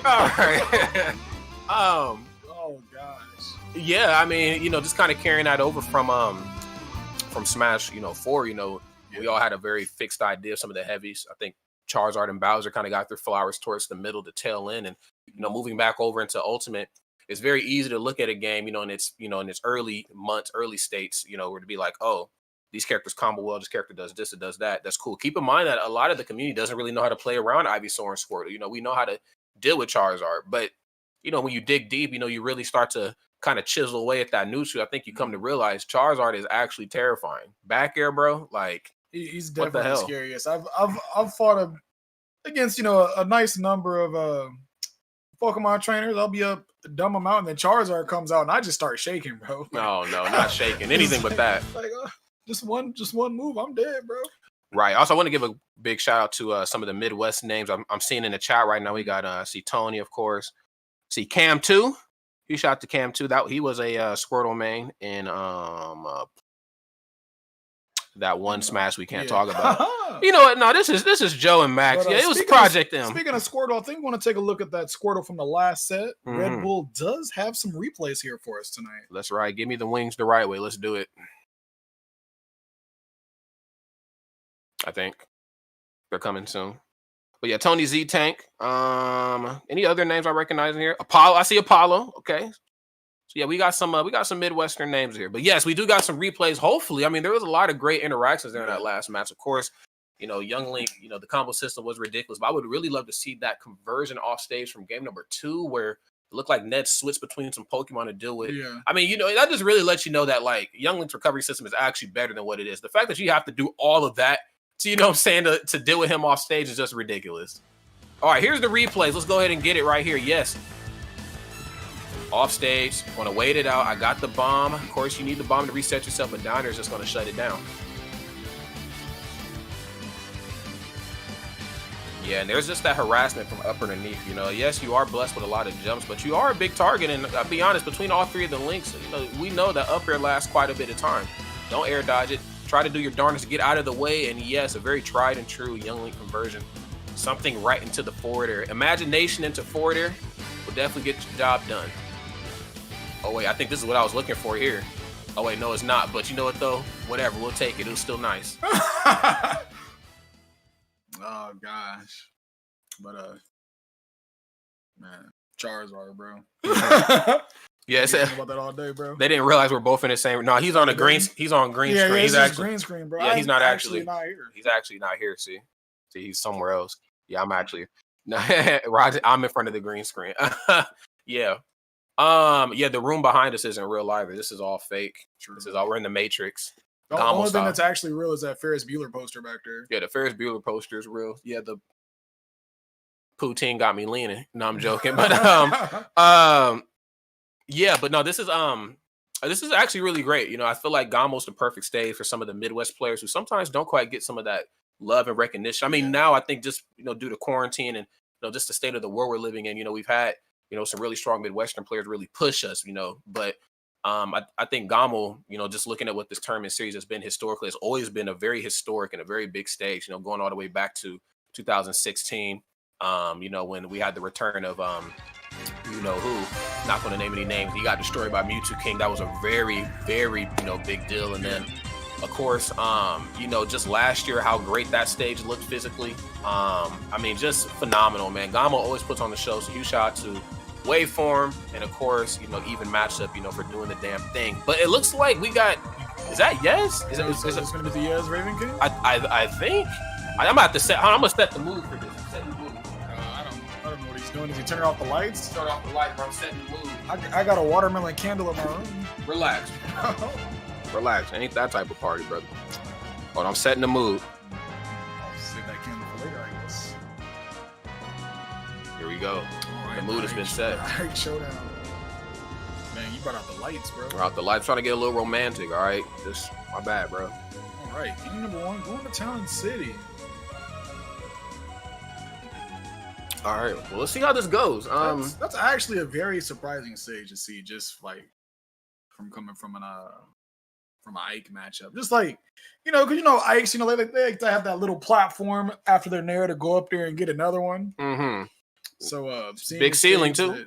Yeah, big ceiling. Like looking for that nair into up air. You know what I mean? They want to get their times worth out of this match, man. It was like, you know what? When this Ike did win, we're actually gonna live as long as possible and make these viewers watch us near each other. No, God. Let's hope it doesn't go down that way. You know, I do think that, you know, Ike does have a bit of defensive play style into him. I just think that he kind of gets let off the hook because, for one, he's Ike, you know, and he fights for his friends. And then, you know, two, I just think the very nature of the Fire Emblem characters, with the exception of Robin, they always have we think of them in more of an aggressive font. But when I see like two Ikes together, when I see like maybe 2. Oh wait a second. He's not going Ike. He's going Joker. Joker. Joker.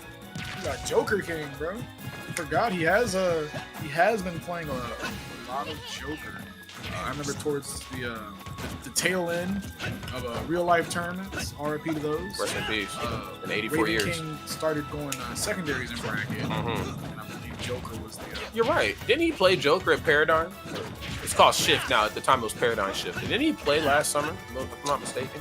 I feel like he played Joker. I've seen it was either there or maybe Frostbite. That could be another. I mean, it's a Midwest event. I'm sure he was there. But yeah, I'm actually very interested to see how this match is going to go here. So now, obviously, these are two characters that can toss that weight around a little bit. But see, the thing about Joker is that it doesn't toss the weight around the whole match. See, Arsen's here. You know what I'm saying? This is his homie. So now I'm curious to see how this is going to go. Oh, he's rocking the Izal tag too. Okay, shout out to Izal. Blink main stand up. Just back up. You know, I'm just thinking about the combo system here that Yez needs to kind of keep in mind. You know, not every nair into something should be something you want to go for because, yeah, you know, that up B got buffed. Man. Yeah, that got buffed. But I'm thinking of the combo system that Ike has, and the thing is, when you go against Joker, you want to make every hit count, obviously, because every hit that, you know, whatever, Joker's building up Arsene meter. But I'm also thinking of like, okay, I got Nair. Is Forder really confirmed after this, or just can most characters not down be as fast as Joker to nullify that? So I'm taking that into consideration. So yeah, Arsene is here again. Ooh, up smash. Caught him, you know, just float on a little too much, just hitting the buttons. Oh man, that was actually Very nice. Goes for the back here. Now this is smart. Yeah, don't think about touching that platform player yet. Do your dance on him. It's all right, yeah. You can dance here. Judgment free zone. got some nice rhythm too. All right. Got Yez on the ledge. Okay, yes, jumps out of the way of the grab. Very smart. Don't want to get grabbed by Ike at low percent. You know you're getting hit with Nair forward right afterward. Oh, okay, goes for the gun right to the air dash in. I was actually talking to my buddy Dre back into when I was in New Jersey for a little bit. You know, and him and Max both agree that they feel like, you know, air dash is something that's underutilized. It's underutilized. It's actually a broken ass tactic, but you know, I'm sure it's kind of awkward, you know, as a, you know, pro Smash players.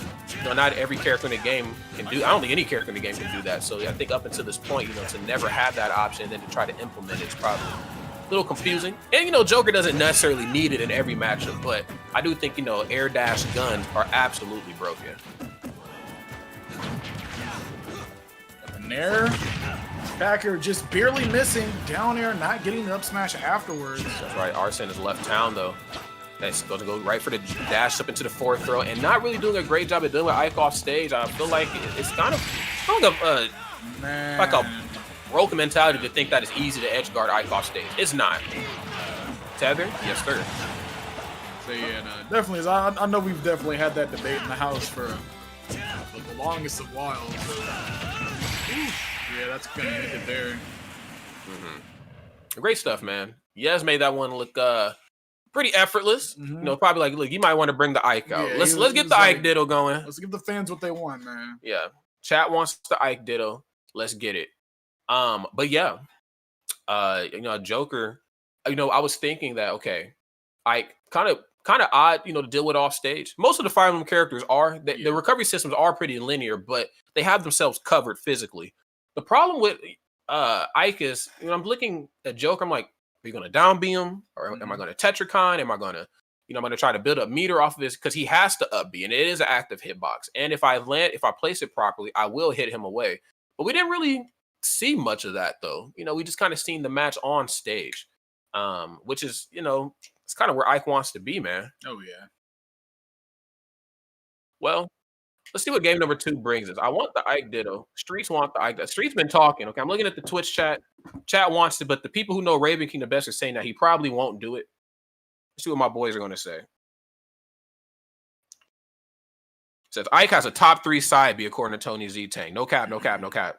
I've definitely felt like free. watching. So the playstyle differences is like I noticed the usage of Yes using the side special. Yeah. Like like jumping from ledge or just like there were times he's just footieing back and forth.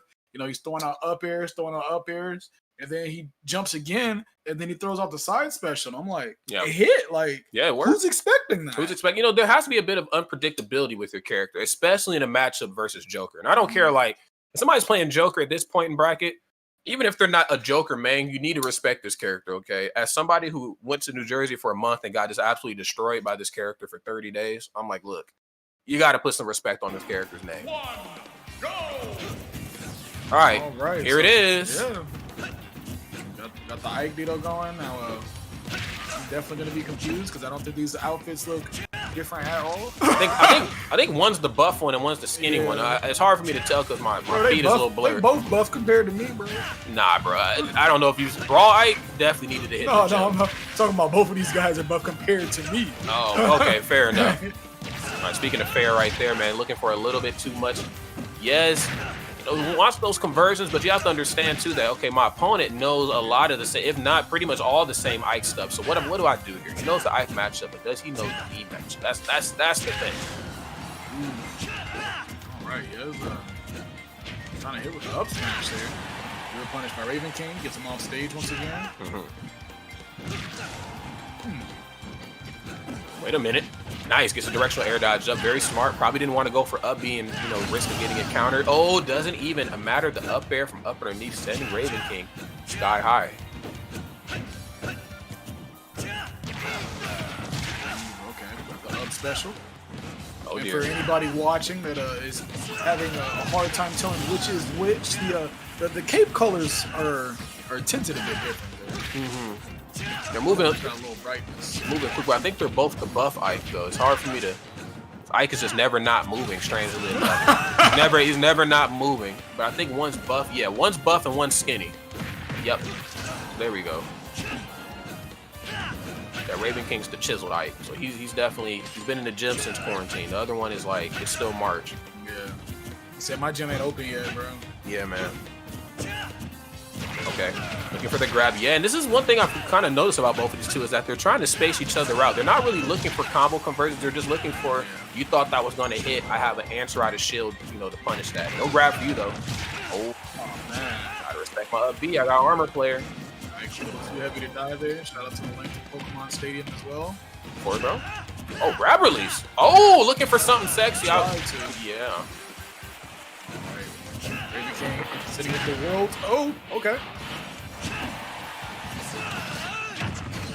Yeah, that's exactly what I was looking for, and that's what they're trying to avoid. Well, they're trying to, by any means necessary, avoid having to up B, especially close to the ledge. Now, I don't. Oh, what the hell? What? All right. Puts down headset. All right, man, I'm out of here. Yo, that's been all my time. Yo, what the hell? What are we looking at? I don't even know, but that got me kind of tight. All right, goes for the double up B at the ledge. I'm sure that'll be in a replay on some goofy stuff. But in the meantime, though, yeah, it's double Ike, man. They're really trying to avoid having to go off stage. I don't really foresee Ike going out for deep edge guards, not quite like Martha Lucina, who can kind of float down there, not actually float, but you know what I mean. They can kind of daintily get down there.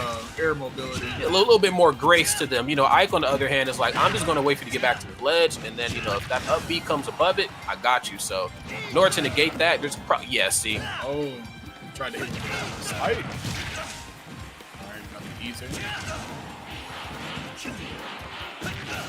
Okay. Down to, back here.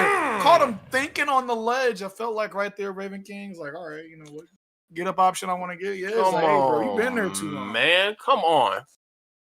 All right, yes. And it was wild because after that double up B, Raven King had all the momentum going there for a hot minute. But when you're going against a character like Ike, like when I saw he was at 60%, I was like, you could actually die right now. Yes, it's being all he can be, and I'm about it. That was pretty good. Well, let's see what we get in the next game. I don't know what I really foresee Raven King doing here. And I don't want anybody just tuning in who is, just seeing Raven King for the first time to think it's Ike is, sloppy or whatever. Like, no, both of these two guys are top, probably 5 Ikes on the planet. The problem is us, sometimes the ditto you know, it's the one matchup where you're just like, I'm not really rocking with this. You know what I mean? I feel like a lot of the times with the Ditto, there's one thing that like puts it over to if you do it first, you're probably gonna end up winning it. Like, you know, I've talked to like other Samus mains. It was like, bro, whoever uses their charge shot first, that's it. You have to say you're losing. Like, don't be the first one to shoot your charge shot. Yeah. Don't ever shoot your shot, okay? You shouldn't be shooting your shot anyway. We should all be in quarantine. None of us should be kicking it. All right. The very nature of you sitting next to me is making me sick. No, I'm joking. I'm joking. Wow, what happened to the green screen? Right. No. Oh, I mean, yeah, the green screen. My bad. All right. And this is the stage that I expected to see on that game #1, Smashville. Yeah. This is obviously closer quarters. You know, we got to be a little bit more up close and personal on each other, which really puts you on high alert. Now you're like, okay, got to figure out how I'm going to fight up close and fast. And both these two players doing a really great job of the out of shield option. You hit my shield, I'm going to up B. You think it's safe to hit me? I got back here to punish it right away. Yeah, immediate directional air dodge up. We not up being. So no. Oh my God. Okay, what was I saying about not going D? Horrible position to be in. And then we see Ike going off stage. You know, he's feeling himself, or the opponent ain't got to jump. One of the two. Jump there? I think so. Okay, gonna go for the Nair. Yes, very tried and true, very textbook Raven King Ike combos one-on-one. Very smart getting the job done there. I think that's, you know, when it just comes to what's supposed to happen with Ike, like the one-on-one combos, Raven King is very efficient at that. But I feel like, you know, there's a couple of these micro interactions, especially when the percents get higher, where I feel like that unpredictability really comes out and aids Yes in the end. Don't get off of my stage. No counter. Let him off the. Oh, did he go for the neutral get up? Very strange. I would expect a character that has a up B with armor, you know, to go for neutral get up, but go for up B to kind of negate your throw or what your jab, whatever it is you're gonna try to do to keep me pinned down. Oh man, Raven King just flows right above him, no fear.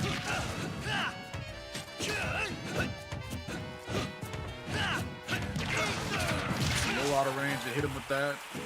All right, got him off stage. It's gonna be. Oh my God. We out. I'm so upset. Yes, like see ya. These double up Bs, bro. Someone's dying every time. Okay, maybe that's because he didn't. Or no, that's because he's in the gym. Yeah, he has the buff Ike. Didn't know his own strength. Oh no, they both got skinny Ike. Okay. Yeah, great stuff. We're gonna go for another forward there, and I think now both have the confidence of mind to be like, it's kind of okay to go off stage and punish. I'm about it. Oh, nice. Ooh. Okay, F tilt, very good. I want to see more F tilt. Pretty safe option. Demands a lot of space. Demands a lot of respect too. He's sitting at 84%, but as we both know, Yes is not out of this match. He was sitting at like 100% in the last game. Oh, gee, Willikers, Batman. Why is that? I don't know what they were thinking. I don't know what goes on in those boardroom meetings. Like, it's like, my friend, here, this is what we need. We need up B to kill. It's like, is everything else all right pretty good? Yeah, but we need up B to kill. Up B, though. Up B. We need to fulfill the prophecy. He throws the sword. It's got to be strong. And everybody's like, yeah. Well, Raven King putting himself a point back on the board, hanging on for dear life. I was actually afraid we were going to see a 3-0 and a very immediate handshake, but Yes had that unfortunate SD, and I just also feel like Raven King was playing a little bit better than him in that game. He was probably going to win that regardless. So we'll see what this next game brings us here. We get handshakes on green screen? Oh yeah, maybe. We'll see when the camera comes back on us. Losers quarters, by the way, too. If you're just tuning in and you think that match was like winners finals or grands, like because it was that intense, no, we're still on the loser side. So that should let you know right there to stay with us as we move through this top 8 bracket. It's only going to get crazier from here. Yeah, it's nice to see. I mean, this is the level of competition that you would expect even at an offline event. So it's really cool to see that these Midwest guys that at the top in the real life events are still like, I'm gonna show up for the online stuff too. I agree. We don't usually get Midwest matchups like it's been years since we've gotten Midwest matchups like this. Like let's be honest, like. They don't do the down B events in Minnesota. I know that was a huge thing for the Midwest players. And then on top of that, we don't got Midwest Mayhem anymore. Ultimate was the last one right at the beginning of the game's life. So we don't really get these types of players on this big stage. Frostbite, of course. But then, like, you know, the big house, but, you know, of course, I know Ultimate players definitely feel type of way sometimes about the big house. And then Combo Breaker doesn't always have the, you know, the biggest outlook for, you know, for Smash Ultimate. You know, Rick wants us there. We just got to show up. Oh, yeah. So, yeah, when I look at, you know, these online events, especially ones that are more geared towards the Midwest, it definitely gives me shades of, like, you know, Combo Breaker, you know, the push more buttons, you know, the frostbites, whatever, you know, like, this is what we need. Man, all right. Raven King is definitely pushing more buttons. The right Taking one. my first stock, the back air. Down tilt. Oh. I get a little too fancy. Yeah, so let me see. I'm just checking the temperature. I'm just going to jump and see what goes down. Man. Okay, yeah, both sides showing. Yeah, he said, yeah, I'm not feeling the way that jump went down at all. I'm going to back up because I think you know a little something. All right, what is going on? What is... Okay, yes, the landing forward there too, just in case. You know, you always want to try to punish these platform landings. Yeah. Very smart to go for fall away forward here. So we gain some footing in the neutral here. They fake out on the quick draw, very good. Ooh, okay. Amazing bait there too. Cooldown on quick draw. Ooh, eruption, brother. That hitbox is humongous. Oh, Raven King. Man! Raven King. What is going on? So what I'm thinking is take the Izal tag off. Take the tag off. That has to push you off the ledge if you're doing that as icon. That's like the only explanation I feel. Take the. I don't care what it is. Take the tag off. I'm not happy. Take it off. No, seriously, all jokes aside, that's very unfortunate. I'm not exactly sure what's going on with him, but this is, I think he's holding down. He has to be holding down. The only thing that I could actually think would be like the second ether, like push, like body blocks him and makes him go off the stage. Oh, there's the counter. Yes, gets a little bit of flame too, but has to go for the high quick draw. Now, had he got back to stage just a little faster, he would have been in a good spot, but eruption. Man, yeah, he was definitely feeling himself. After that, okay, gets the wave land backwards. Looking for the right position. He's got a wave land just to let us know that, hey man. Woof. All right, only sitting at 64%. Not bad. No, absolutely not. This is still in the realm of possibilities here for Yez. I just felt like it would have been a little bit. The outlook would have been a little bit better for him had he, you know, not SD. But you know what though? He's playing the floor is lava. Nonetheless, he's up underneath Raven King, and not only just that, up underneath the ledge or the platforms, but he's up underneath the skin here too, really making it tough for Raven King to get back onto the stage. Need some footing. Raven King get the near to back air.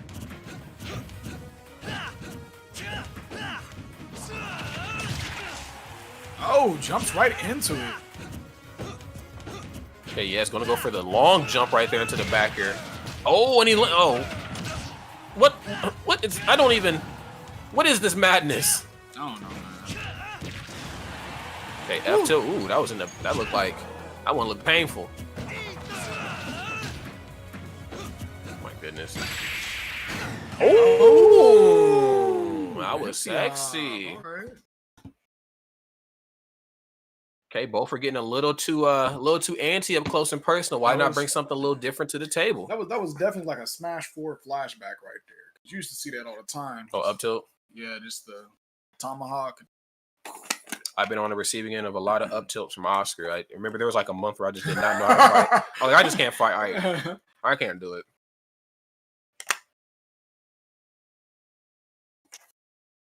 All right, so are we stepping into a game number 4 now? Raven King trying to get the reverse 3-0? I think so. This is game 5, brother. He said, man, I just wanted more footage to watch.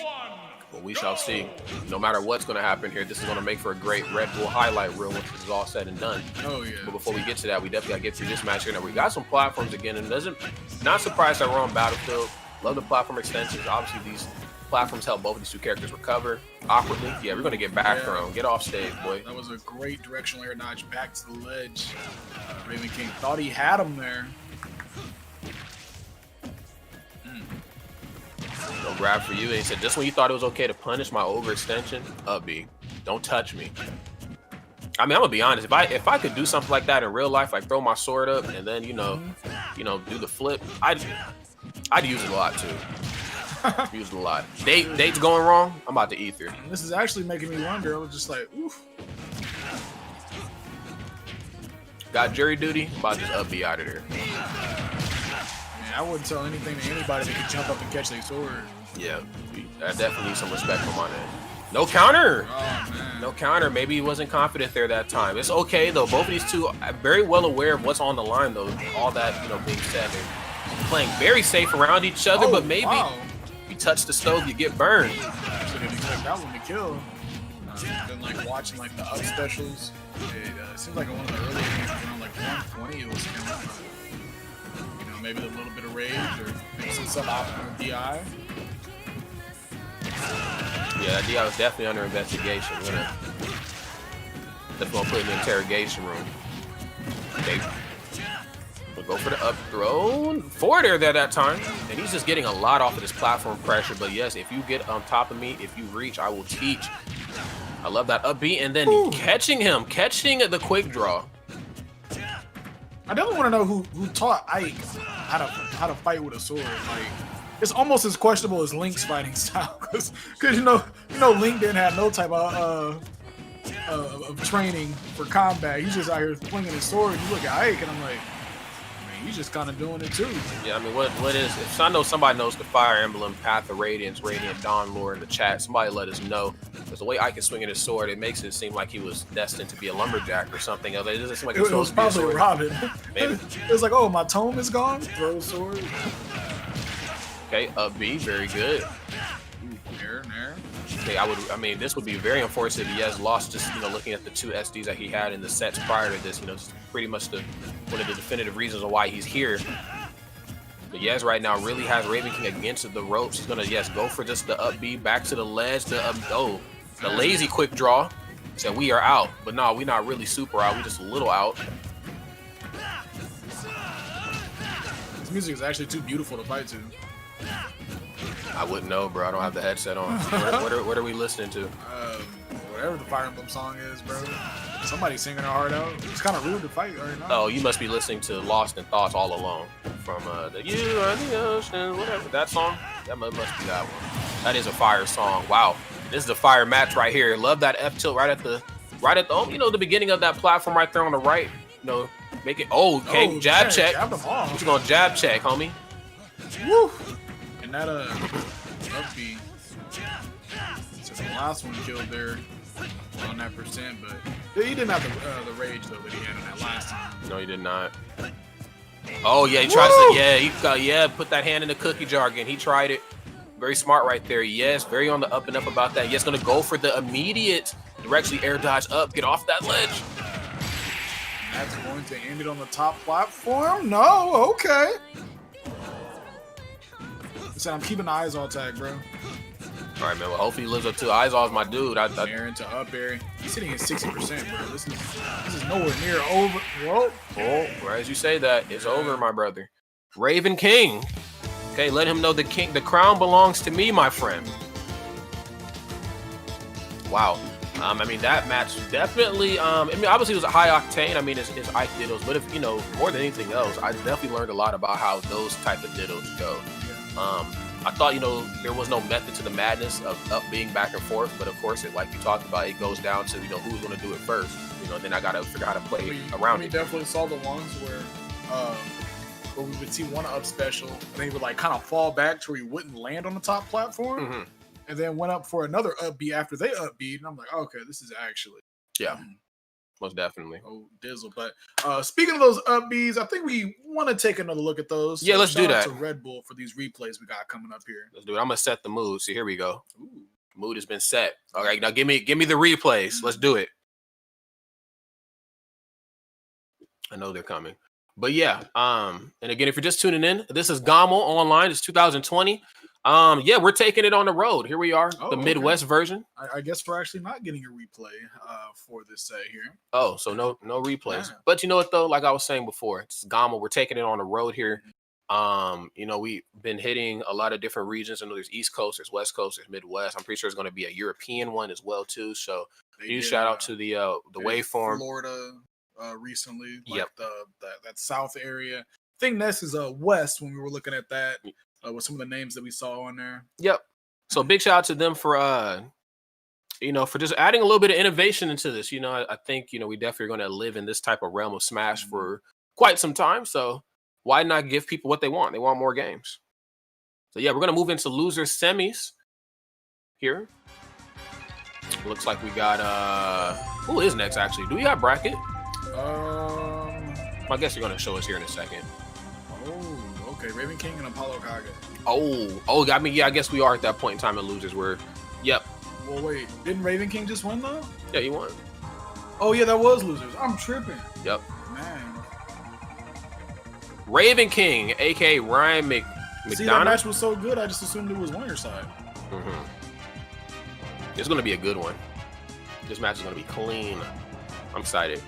I'm also excited just not to see another Ike Ditto. Wasn't the biggest fan of that, but I'm like, you know, I needed to see how that goes as it is anyway, and I'm glad that it was piloted by two very talented players, because that could have been like pools that we've seen that in, and I would have been like, yo, I'm gonna rip I got a lot of hair and I'm gonna rip it all out.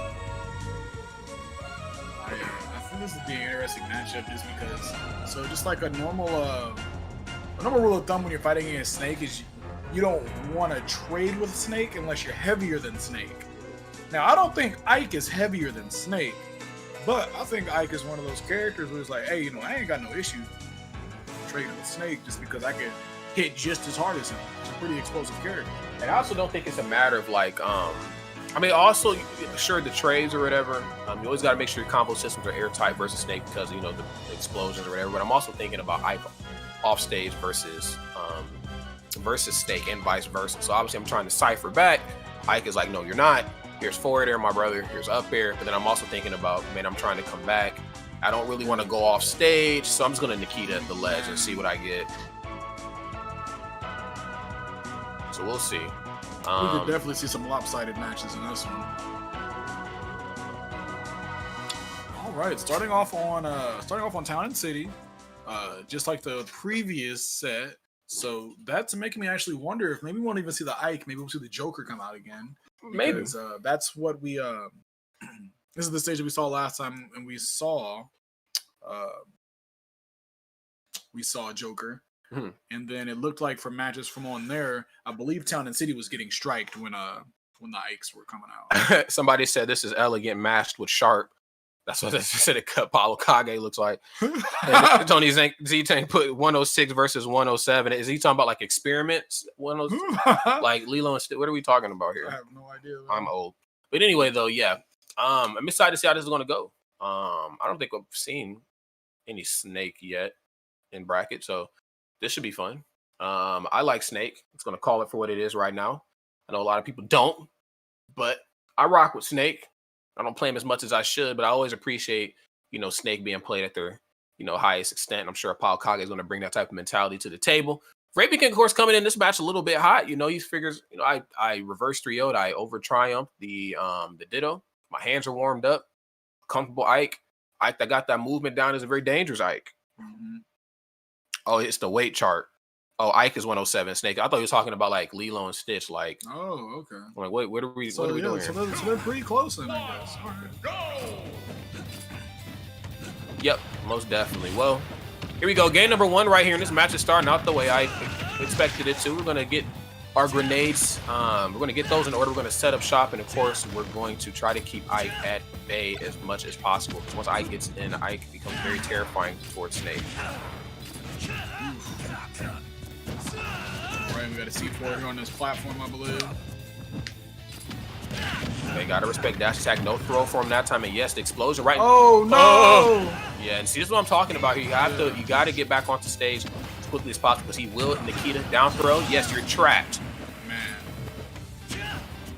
Apollo Kage. Oh no! Okay, I was about to say Apollo Kage looking clean here on the first stock, and you see the air dodge, and you're like, wait a second. Yeah, you said we were out. Ooh, and that's what I'm talking about. Gotta watch how you recover and land onto this stage out of Snakes. I'm pretty sure that Snake's biggest weakness is just, you know, how easy it is to, you know, apply pressure, you know, after he ciphers, you know, especially when he's trying to land. I mean, yes, he does have some cool options like the reverse grenade that can put him out of harm's way, but I gotta be honest, Ike's aerials cover a lot of distance around him. You're gonna get hit, buddy. Give him a second hit. Forward tilt.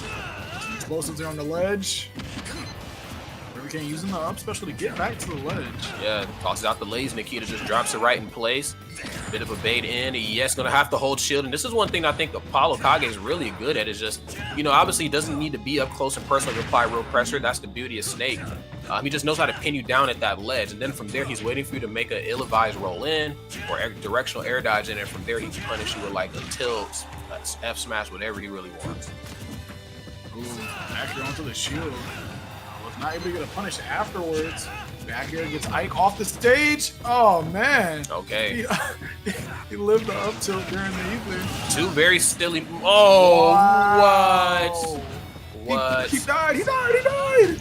Wow, he actually died from that. Wow, two very silly moves right there, playing in accordance with each other. The up tilt, then it gets stuffed out by the up B just for a grenade to kill you off the top. Wow. All right, then we got the town and city. Big blast zones there, keeping Apollo Kage alive. Directional air dodge makes it back to the ledge. And once more, trying to apply some real pressure on that shield. Very great stuff right there, crossing him up. Raven King keeping this thing still relatively close. But right as I say that, you got to watch how you jump around Snake. So Snake, obviously not the quickest character in the world, but his aerials definitely pack quite the punch. And if he can beat you to the punch, I guess in that case, the kick, you're going to take a lot of oh my God, percent. C4 there on that platform. Yes, sir. Don't touch it. And then takes the.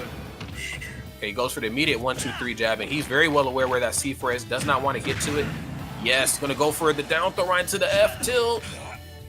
Okay, next one is definitely we're in up tilt range. So yeah, he's in the down throw to up tilt range. Yeah. Oh yeah, I see what you're saying. I was like, yeah, most definitely just raw up tilt kill. Yeah, well, I mean, you figure you're always in up tilt range versus Snake. You know they're looking for it. I mean, regardless whether it's the up tilt boot or the back, you know, air boots, you know, you're gonna eat some boots if you're playing against Snake. Either way, you get no shoes for Cruz. Apollo Kage taking that first game. Well, and there were just a couple situations there where I just felt like, you know, he was just snaking him. You know, you just look at the percent, and he's like, he was at 42. I think that was on his last stock, and I was like, I don't remember him getting hit. I don't either. Just like, you know, those little explosions, things of that sort, add up over time, man. They sure do. Unfortunately enough for Raven King there in that sense. I think, you know, looking at it from just like a traditional Smash standpoint, it makes a lot of sense. Of course, my explosions stop a lot of your, you know, combos that you need to, you know, hit me. Yeah. On top of that as well, too, I dealt with you very well off stage. You know, I just think there was just a lot of uncomfortable moments where Raven King that, you know, he really found himself in and, you know, just kind of struggled to play around. But that is only, you know, game number one. Raven King, of course, is looking at how the last game went, knows how to adapt on the fly. So let's see if we can kind of tap into some of that here versus Apollo Kage here, because I got to say, once Snake starts setting up shop, it's tough if you don't got projectiles to fight back.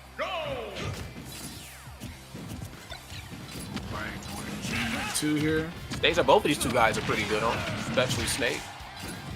Snake's got some nice space to work with. Raven King having those two platforms that he can reset on. Oh.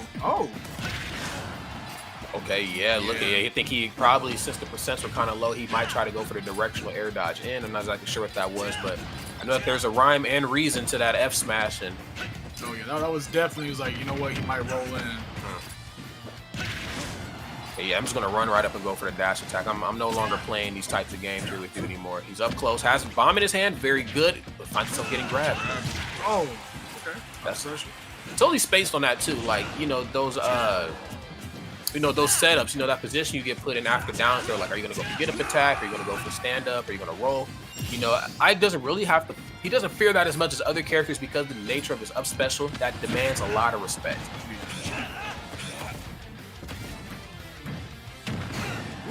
Oh, we did it again. Boots. Don't exactly know the physicalities of that. I don't know what Snake is doing. He's just kind of like on one foot, but he's like a body contortion. Some kind of funky yoga, bro. Yeah, it's like some Circus Soleil, some Montreal type stuff going on right there. But regardless, it obviously hurts. Got the job done here. Raven King, though, still in this. I gotta say, Raven King is so good. Probably one of the best players I've seen in quite some time play from behind, and just, still stay, mentally composed, Doesn't get frazzled very well. Right as I say that, though, gets up air. And this is Apollo Kage's. This looks like this is his stage here. I know I talked about, who, kind of likes the stage a little bit more. Apollo Kage let him know this is home sweet home for me, sir. You're just visiting here. And it's kind of one of those things, like maybe the stages that Raven King wants to go to, are the stages that you don't want to see Snake on. Like in that last set that we watched him play against Yez, we felt like, okay, Raven King probably likes Battlefield. And then you sit there and think about it, like, do you really want to play against Snake on Battlefield? No, I don't. I just don't want to play against Snake in general. But I definitely, like, stages like Battlefield and stages like this, I'm definitely not, I mean, we're getting rid of them, if I'm in bracket. Okay, yeah, goes for the lazy toss on the grenade. Oh, yes, you can't jump above me. And this is actually a really good position right here for Raven King to be in. Now, if he can find an access point in, okay, there's 18%. Now, if he can find a way to get his hands on Apollo, he'll actually be in a good spot. But see, then, this is what happens, too. So, we haven't really seen Apollo fight up close. I mean, he does, obviously he gets his up tilt, does what he needs to do. But we haven't really seen, like, how down and dirty his Snake can get in close quarter combat. So, I'm curious. Ooh, okay. There's a grenade, dash attack afterwards. Yeah, another up tilt. All right. Apollo Kage. So, Apollo Kage went up 2-0. I don't know if you want to tell Apollo Kage what happened to the last person that went up 2-0 versus Raven King, man. Yeah, there was that one guy. I think what was it? It was Yez, I think. Yeezy, something like that. Yeezy, that's right. Yeah. Yes. He's got some nice sneakers. That was my boy Yeezy. Yeah, it was definitely Yez, but Yez unfortunately kind of dropped the ball in a couple of those exchanges. Predominantly speaking about those SDs, and then of course Raven King seen that and kind of kicked it up a notch, which is what you're supposed to do. So. This is why obviously Raven King's here. Apollo Kage, though, still looking damn good. I mean, I gotta say the matches that he's winning versus the matches that Yez won versus Raven King are a little bit more definitive here. So oh yes.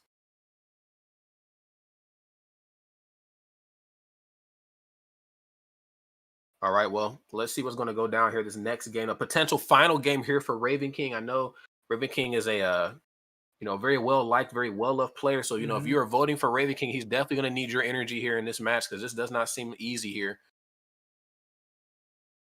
There are a couple interactions, obviously, where Ike can really stick it to Snake. If you know how to play around his C4 off stage, if you know how to, where he's going to go, you can try to punish his B-reverse grenade landing a good spot. Even the stage like this, there's no platform, so it's going to be a little bit more difficult for him to land. But on the flip side of that as well, too, when I'm looking for that high quick draw recovery to a top platform to outmaneuver Snake, I'm in like double the trouble now. I don't have any platforms. At least before, I would have to kind of bank on, if I land on that platform, he'll go for up tilt underneath. But here, though, you don't have anything. You're flying high. It definitely makes it a lot more dangerous to go for the quick draws on the stage here. Raven King, oh gosh, all right. Raven King hoping that. The lack of platforms, he won't need to worry about the quick draw because he'll be catching landings. Up to go for up. Yeah, we're gonna see more up smash here this game. We usually see it as the ledge to try to pin you down and make you go for a neutral getter, but we should see it more here from up underneath as well. Okay, get a little bit better at dealing with the Cypher. There's up tilt. Don't even think about grabbing me or touching me. Hands off the cave.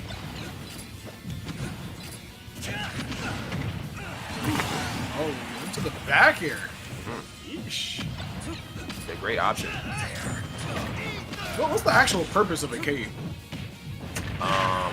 I mean, I guess it just adds dramatic effect. I mean, has there ever been a time in a fight where someone was just like, "Yeah, man, that cape really actually helped me out." When you're playing games, you get stat boosts whenever you have capes too, but I can only see the cape getting in the way in a fight. Yeah, you figure if somebody yanks it a type of way and you're fighting, especially in like a real battle or war, you probably could. Sure, Ike is a little bit more well-versed than that. I'm sure he knows how to play around that very well-tattered cape. But also, you got to give it to Snake, too. He's defeated some very interesting and some very strange opponents. So we'll see how well he does here in this matchup. I mean, They're keeping it very close, you know, respectively. I'm sure Apollo Kage is trying to throw this match away. But the thing is that Raven King does not go quietly into the night. Oh, yeah. Forward throw? Yes, sir. I like that tactic to get back onto the stage using the explosives there, so he didn't have to worry about his Cypher getting hit on the way back to the stage. Very smart stuff there from Apollo Kage. Raven King getting that back air, sitting at 92%. That's right. This could be his time here to shine. Again, I talked about it. No platforms. It's definitely playing into his effect. Gets grabbed, and yes, man. Wow. That was a very, very quick read. Up smash. Don't think about going high. Well, Dang. all right. Hit him with the no way, bro. Neutral get ups, where we do that at? Yeah, not here. Wrong hood on me. That's one dash attack. Oh, grabbed. Didn't get the turnaround that he probably wanted. Uh-oh. Yeah. Looking for a... The thing about Snake, I think when he has you at the ledge, there's certainly something he's looking for, you know, but the thing is how you play well around that when you don't get that option that you had scouted out. I feel like that's where the creativity with Snake really has to come into play. There, has the bomb in hand. Oh, did the bomb just... Oh, it blew up. Oh, damn. Giving him a taste of his own medicine. Yeah. Is this where it starts? Is this where it starts? And right there, Raven King's like, hey, man, you won that game. This might be where it starts.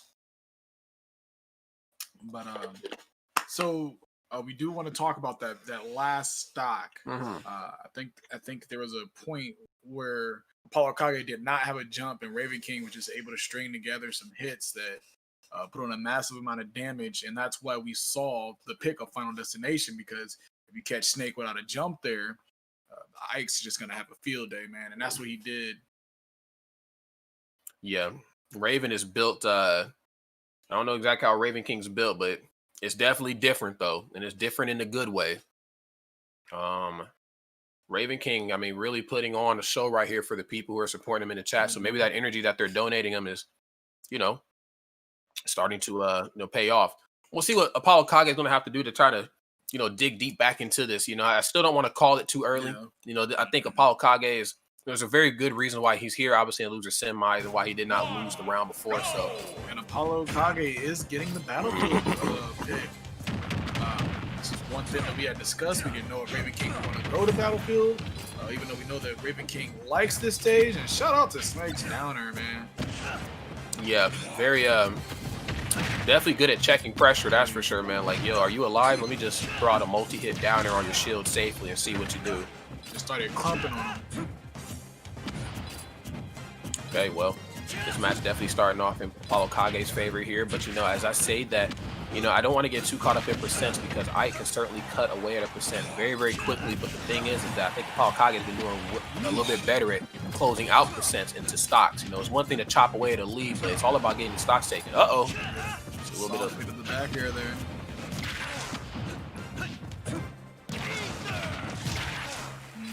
Good damage. Get Snake off stage.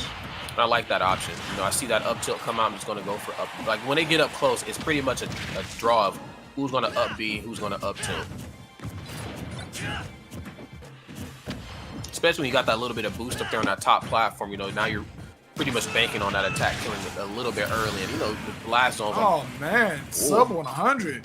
161. And, I mean, Snake was able to put on a lot of damage, but he just was not able to kill Ike there. And, just right there, we saw the platforms coming in on Raven King's side there, because what we're going to be able to see in this game that we weren't able to see in the last game. Oh, man. Oh, God damn. Oh, man. Goddamn 47. What's going on? Downer off stage, and then either with the up special on the way back. And I think this is where it starts. We talked about it. You know, we've seen this story play out so many times. You know, somebody goes up, and then next thing you know, it just we're seeing the momentum come back on the Raven King side. Oh, yeah, gosh. see what's happening is that Raven King is just getting so much mileage off these up close interactions. You know, knowing how to play in conjunction with the bomb, you know, up smash, whatever the case is. You know, that Apollo Kage is going to toss out. This is what I'm talking about. I want to see how well Apollo Kage can play up close when the pressure gets put on here.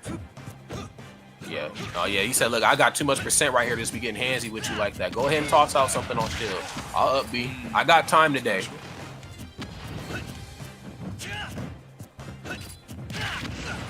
And then up tilt on the shield. Explosion coming out. Forward tilt. All right. The boy's sitting at 92%. Okay, that was smart there that time. He knows that Raven King is getting hit, you know, to how he's directionally air dodging and, you know, outmaneuvering the Cypher. That was very good to lazy toss the grenade up, cook it a little bit. That way you can time it properly, but it doesn't seem like that's going to matter here because it looks like Apollo King is kind of running on borrowed time. Kage definitely needs to be worried of the up special now. Or back here. Back here. Yikes, yikes, yikes. You can't spell yikes without Ike, though. This is going nuts. Can Raven King do the double reverse 3-0 here in loser side of bracket? I'm saying if there's a guy in bracket to do it right now, it's him. Man. I mean, he's got the higher hand. Keep feeding him. Keep feeding him, homie. All righty. Apollo Kage kind of falling apart here a little bit, but we'll see what this next game brings us. I'm sure this next one should go down to the wire. I would really hate somebody to just get blown the hell back here in this last game, excuse me. Yeah. I mean, we all know what it was in that last game. Raven King did the unthinkable. Like he went off stage and went a little deep to get rid of that Cypher, man. Sometimes you just got to. Yes, sir. Next game here. Final game here for both of these two players. We're taking it back here to Battlefield. So obviously they're going to show each other a little bit more respect here on those top platforms. Of course, ceilings here pretty high. So we're not going to look for as many up Bs and as many up tilts on center stage unless the percents get high enough. But on the platforms, though, is where both these two players really start to shine. Oh, my goodness. Raven King. Okay, Apollo Kage struggling to get back on the stage. But I always love how Apollo Kage covers himself with the grenades, but not enough coverage right there in the world. And he has to, oh, goodbye. Oh! Makes it back to the stage and did not save him. Good stuff on that. All right, Apollo Kage gathered himself up there. Saying, man, you know what, I lost that stock. You know, pretty early percent considering how much Raven King has. And make sure I don't go in there and play sloppy. Raven King already with the lap. And looking to extend it here too, man. I gotta say, Apollo Kage, you know, he's already kind of like, I use my setups to, you know, get the job done. He's already that type of player, but now he's really gonna have to tap into that mindset and maybe really, you know, switch it up a bit. Oh my God, or okay. Another C4 going off by itself? I think he did that. Okay, yeah, probably looking for him to land right in place on shield, but Raven King not looking to get caught on the left side of the stage. That's a little bit too close to the ledge for him.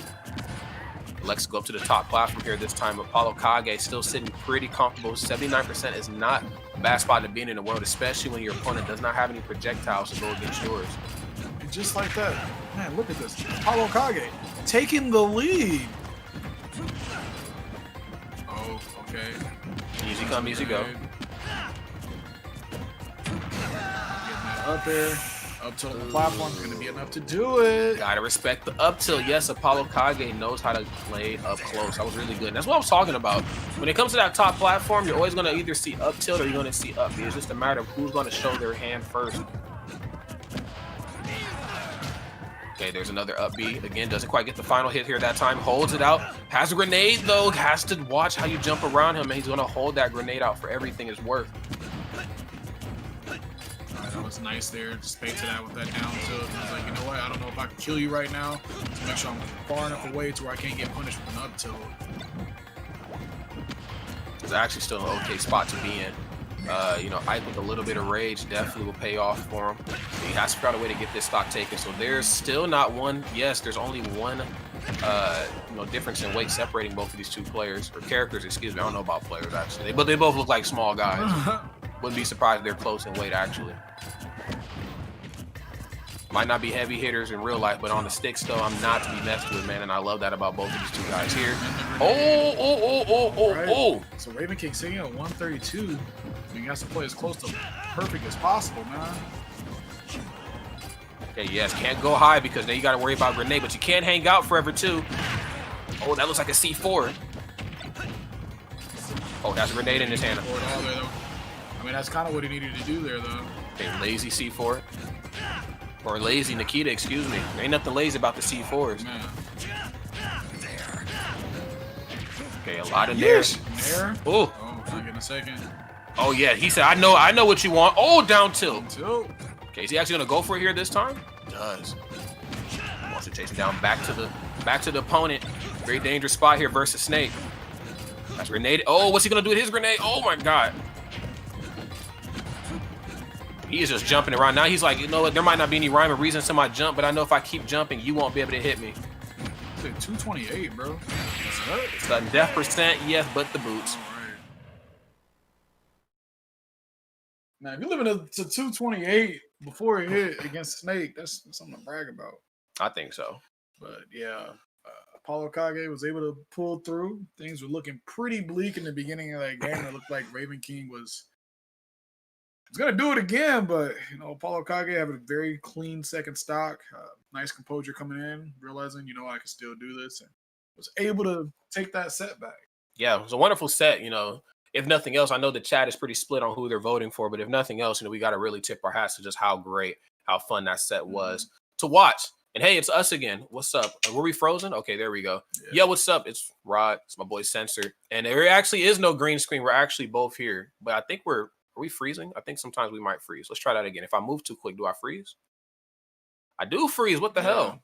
What's going on with me camera? Moving too fast, bro. Moving too fast, bro. The Matrix is not being kind to me right now. But yeah, if you're just tuning in, this is GOML. It's the Midwest, you know, qualifiers, and we're having a lot of fun. GOML's already a very prolific tournament series from the up north, out in the Toronto, Ontario area. And so what we're doing is now we're taking it to other regions, you know, Florida, West Coast, East Coast, Midwest, I'm sure Europe as well. So super dope.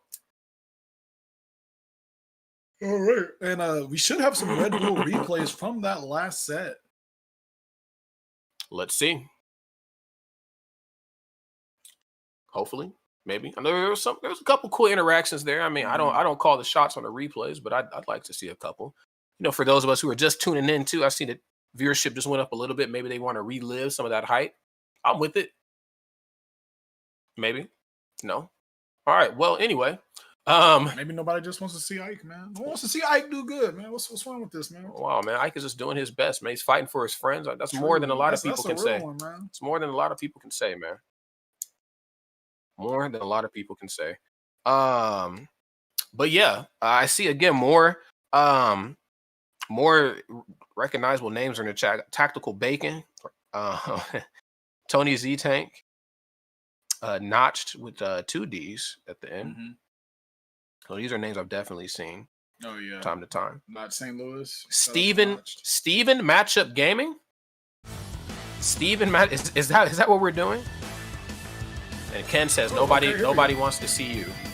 So Ken is obviously in the chat showing you a lot of love and support. But yes, here are the replays though. Yes, there was that explosion from off at the top, and I like this little interaction that we're going to see right here. So obviously using a quick draw and F2 a little bit more to try to keep Snake out, but back here just lasts so long and it's just so damn strong that there's not really much you can do about it.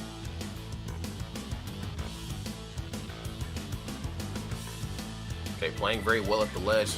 Let's see, yeah, I like that. The FD match was very, very crazy, but looks like we're not going to see it, maybe? Is it? I guess. Okay. The explosion was that big. There's only darkness, brother. We only live in darkness. It was setting the mood, bro. Okay, well. All right. Well, shout out to Red Bull for those replays, nonetheless. And also be sure to, follow, of course, GOML on Twitter, GOML's Plan. Follow Red Bull Gaming and Red Bull. I think Red Bull Canada also has their own account as well. So follow everything that has to do with them and just stay up to date. There's a lot of online events happening right now, but I don't think there's any that are happening as consistent. Well, let me take that back. There are a lot of consistent online series happening. I don't know if there's as many happening that are, touching base on different parts of the planet. Yeah. So please, follow GOML for what they're doing. And of course, if we can move out of this online era, we can get back into normal Smash tournaments, and maybe, who knows, we can get some more faces from the States and from other countries at GOML. All right. And sadly, we're not getting any more faces. We're actually getting some faces that we saw on the stream earlier. We are getting the run back of Apollo Kage and Skittles. And Diddy, bro. I'm so damn tired of this photo. He was so bent on having this done too. Yeah, he was like, who can make this emo? Oh my god. All right. Well, Skittles versus Apollo Kage here. This is going to be Snake versus Youngling. Should be good. Two characters with a very similar type of plan at hand when it comes to getting percent and stuff like that put on the board. But just like the last game, I feel like Apollo Kage is going to have to play very safe on where he decides to up special, how he decides to up special. Unlike Ike, Skittles does not mind going off very deep on stage, doesn't mind up being, backwards at the ledge, some very dangerous tactics, but some tactics that certainly need to be done if you have the tools necessary to do them. So we'll see how it goes.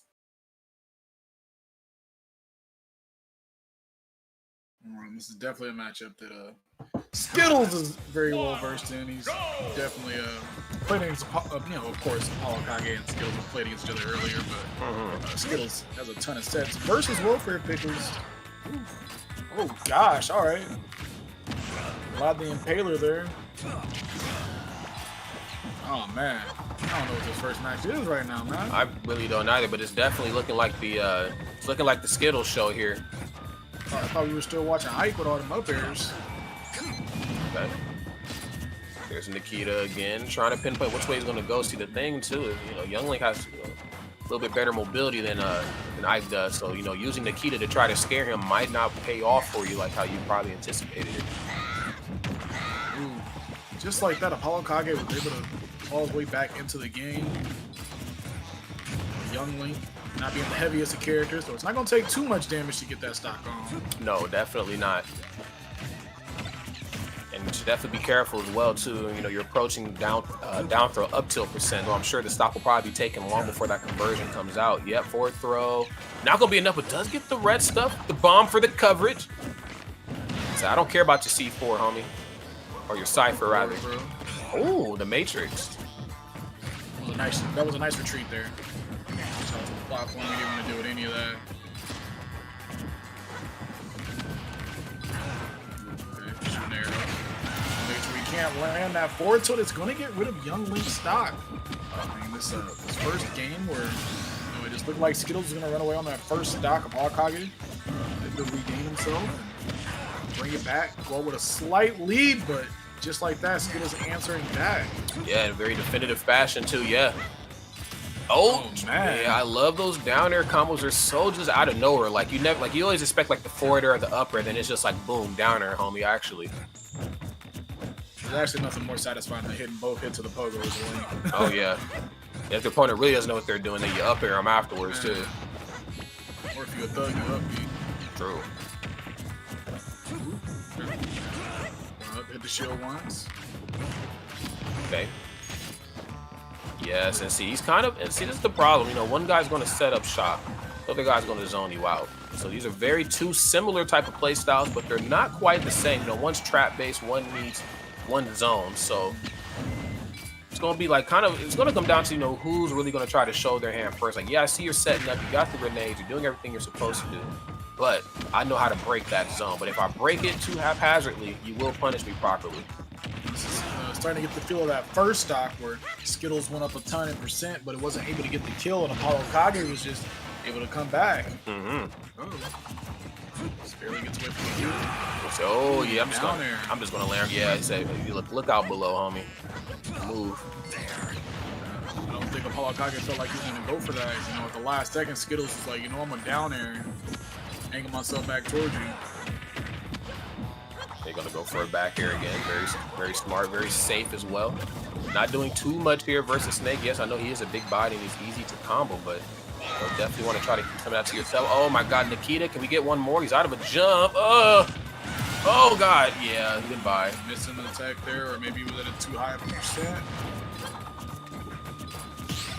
Yeah, definitely hit that man with a goodbye. Oof. Get another up air.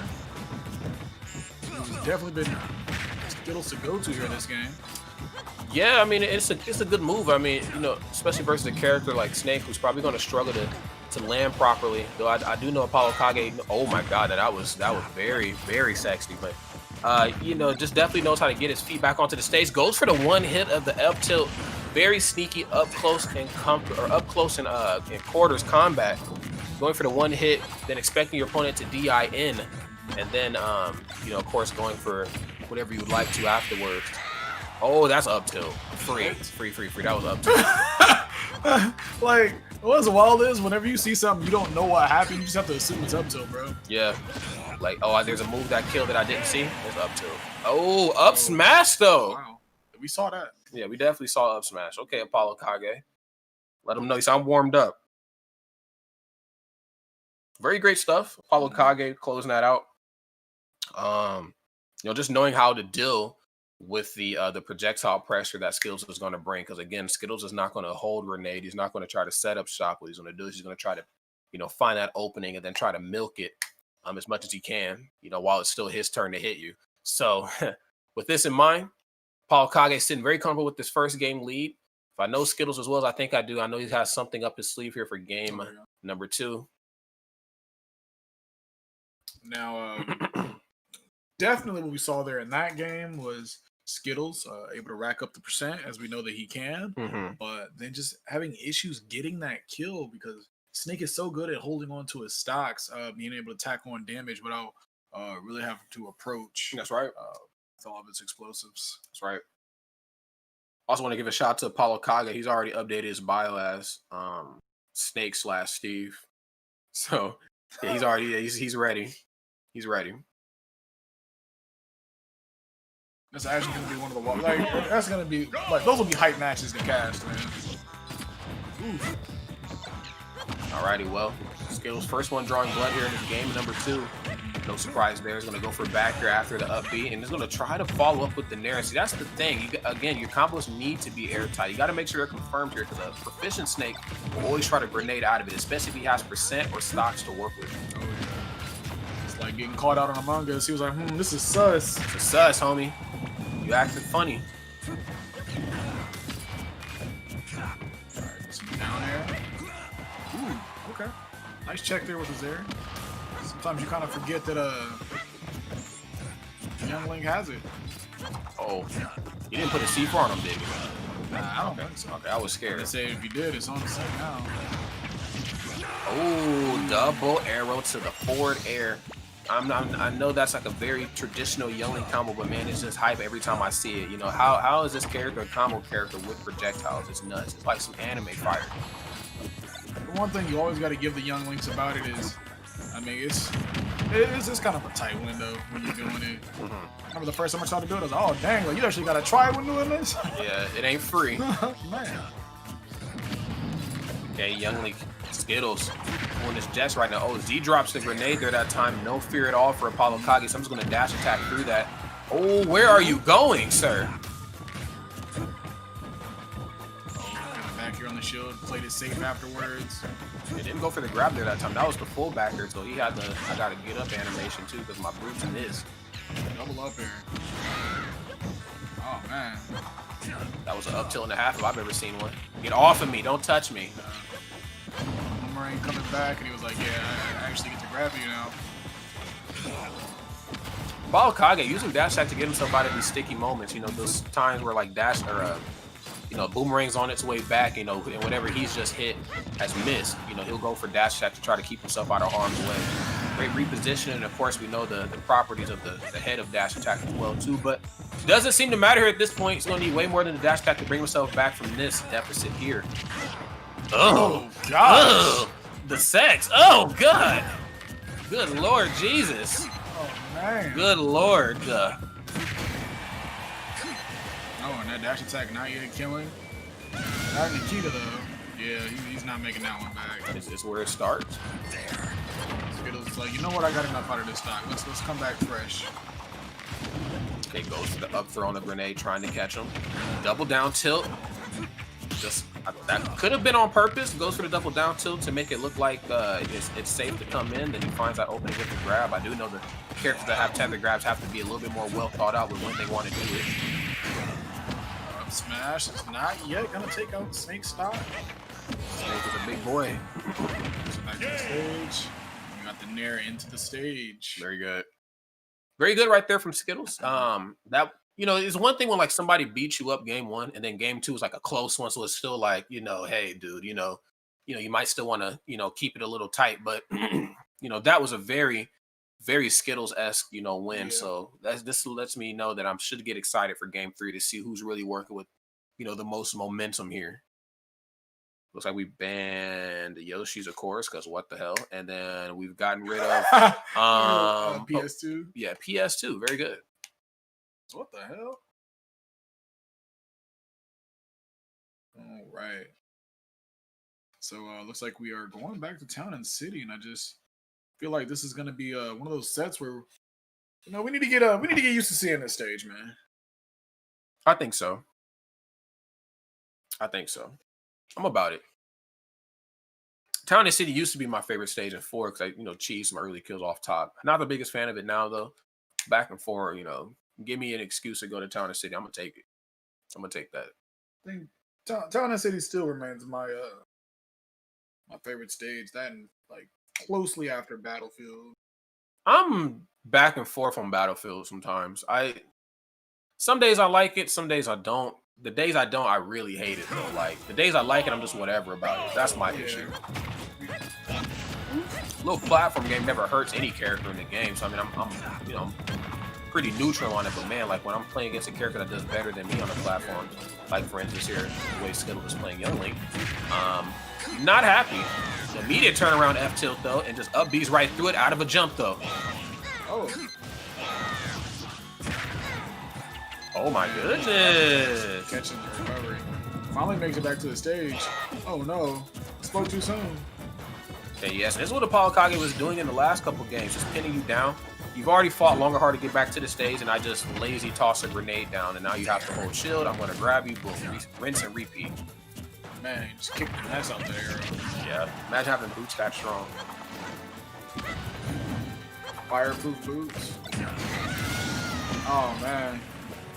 Yeah, not safe. Snake's gonna up tilt out of that. Yeah, and when I think of this stage actually on paper, this seems to be like, for zoners, or even if you aren't necessarily a zoner, but you got a lot of projectiles, either you can be a zoner like Young Link, or you can be more trap-based type of character like Snake. These type of stages here seem to be like kind of your calling. Oh my god, jeez, a lot of boots. Alright, 91 damage. I'm not even gonna tell you what happened, I just know things went boom. I'm trying to go down there and get the nair. One hit F tilt. I love that. Reminds me of Brian Ferry and Tekken. Man. Just the one hit just to see, you know what I'm saying? That's called, strangely enough, no, that's not called Snake's Edge. I thought that was Snake Eyes? No, down back free. I think that's Snake Edge. Snake get the sweep that nobody ever blocked. But I know I definitely don't. Especially in the online meta, I'm getting hit by that if I read. Speaking of getting hit though, don't touch me, sir. I like that again. The combo isn't confirmed, so grenade will definitely come out, help me get out of that sticky moment.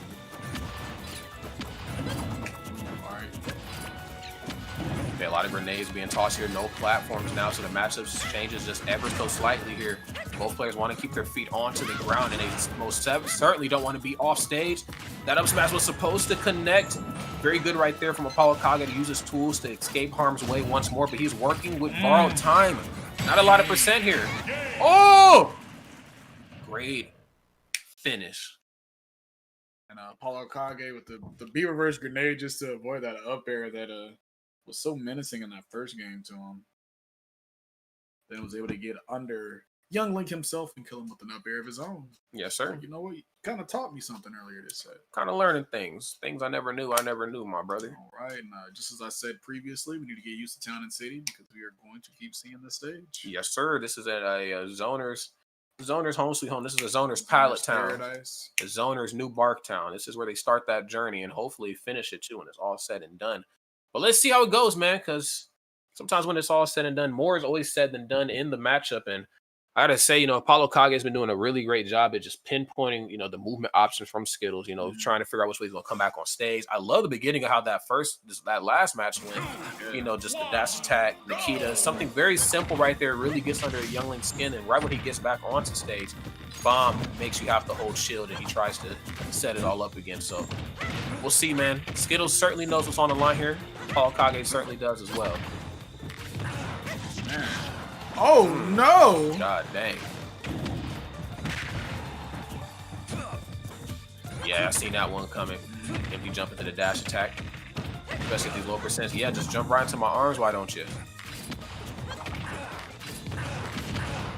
All right, and this match is starting off like that first one. Skittles able to throw a lot of damage early on, but what we did see in that is Kage is just able to take these stocks earlier. Yeah, this is a game of stocks, not percents. And I gotta say, you know, Youngling does a really prolific job at putting on percent as quickly as possible. But the issue is, you know, we got to figure out a way to get these stocks taken. And a tough thing too is that there's some characters that only can play the long game versus even if he's struggling to get stocks taken. I don't know if Snake is one of them. Oh, okay. Might have spoke too soon. Maybe he is. I'm going for the trade and working out in his favor. Back here. And I get the forward air afterwards, right? Alright, Skittles playing this kind of smart. He's going back, tossing out the projectiles.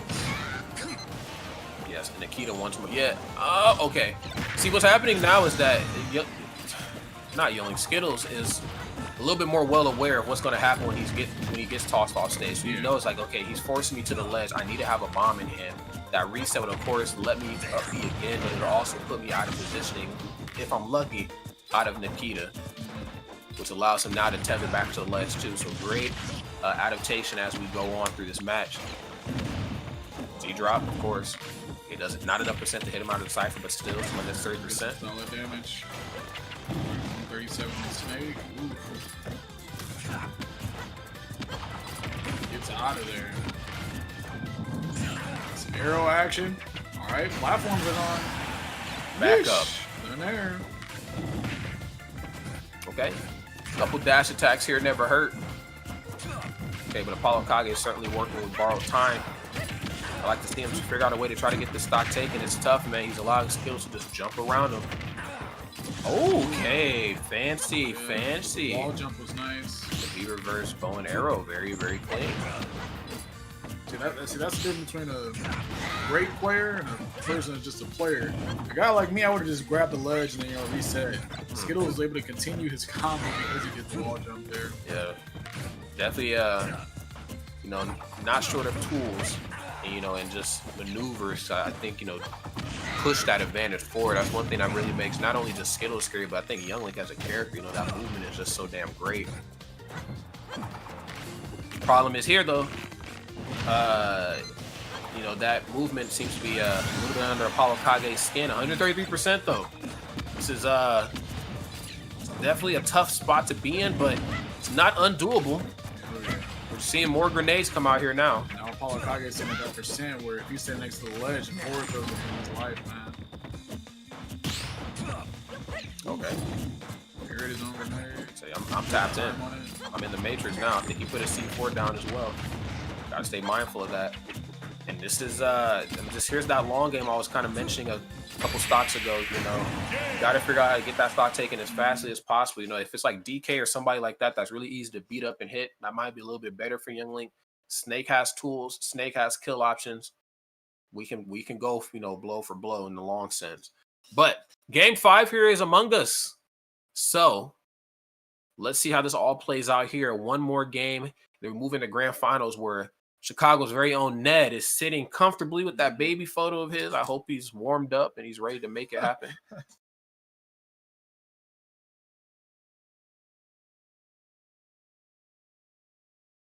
All right. Once again, going back to Town City. A lovely stage. No surprise there. That was a really great call.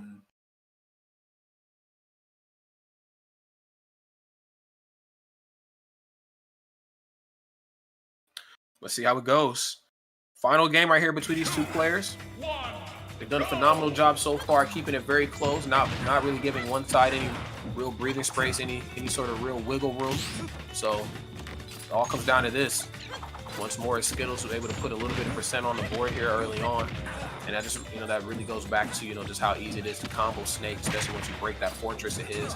You know, this is when you really have to bank on, you know, yourself as a Snake player, figuring out ways to mix it up a little bit. You know, Snake has a very, very clear-cut game plan, but I think just due to the nature of Snake's projectiles, he always has kind of like a bit of an RNG player factor. Like, you know, there's a difference between Apollo Snake and Salem Snake and, you know, Pelka Snake, you know. They all play differently because of the projectile game. Ooh, okay. Smash attack. Explosion sent him in a wonky angle. All right, now we got Snake sitting at the 160 mark, and that was like those percentages where you start to worry if Skittles is able to get the kill, but up here taking the stock. No issues killing this game. That's right. Yeah, playing to Snake's weaknesses right there. I mean, I think a little bit of his own grenade kind of hurt him, and then you take that plus the up air and pretty much sealed your fate. Okay. Ducked right under the bow and arrow that time. That was a really smart tactic. It's one of those like I'm speaking without actually speaking. Like I'm letting you know you might be bow and arrowing a little too much. Went back to the stage and the arrow to stop him from jumping there, kept him in the shield. Okay, down throw once more, and looking for a bit of a reset there on that combo. Going for the down throw, then looking for the down tilt, and again another up air once more. Skittles making this man taste the rainbow right now.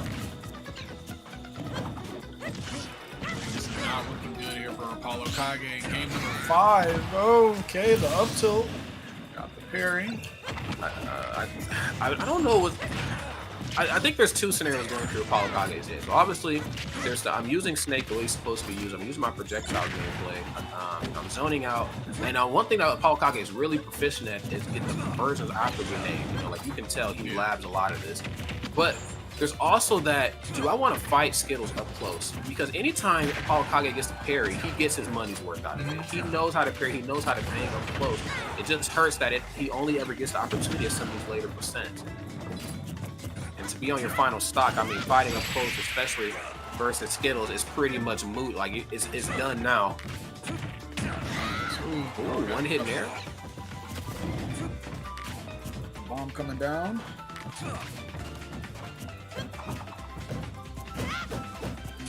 Yeah, that should be. Oh no, not close enough for us. Make sure you got the for sure damage.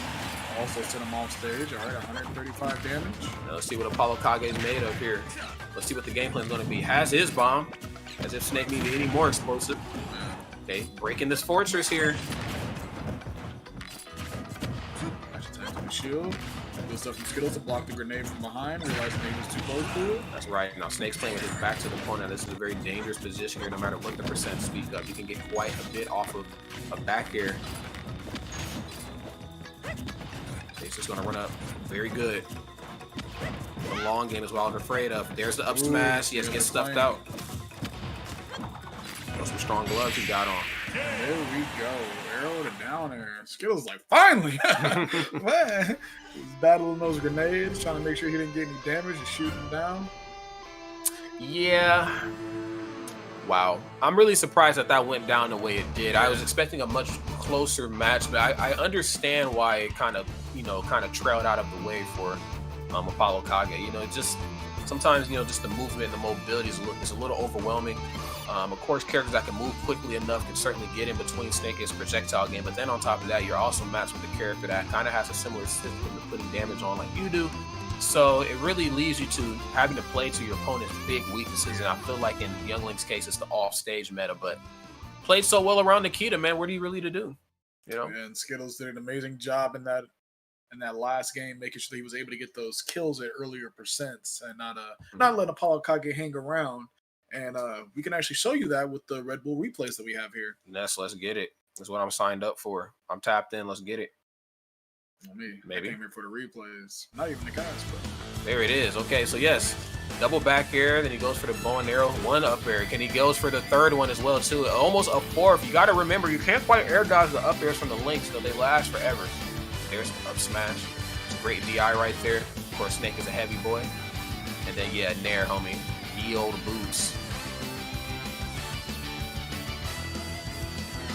Alrighty, he's gonna go for the back throw here, yes, and then of course the Nikita is always on the ready. Anytime you get thrown off stage and I've seen you've expended a jump or you're a little bit too far away to make anything happen, I'm going to Nikita. Great awareness right there, again, just from Apollo Kage. And then boom, another Nair. Move that fast should not be that strong, but fighting game proverbs, move that strong should also not be that fast. Fighting game Confucius says. Yeah. I don't know. The confusion that came up with that might have been being confused, bro. Might have been. It was definitely a little Mac man. Confucius or confused? He will remain unnamed. But yes, friends in the chat, welcome. Grand Finals finally. Get on my level online. It's the Midwest edition. It's Rod. It's my man Sensor. We're about to bring you guys this action. It is Ned sitting comfortably. He's been sitting here for quite some time. I actually sent Skittles down to the loser side. So let's see if Skittles is going to have that young man prowess to move his way to Grand Finals and hopefully force a reset if he wants to bring this home, or if Ned is going to shut the door on this game and then throw the door away. And I think me and Rod, you're ready for this, right? I think I'm a break or anything to drink. Or I'm tapped in. I'm ready. Yeah, we ready to get into this. I'm ready. Let's set the mood, brother. Let's see now, man. Let's see what we got here. Because we had a game 5 that last set. I know Skittles was definitely wanting to get into this run back. Sorry, y'all just got a new light, so I'm having a lot of fun with it here. Well, I like this one. See, look, this one's called Sunset. You know what I'm saying? How romantic.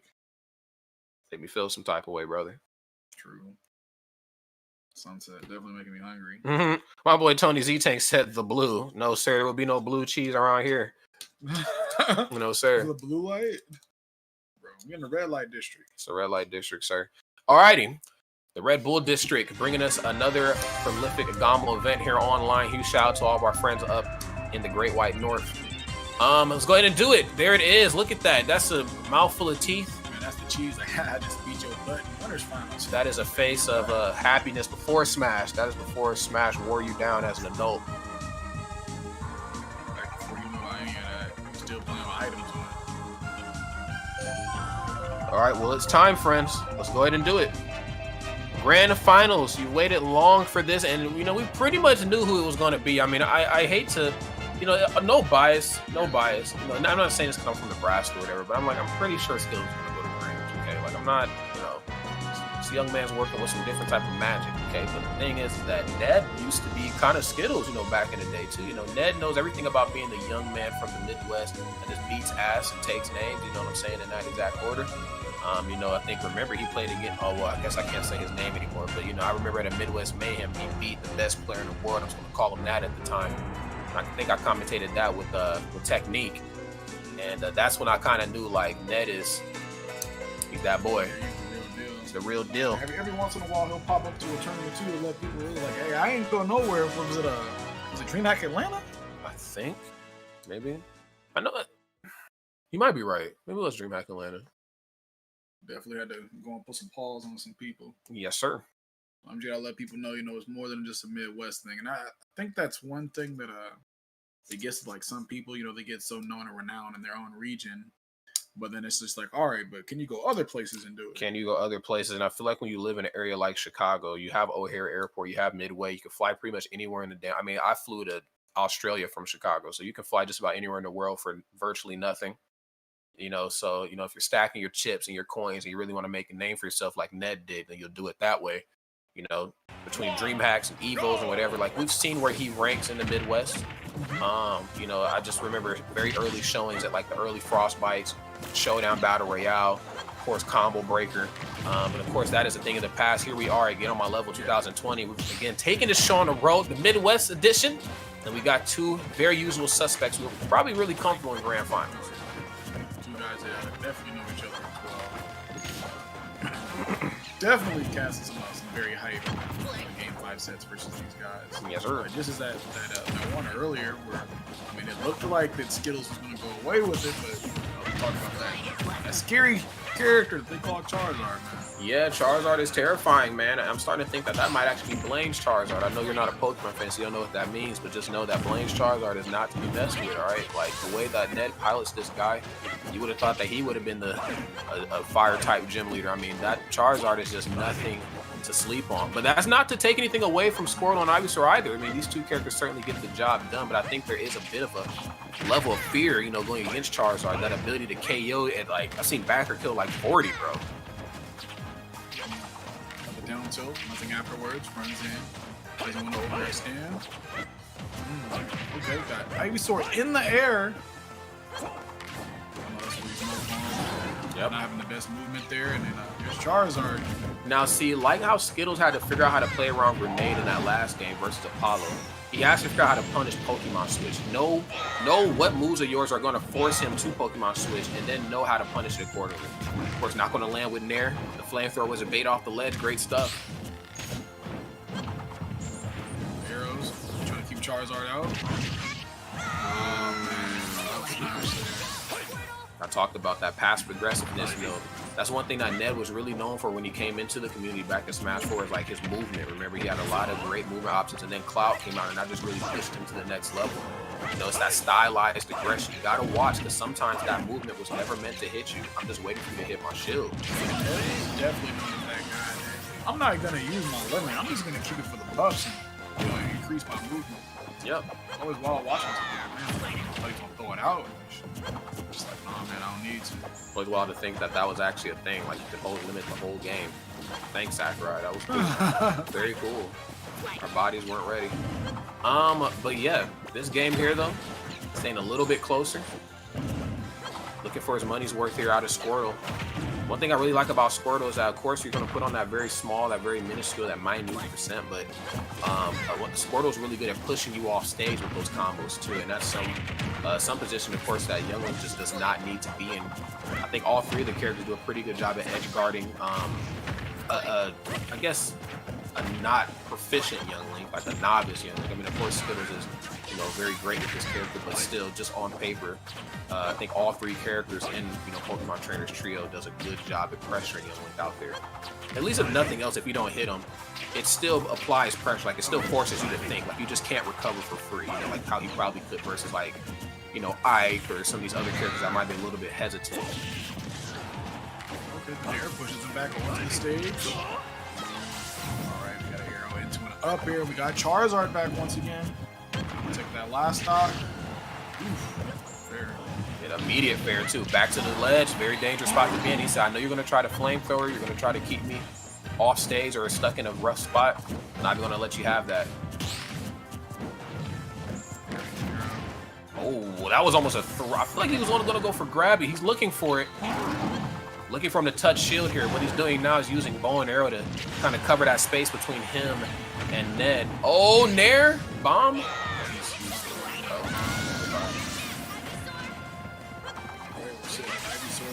180. Wow, what the hell? Charizard's not gonna be able to live that. So we're sitting at the last knock here, game number 1, set number 1. Nice competitive match. Yes, sir. Comes back onto the stage a little too aggressive with that forwarder. You know, probably just fighting for dear life here at this point. You know, could be nerves getting to him. It makes sense. Ned is very proficient at that ledge, and so using forward air to demand some space. Okay. Okay, so I'll give you all the space you need down there in the blast zone. It's yours. Right there, he got the Zair instead of the tether that he wanted. And just nothing after. Alrighty. Well, now that was most unfortunate, especially as somebody on the loser side who needs to reset this bracket to make some magic happen. Well, alrighty. Ned goes up game number 1. This match was still pretty close. I don't want to say one side was doing, you know, predominantly better than the other, but looks like Ned has banned FD, respectively, and we've banned Kalos. Very good. We're going to Pokemon Stadium 2. A little change of scenery is never bad. I mean, especially after that last set where we saw all town and city. And it looks like here Ned wanted to get rid of course, the flat stages. Yes, sir. Got rid of Kalos, got rid of FD as well. So I'm thinking maybe if this doesn't work out and Ned wins, that we could see Town and City make a comeback. Think so? I'm about it. I'm not saying it's out of the realm of possibilities. We can certainly see that. Alrighty, well, grand finals, game number 2. Pretty anticlimactic finish right there in that game 1 for Skittles. That's what game 2 is all about. Let's see how well he answers back. I've always felt like sometimes it's not so much about how like proficient game number 1, and sometimes game number 2 is like that one that's like, look, dog, like I let you have the first one. I'm working with some momentum, but we'll see. I just think this is kind of tough for Skittles. It's this immediate switch of 3 different play styles, and they're all pretty aggressive. And not only that, but they all do away with you off stage pretty well. You have to know how to kind of switch your mentality on the fly, because I got to say, Ned Squirtle, one of the nicest Squirtles I've seen in a long time. And I think Squirtle's normally like the... I decided, you know, what the Pokemon are going to try to do, like, off of the Squirtle. I feel like a lot of times, even in, like, higher competitive level play, people staying on Squirtle too long, and I think the management of that character a lot of the time has decided matches. That's right. And I certainly agree. I mean, as you can see right here, Squirtle was very much the factor that got him off stage. And I guess never thought of it that way. Squirtle definitely sets the tone on how the rest of the trio is gonna throw down. Nice. Both of them using tethers to get back to the stage. Of course, one's lead, one's with up B, and then gosh! All right, Ivysaur putting in the work. All right, T. Yeah, but Squirtle, he's like that opener at work, man. Squirtle doesn't come in and get the food line set up and stuff like that for lunchtime when it's time for Ivysaur to come in. Now Ivysaur has to do all the work that Squirtle, didn't do. That's right. And then of course, Charizard works the night shift, and there's just no way in hell he's doing whatever he get done in the morning. So the morning crew gonna get it. It's like ain't nothing prepped. We ain't get nothing done, bro. That's right. Don't ring out any of the customers on doing so. I just back here, homie. So as long as if you need that, I got you. Okay. The board's lava indeed, but it's gonna take a little bit more. Oh, F smash. Okay. We don't see very many of those come out from from the links. So there was a kind of peculiar switch to the Squirtle right there. I think maybe he could have already been looking forward to the next stock and was like, you know what? Skittles is at a percent where I don't want Squirtle, I want Ivysaur, so we'll just start off Ivysaur.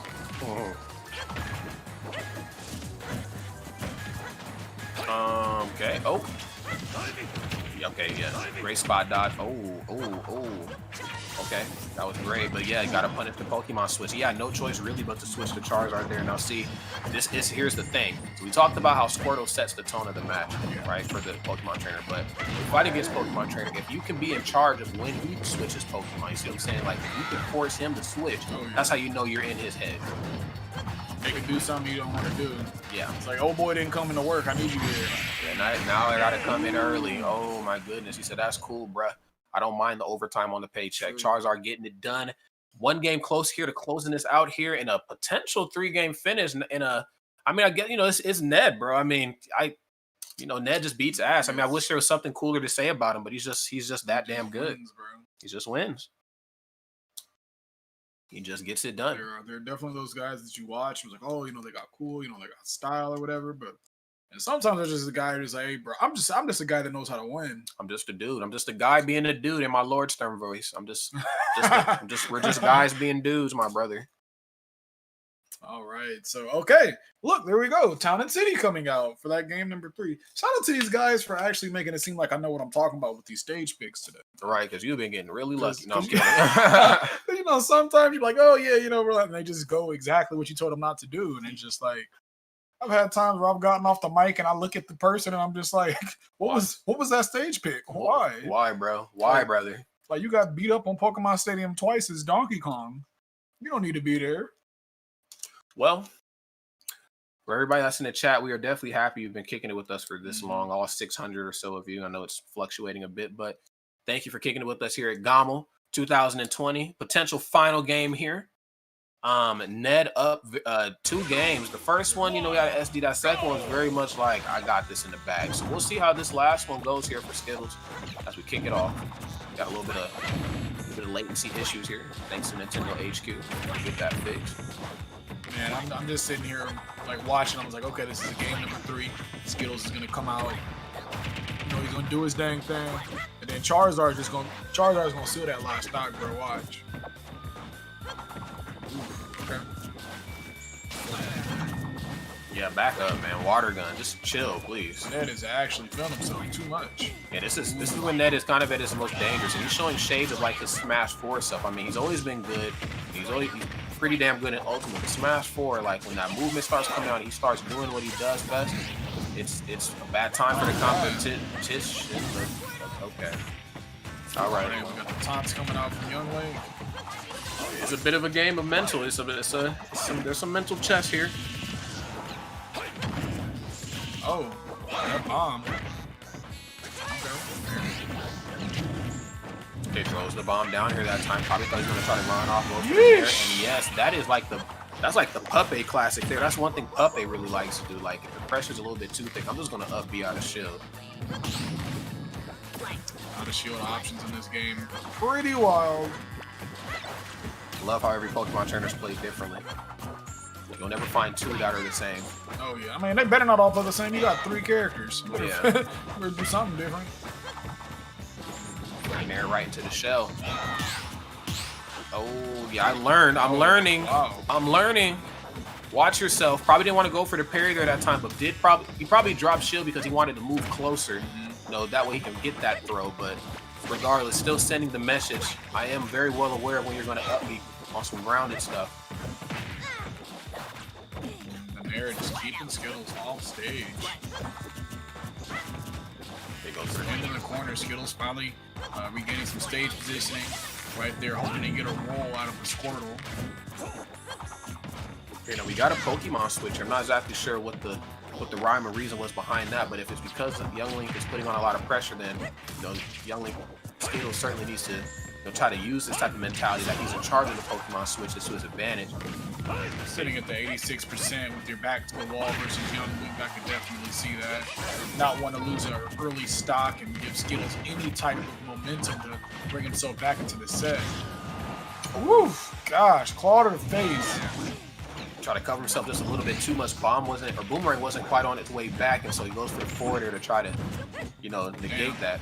That Boomerang is just wonking Charizard here. Charizard getting bonked. Charizard just moving around menacingly. We get one more. Yeah, bro. hit that boy with the smash 3D. Hit him with the 3DS.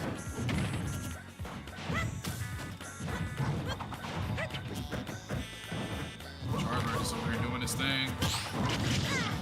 Yeah. Parry, up smash. Very smart, yeah. Again, that's the difference between, kind of Charizard and the other two, is that the other two are going to, try to approach you aggressively, but not Charizard. I mean, Charizard will approach you aggressively, but it's not going to be an aggressive attack, though. I'm definitely going to try to wait for something out of shield, so got to keep that in mind versus Charizard. Yes, he is slower, but damn, he's all the more terrifying. Ooh, okay, trying to poke at him up on that. The down tilt grab, or that's actually the forward tilt from Squirtle, ain't it? Yeah, it looks similar. Yeah, he what is he? He splashes water on his down tilt. Yeah, because there's some characters like if you watch a new trailer for a character and you just see the move that they do, you just been playing some of Smash, that's what that move. I know what that is. Squirtle definitely throws me off with the F tilt and down tilt sometimes. Oh, back air. Instead, Charizard being the character that's gonna finish out this set. Oh, goes for the fourth though, yeah. Further back. Not enough percent for the seismic toss. Gonna go for the bomb reset, of course. Okay, back at the ledge again. That's a re-grab to the flamethrowers. He got under his skin and boom, tail right on top of the tunic. Right. Great stuff right there from Ned. There you go. You got your GOML 2020 Midwest champion right here. Ned closing it out, not even allowing a reset. He put Skittles into losers. He put Skittles into the grave. Great stuff right there from Ned. He said with quick fashion, man. He's like, you know what? Nobody wants to watch the bracket reset today. He's probably got, I don't know what Ned does in his spare time. There's some Smash, what they do in their spare time. I don't know, man. Yeah. Don't want to know what most Smashers do in their spare time. Especially looking at how the last few months have been for Smash. I don't care what they do in their extracurricular time. But when they're on the stage and they're online stage, in-person stage, whatever it is, when they're playing, that's what I care about most. And so great stuff right here from Ned. Babyface, this is baby Ned too. So yes, there is adult Ned, there's teen Ned, and then of course there is in Dragon Ball FighterZ there is baby Ned, who just did the damn thing here. Oh, gosh. I'm all right with the 3-0 win. It's crazy. After watching a Game 5 in Winners Finals, just being able to, it just did it, bro. Yeah. There's nothing else you could say. Came through, used his Squirtle, punished his hero spins, did amazing edge guarding. He Charizarded him. Yep.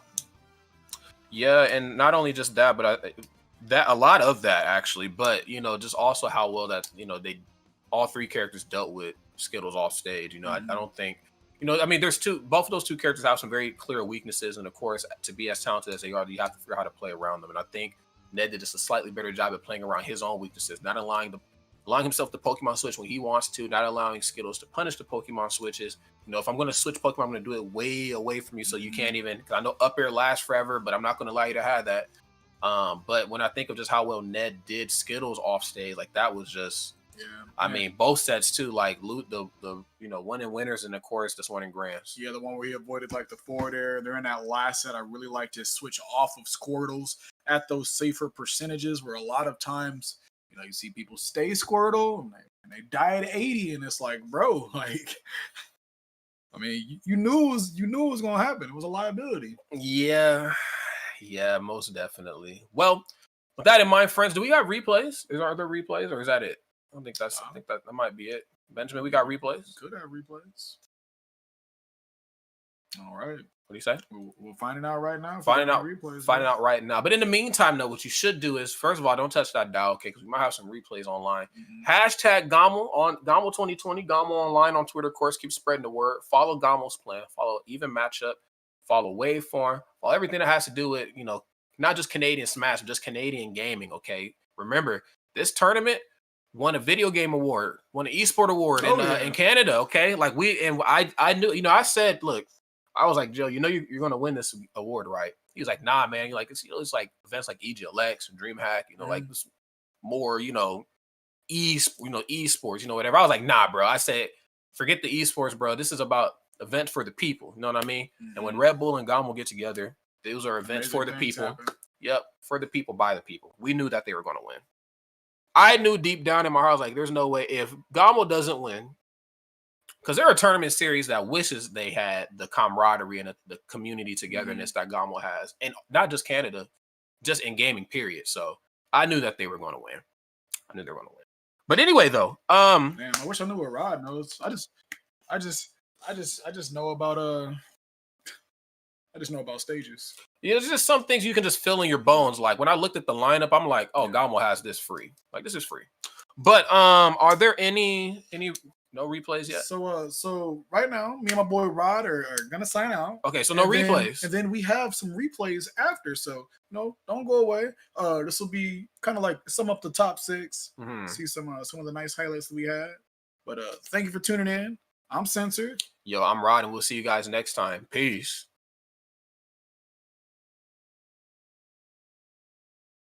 Peace. Oh, dang. Okay, we got a minute left. We're gonna kick it for a minute, man. All right, cool. So, what are we gonna do for a minute? What are we gonna talk about? So, so what you been up to, man? Since course, I know people want to know what Rod's been up to. You don't want to know what I've been up to. I've been chilling, bro. I was in New Jersey with Joe, Max, and Dre, and Angel Cortez, and a couple other really nice players. We were kicking it, man. Took a master class, hip hop, improv, freestyling, that type of stuff. It was cool. Doing more than I have, man. I just been bro. You know how many pairs of shoes I bought this year? I bought 22 pairs this year, bro. Not 22, bro. You only got 2 feet, brother. Oh, man. I mean, I like sneakers too, but good Lord. Good. All right, but I think we are actually all good to bring those highlights to you now. All righty. Thanks for tuning in, guys. I'm Censored, and this is Rod the Dutch. Thanks for tuning in to the GOML NA Open Midwest Edition.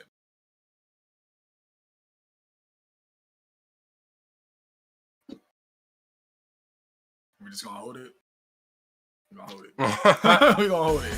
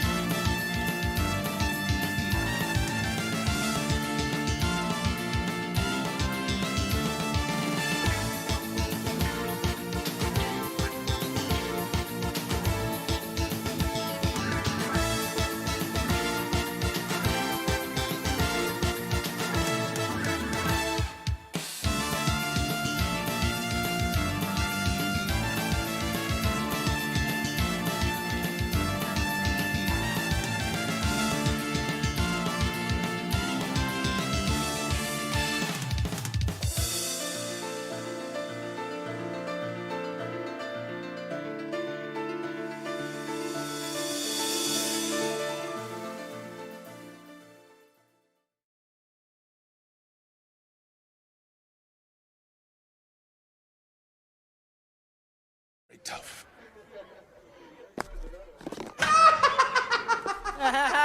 He's laughing. He's having a good time. Good for you. Yeah, laugh it up. Enjoy your night. Come on, Happy, concentrate.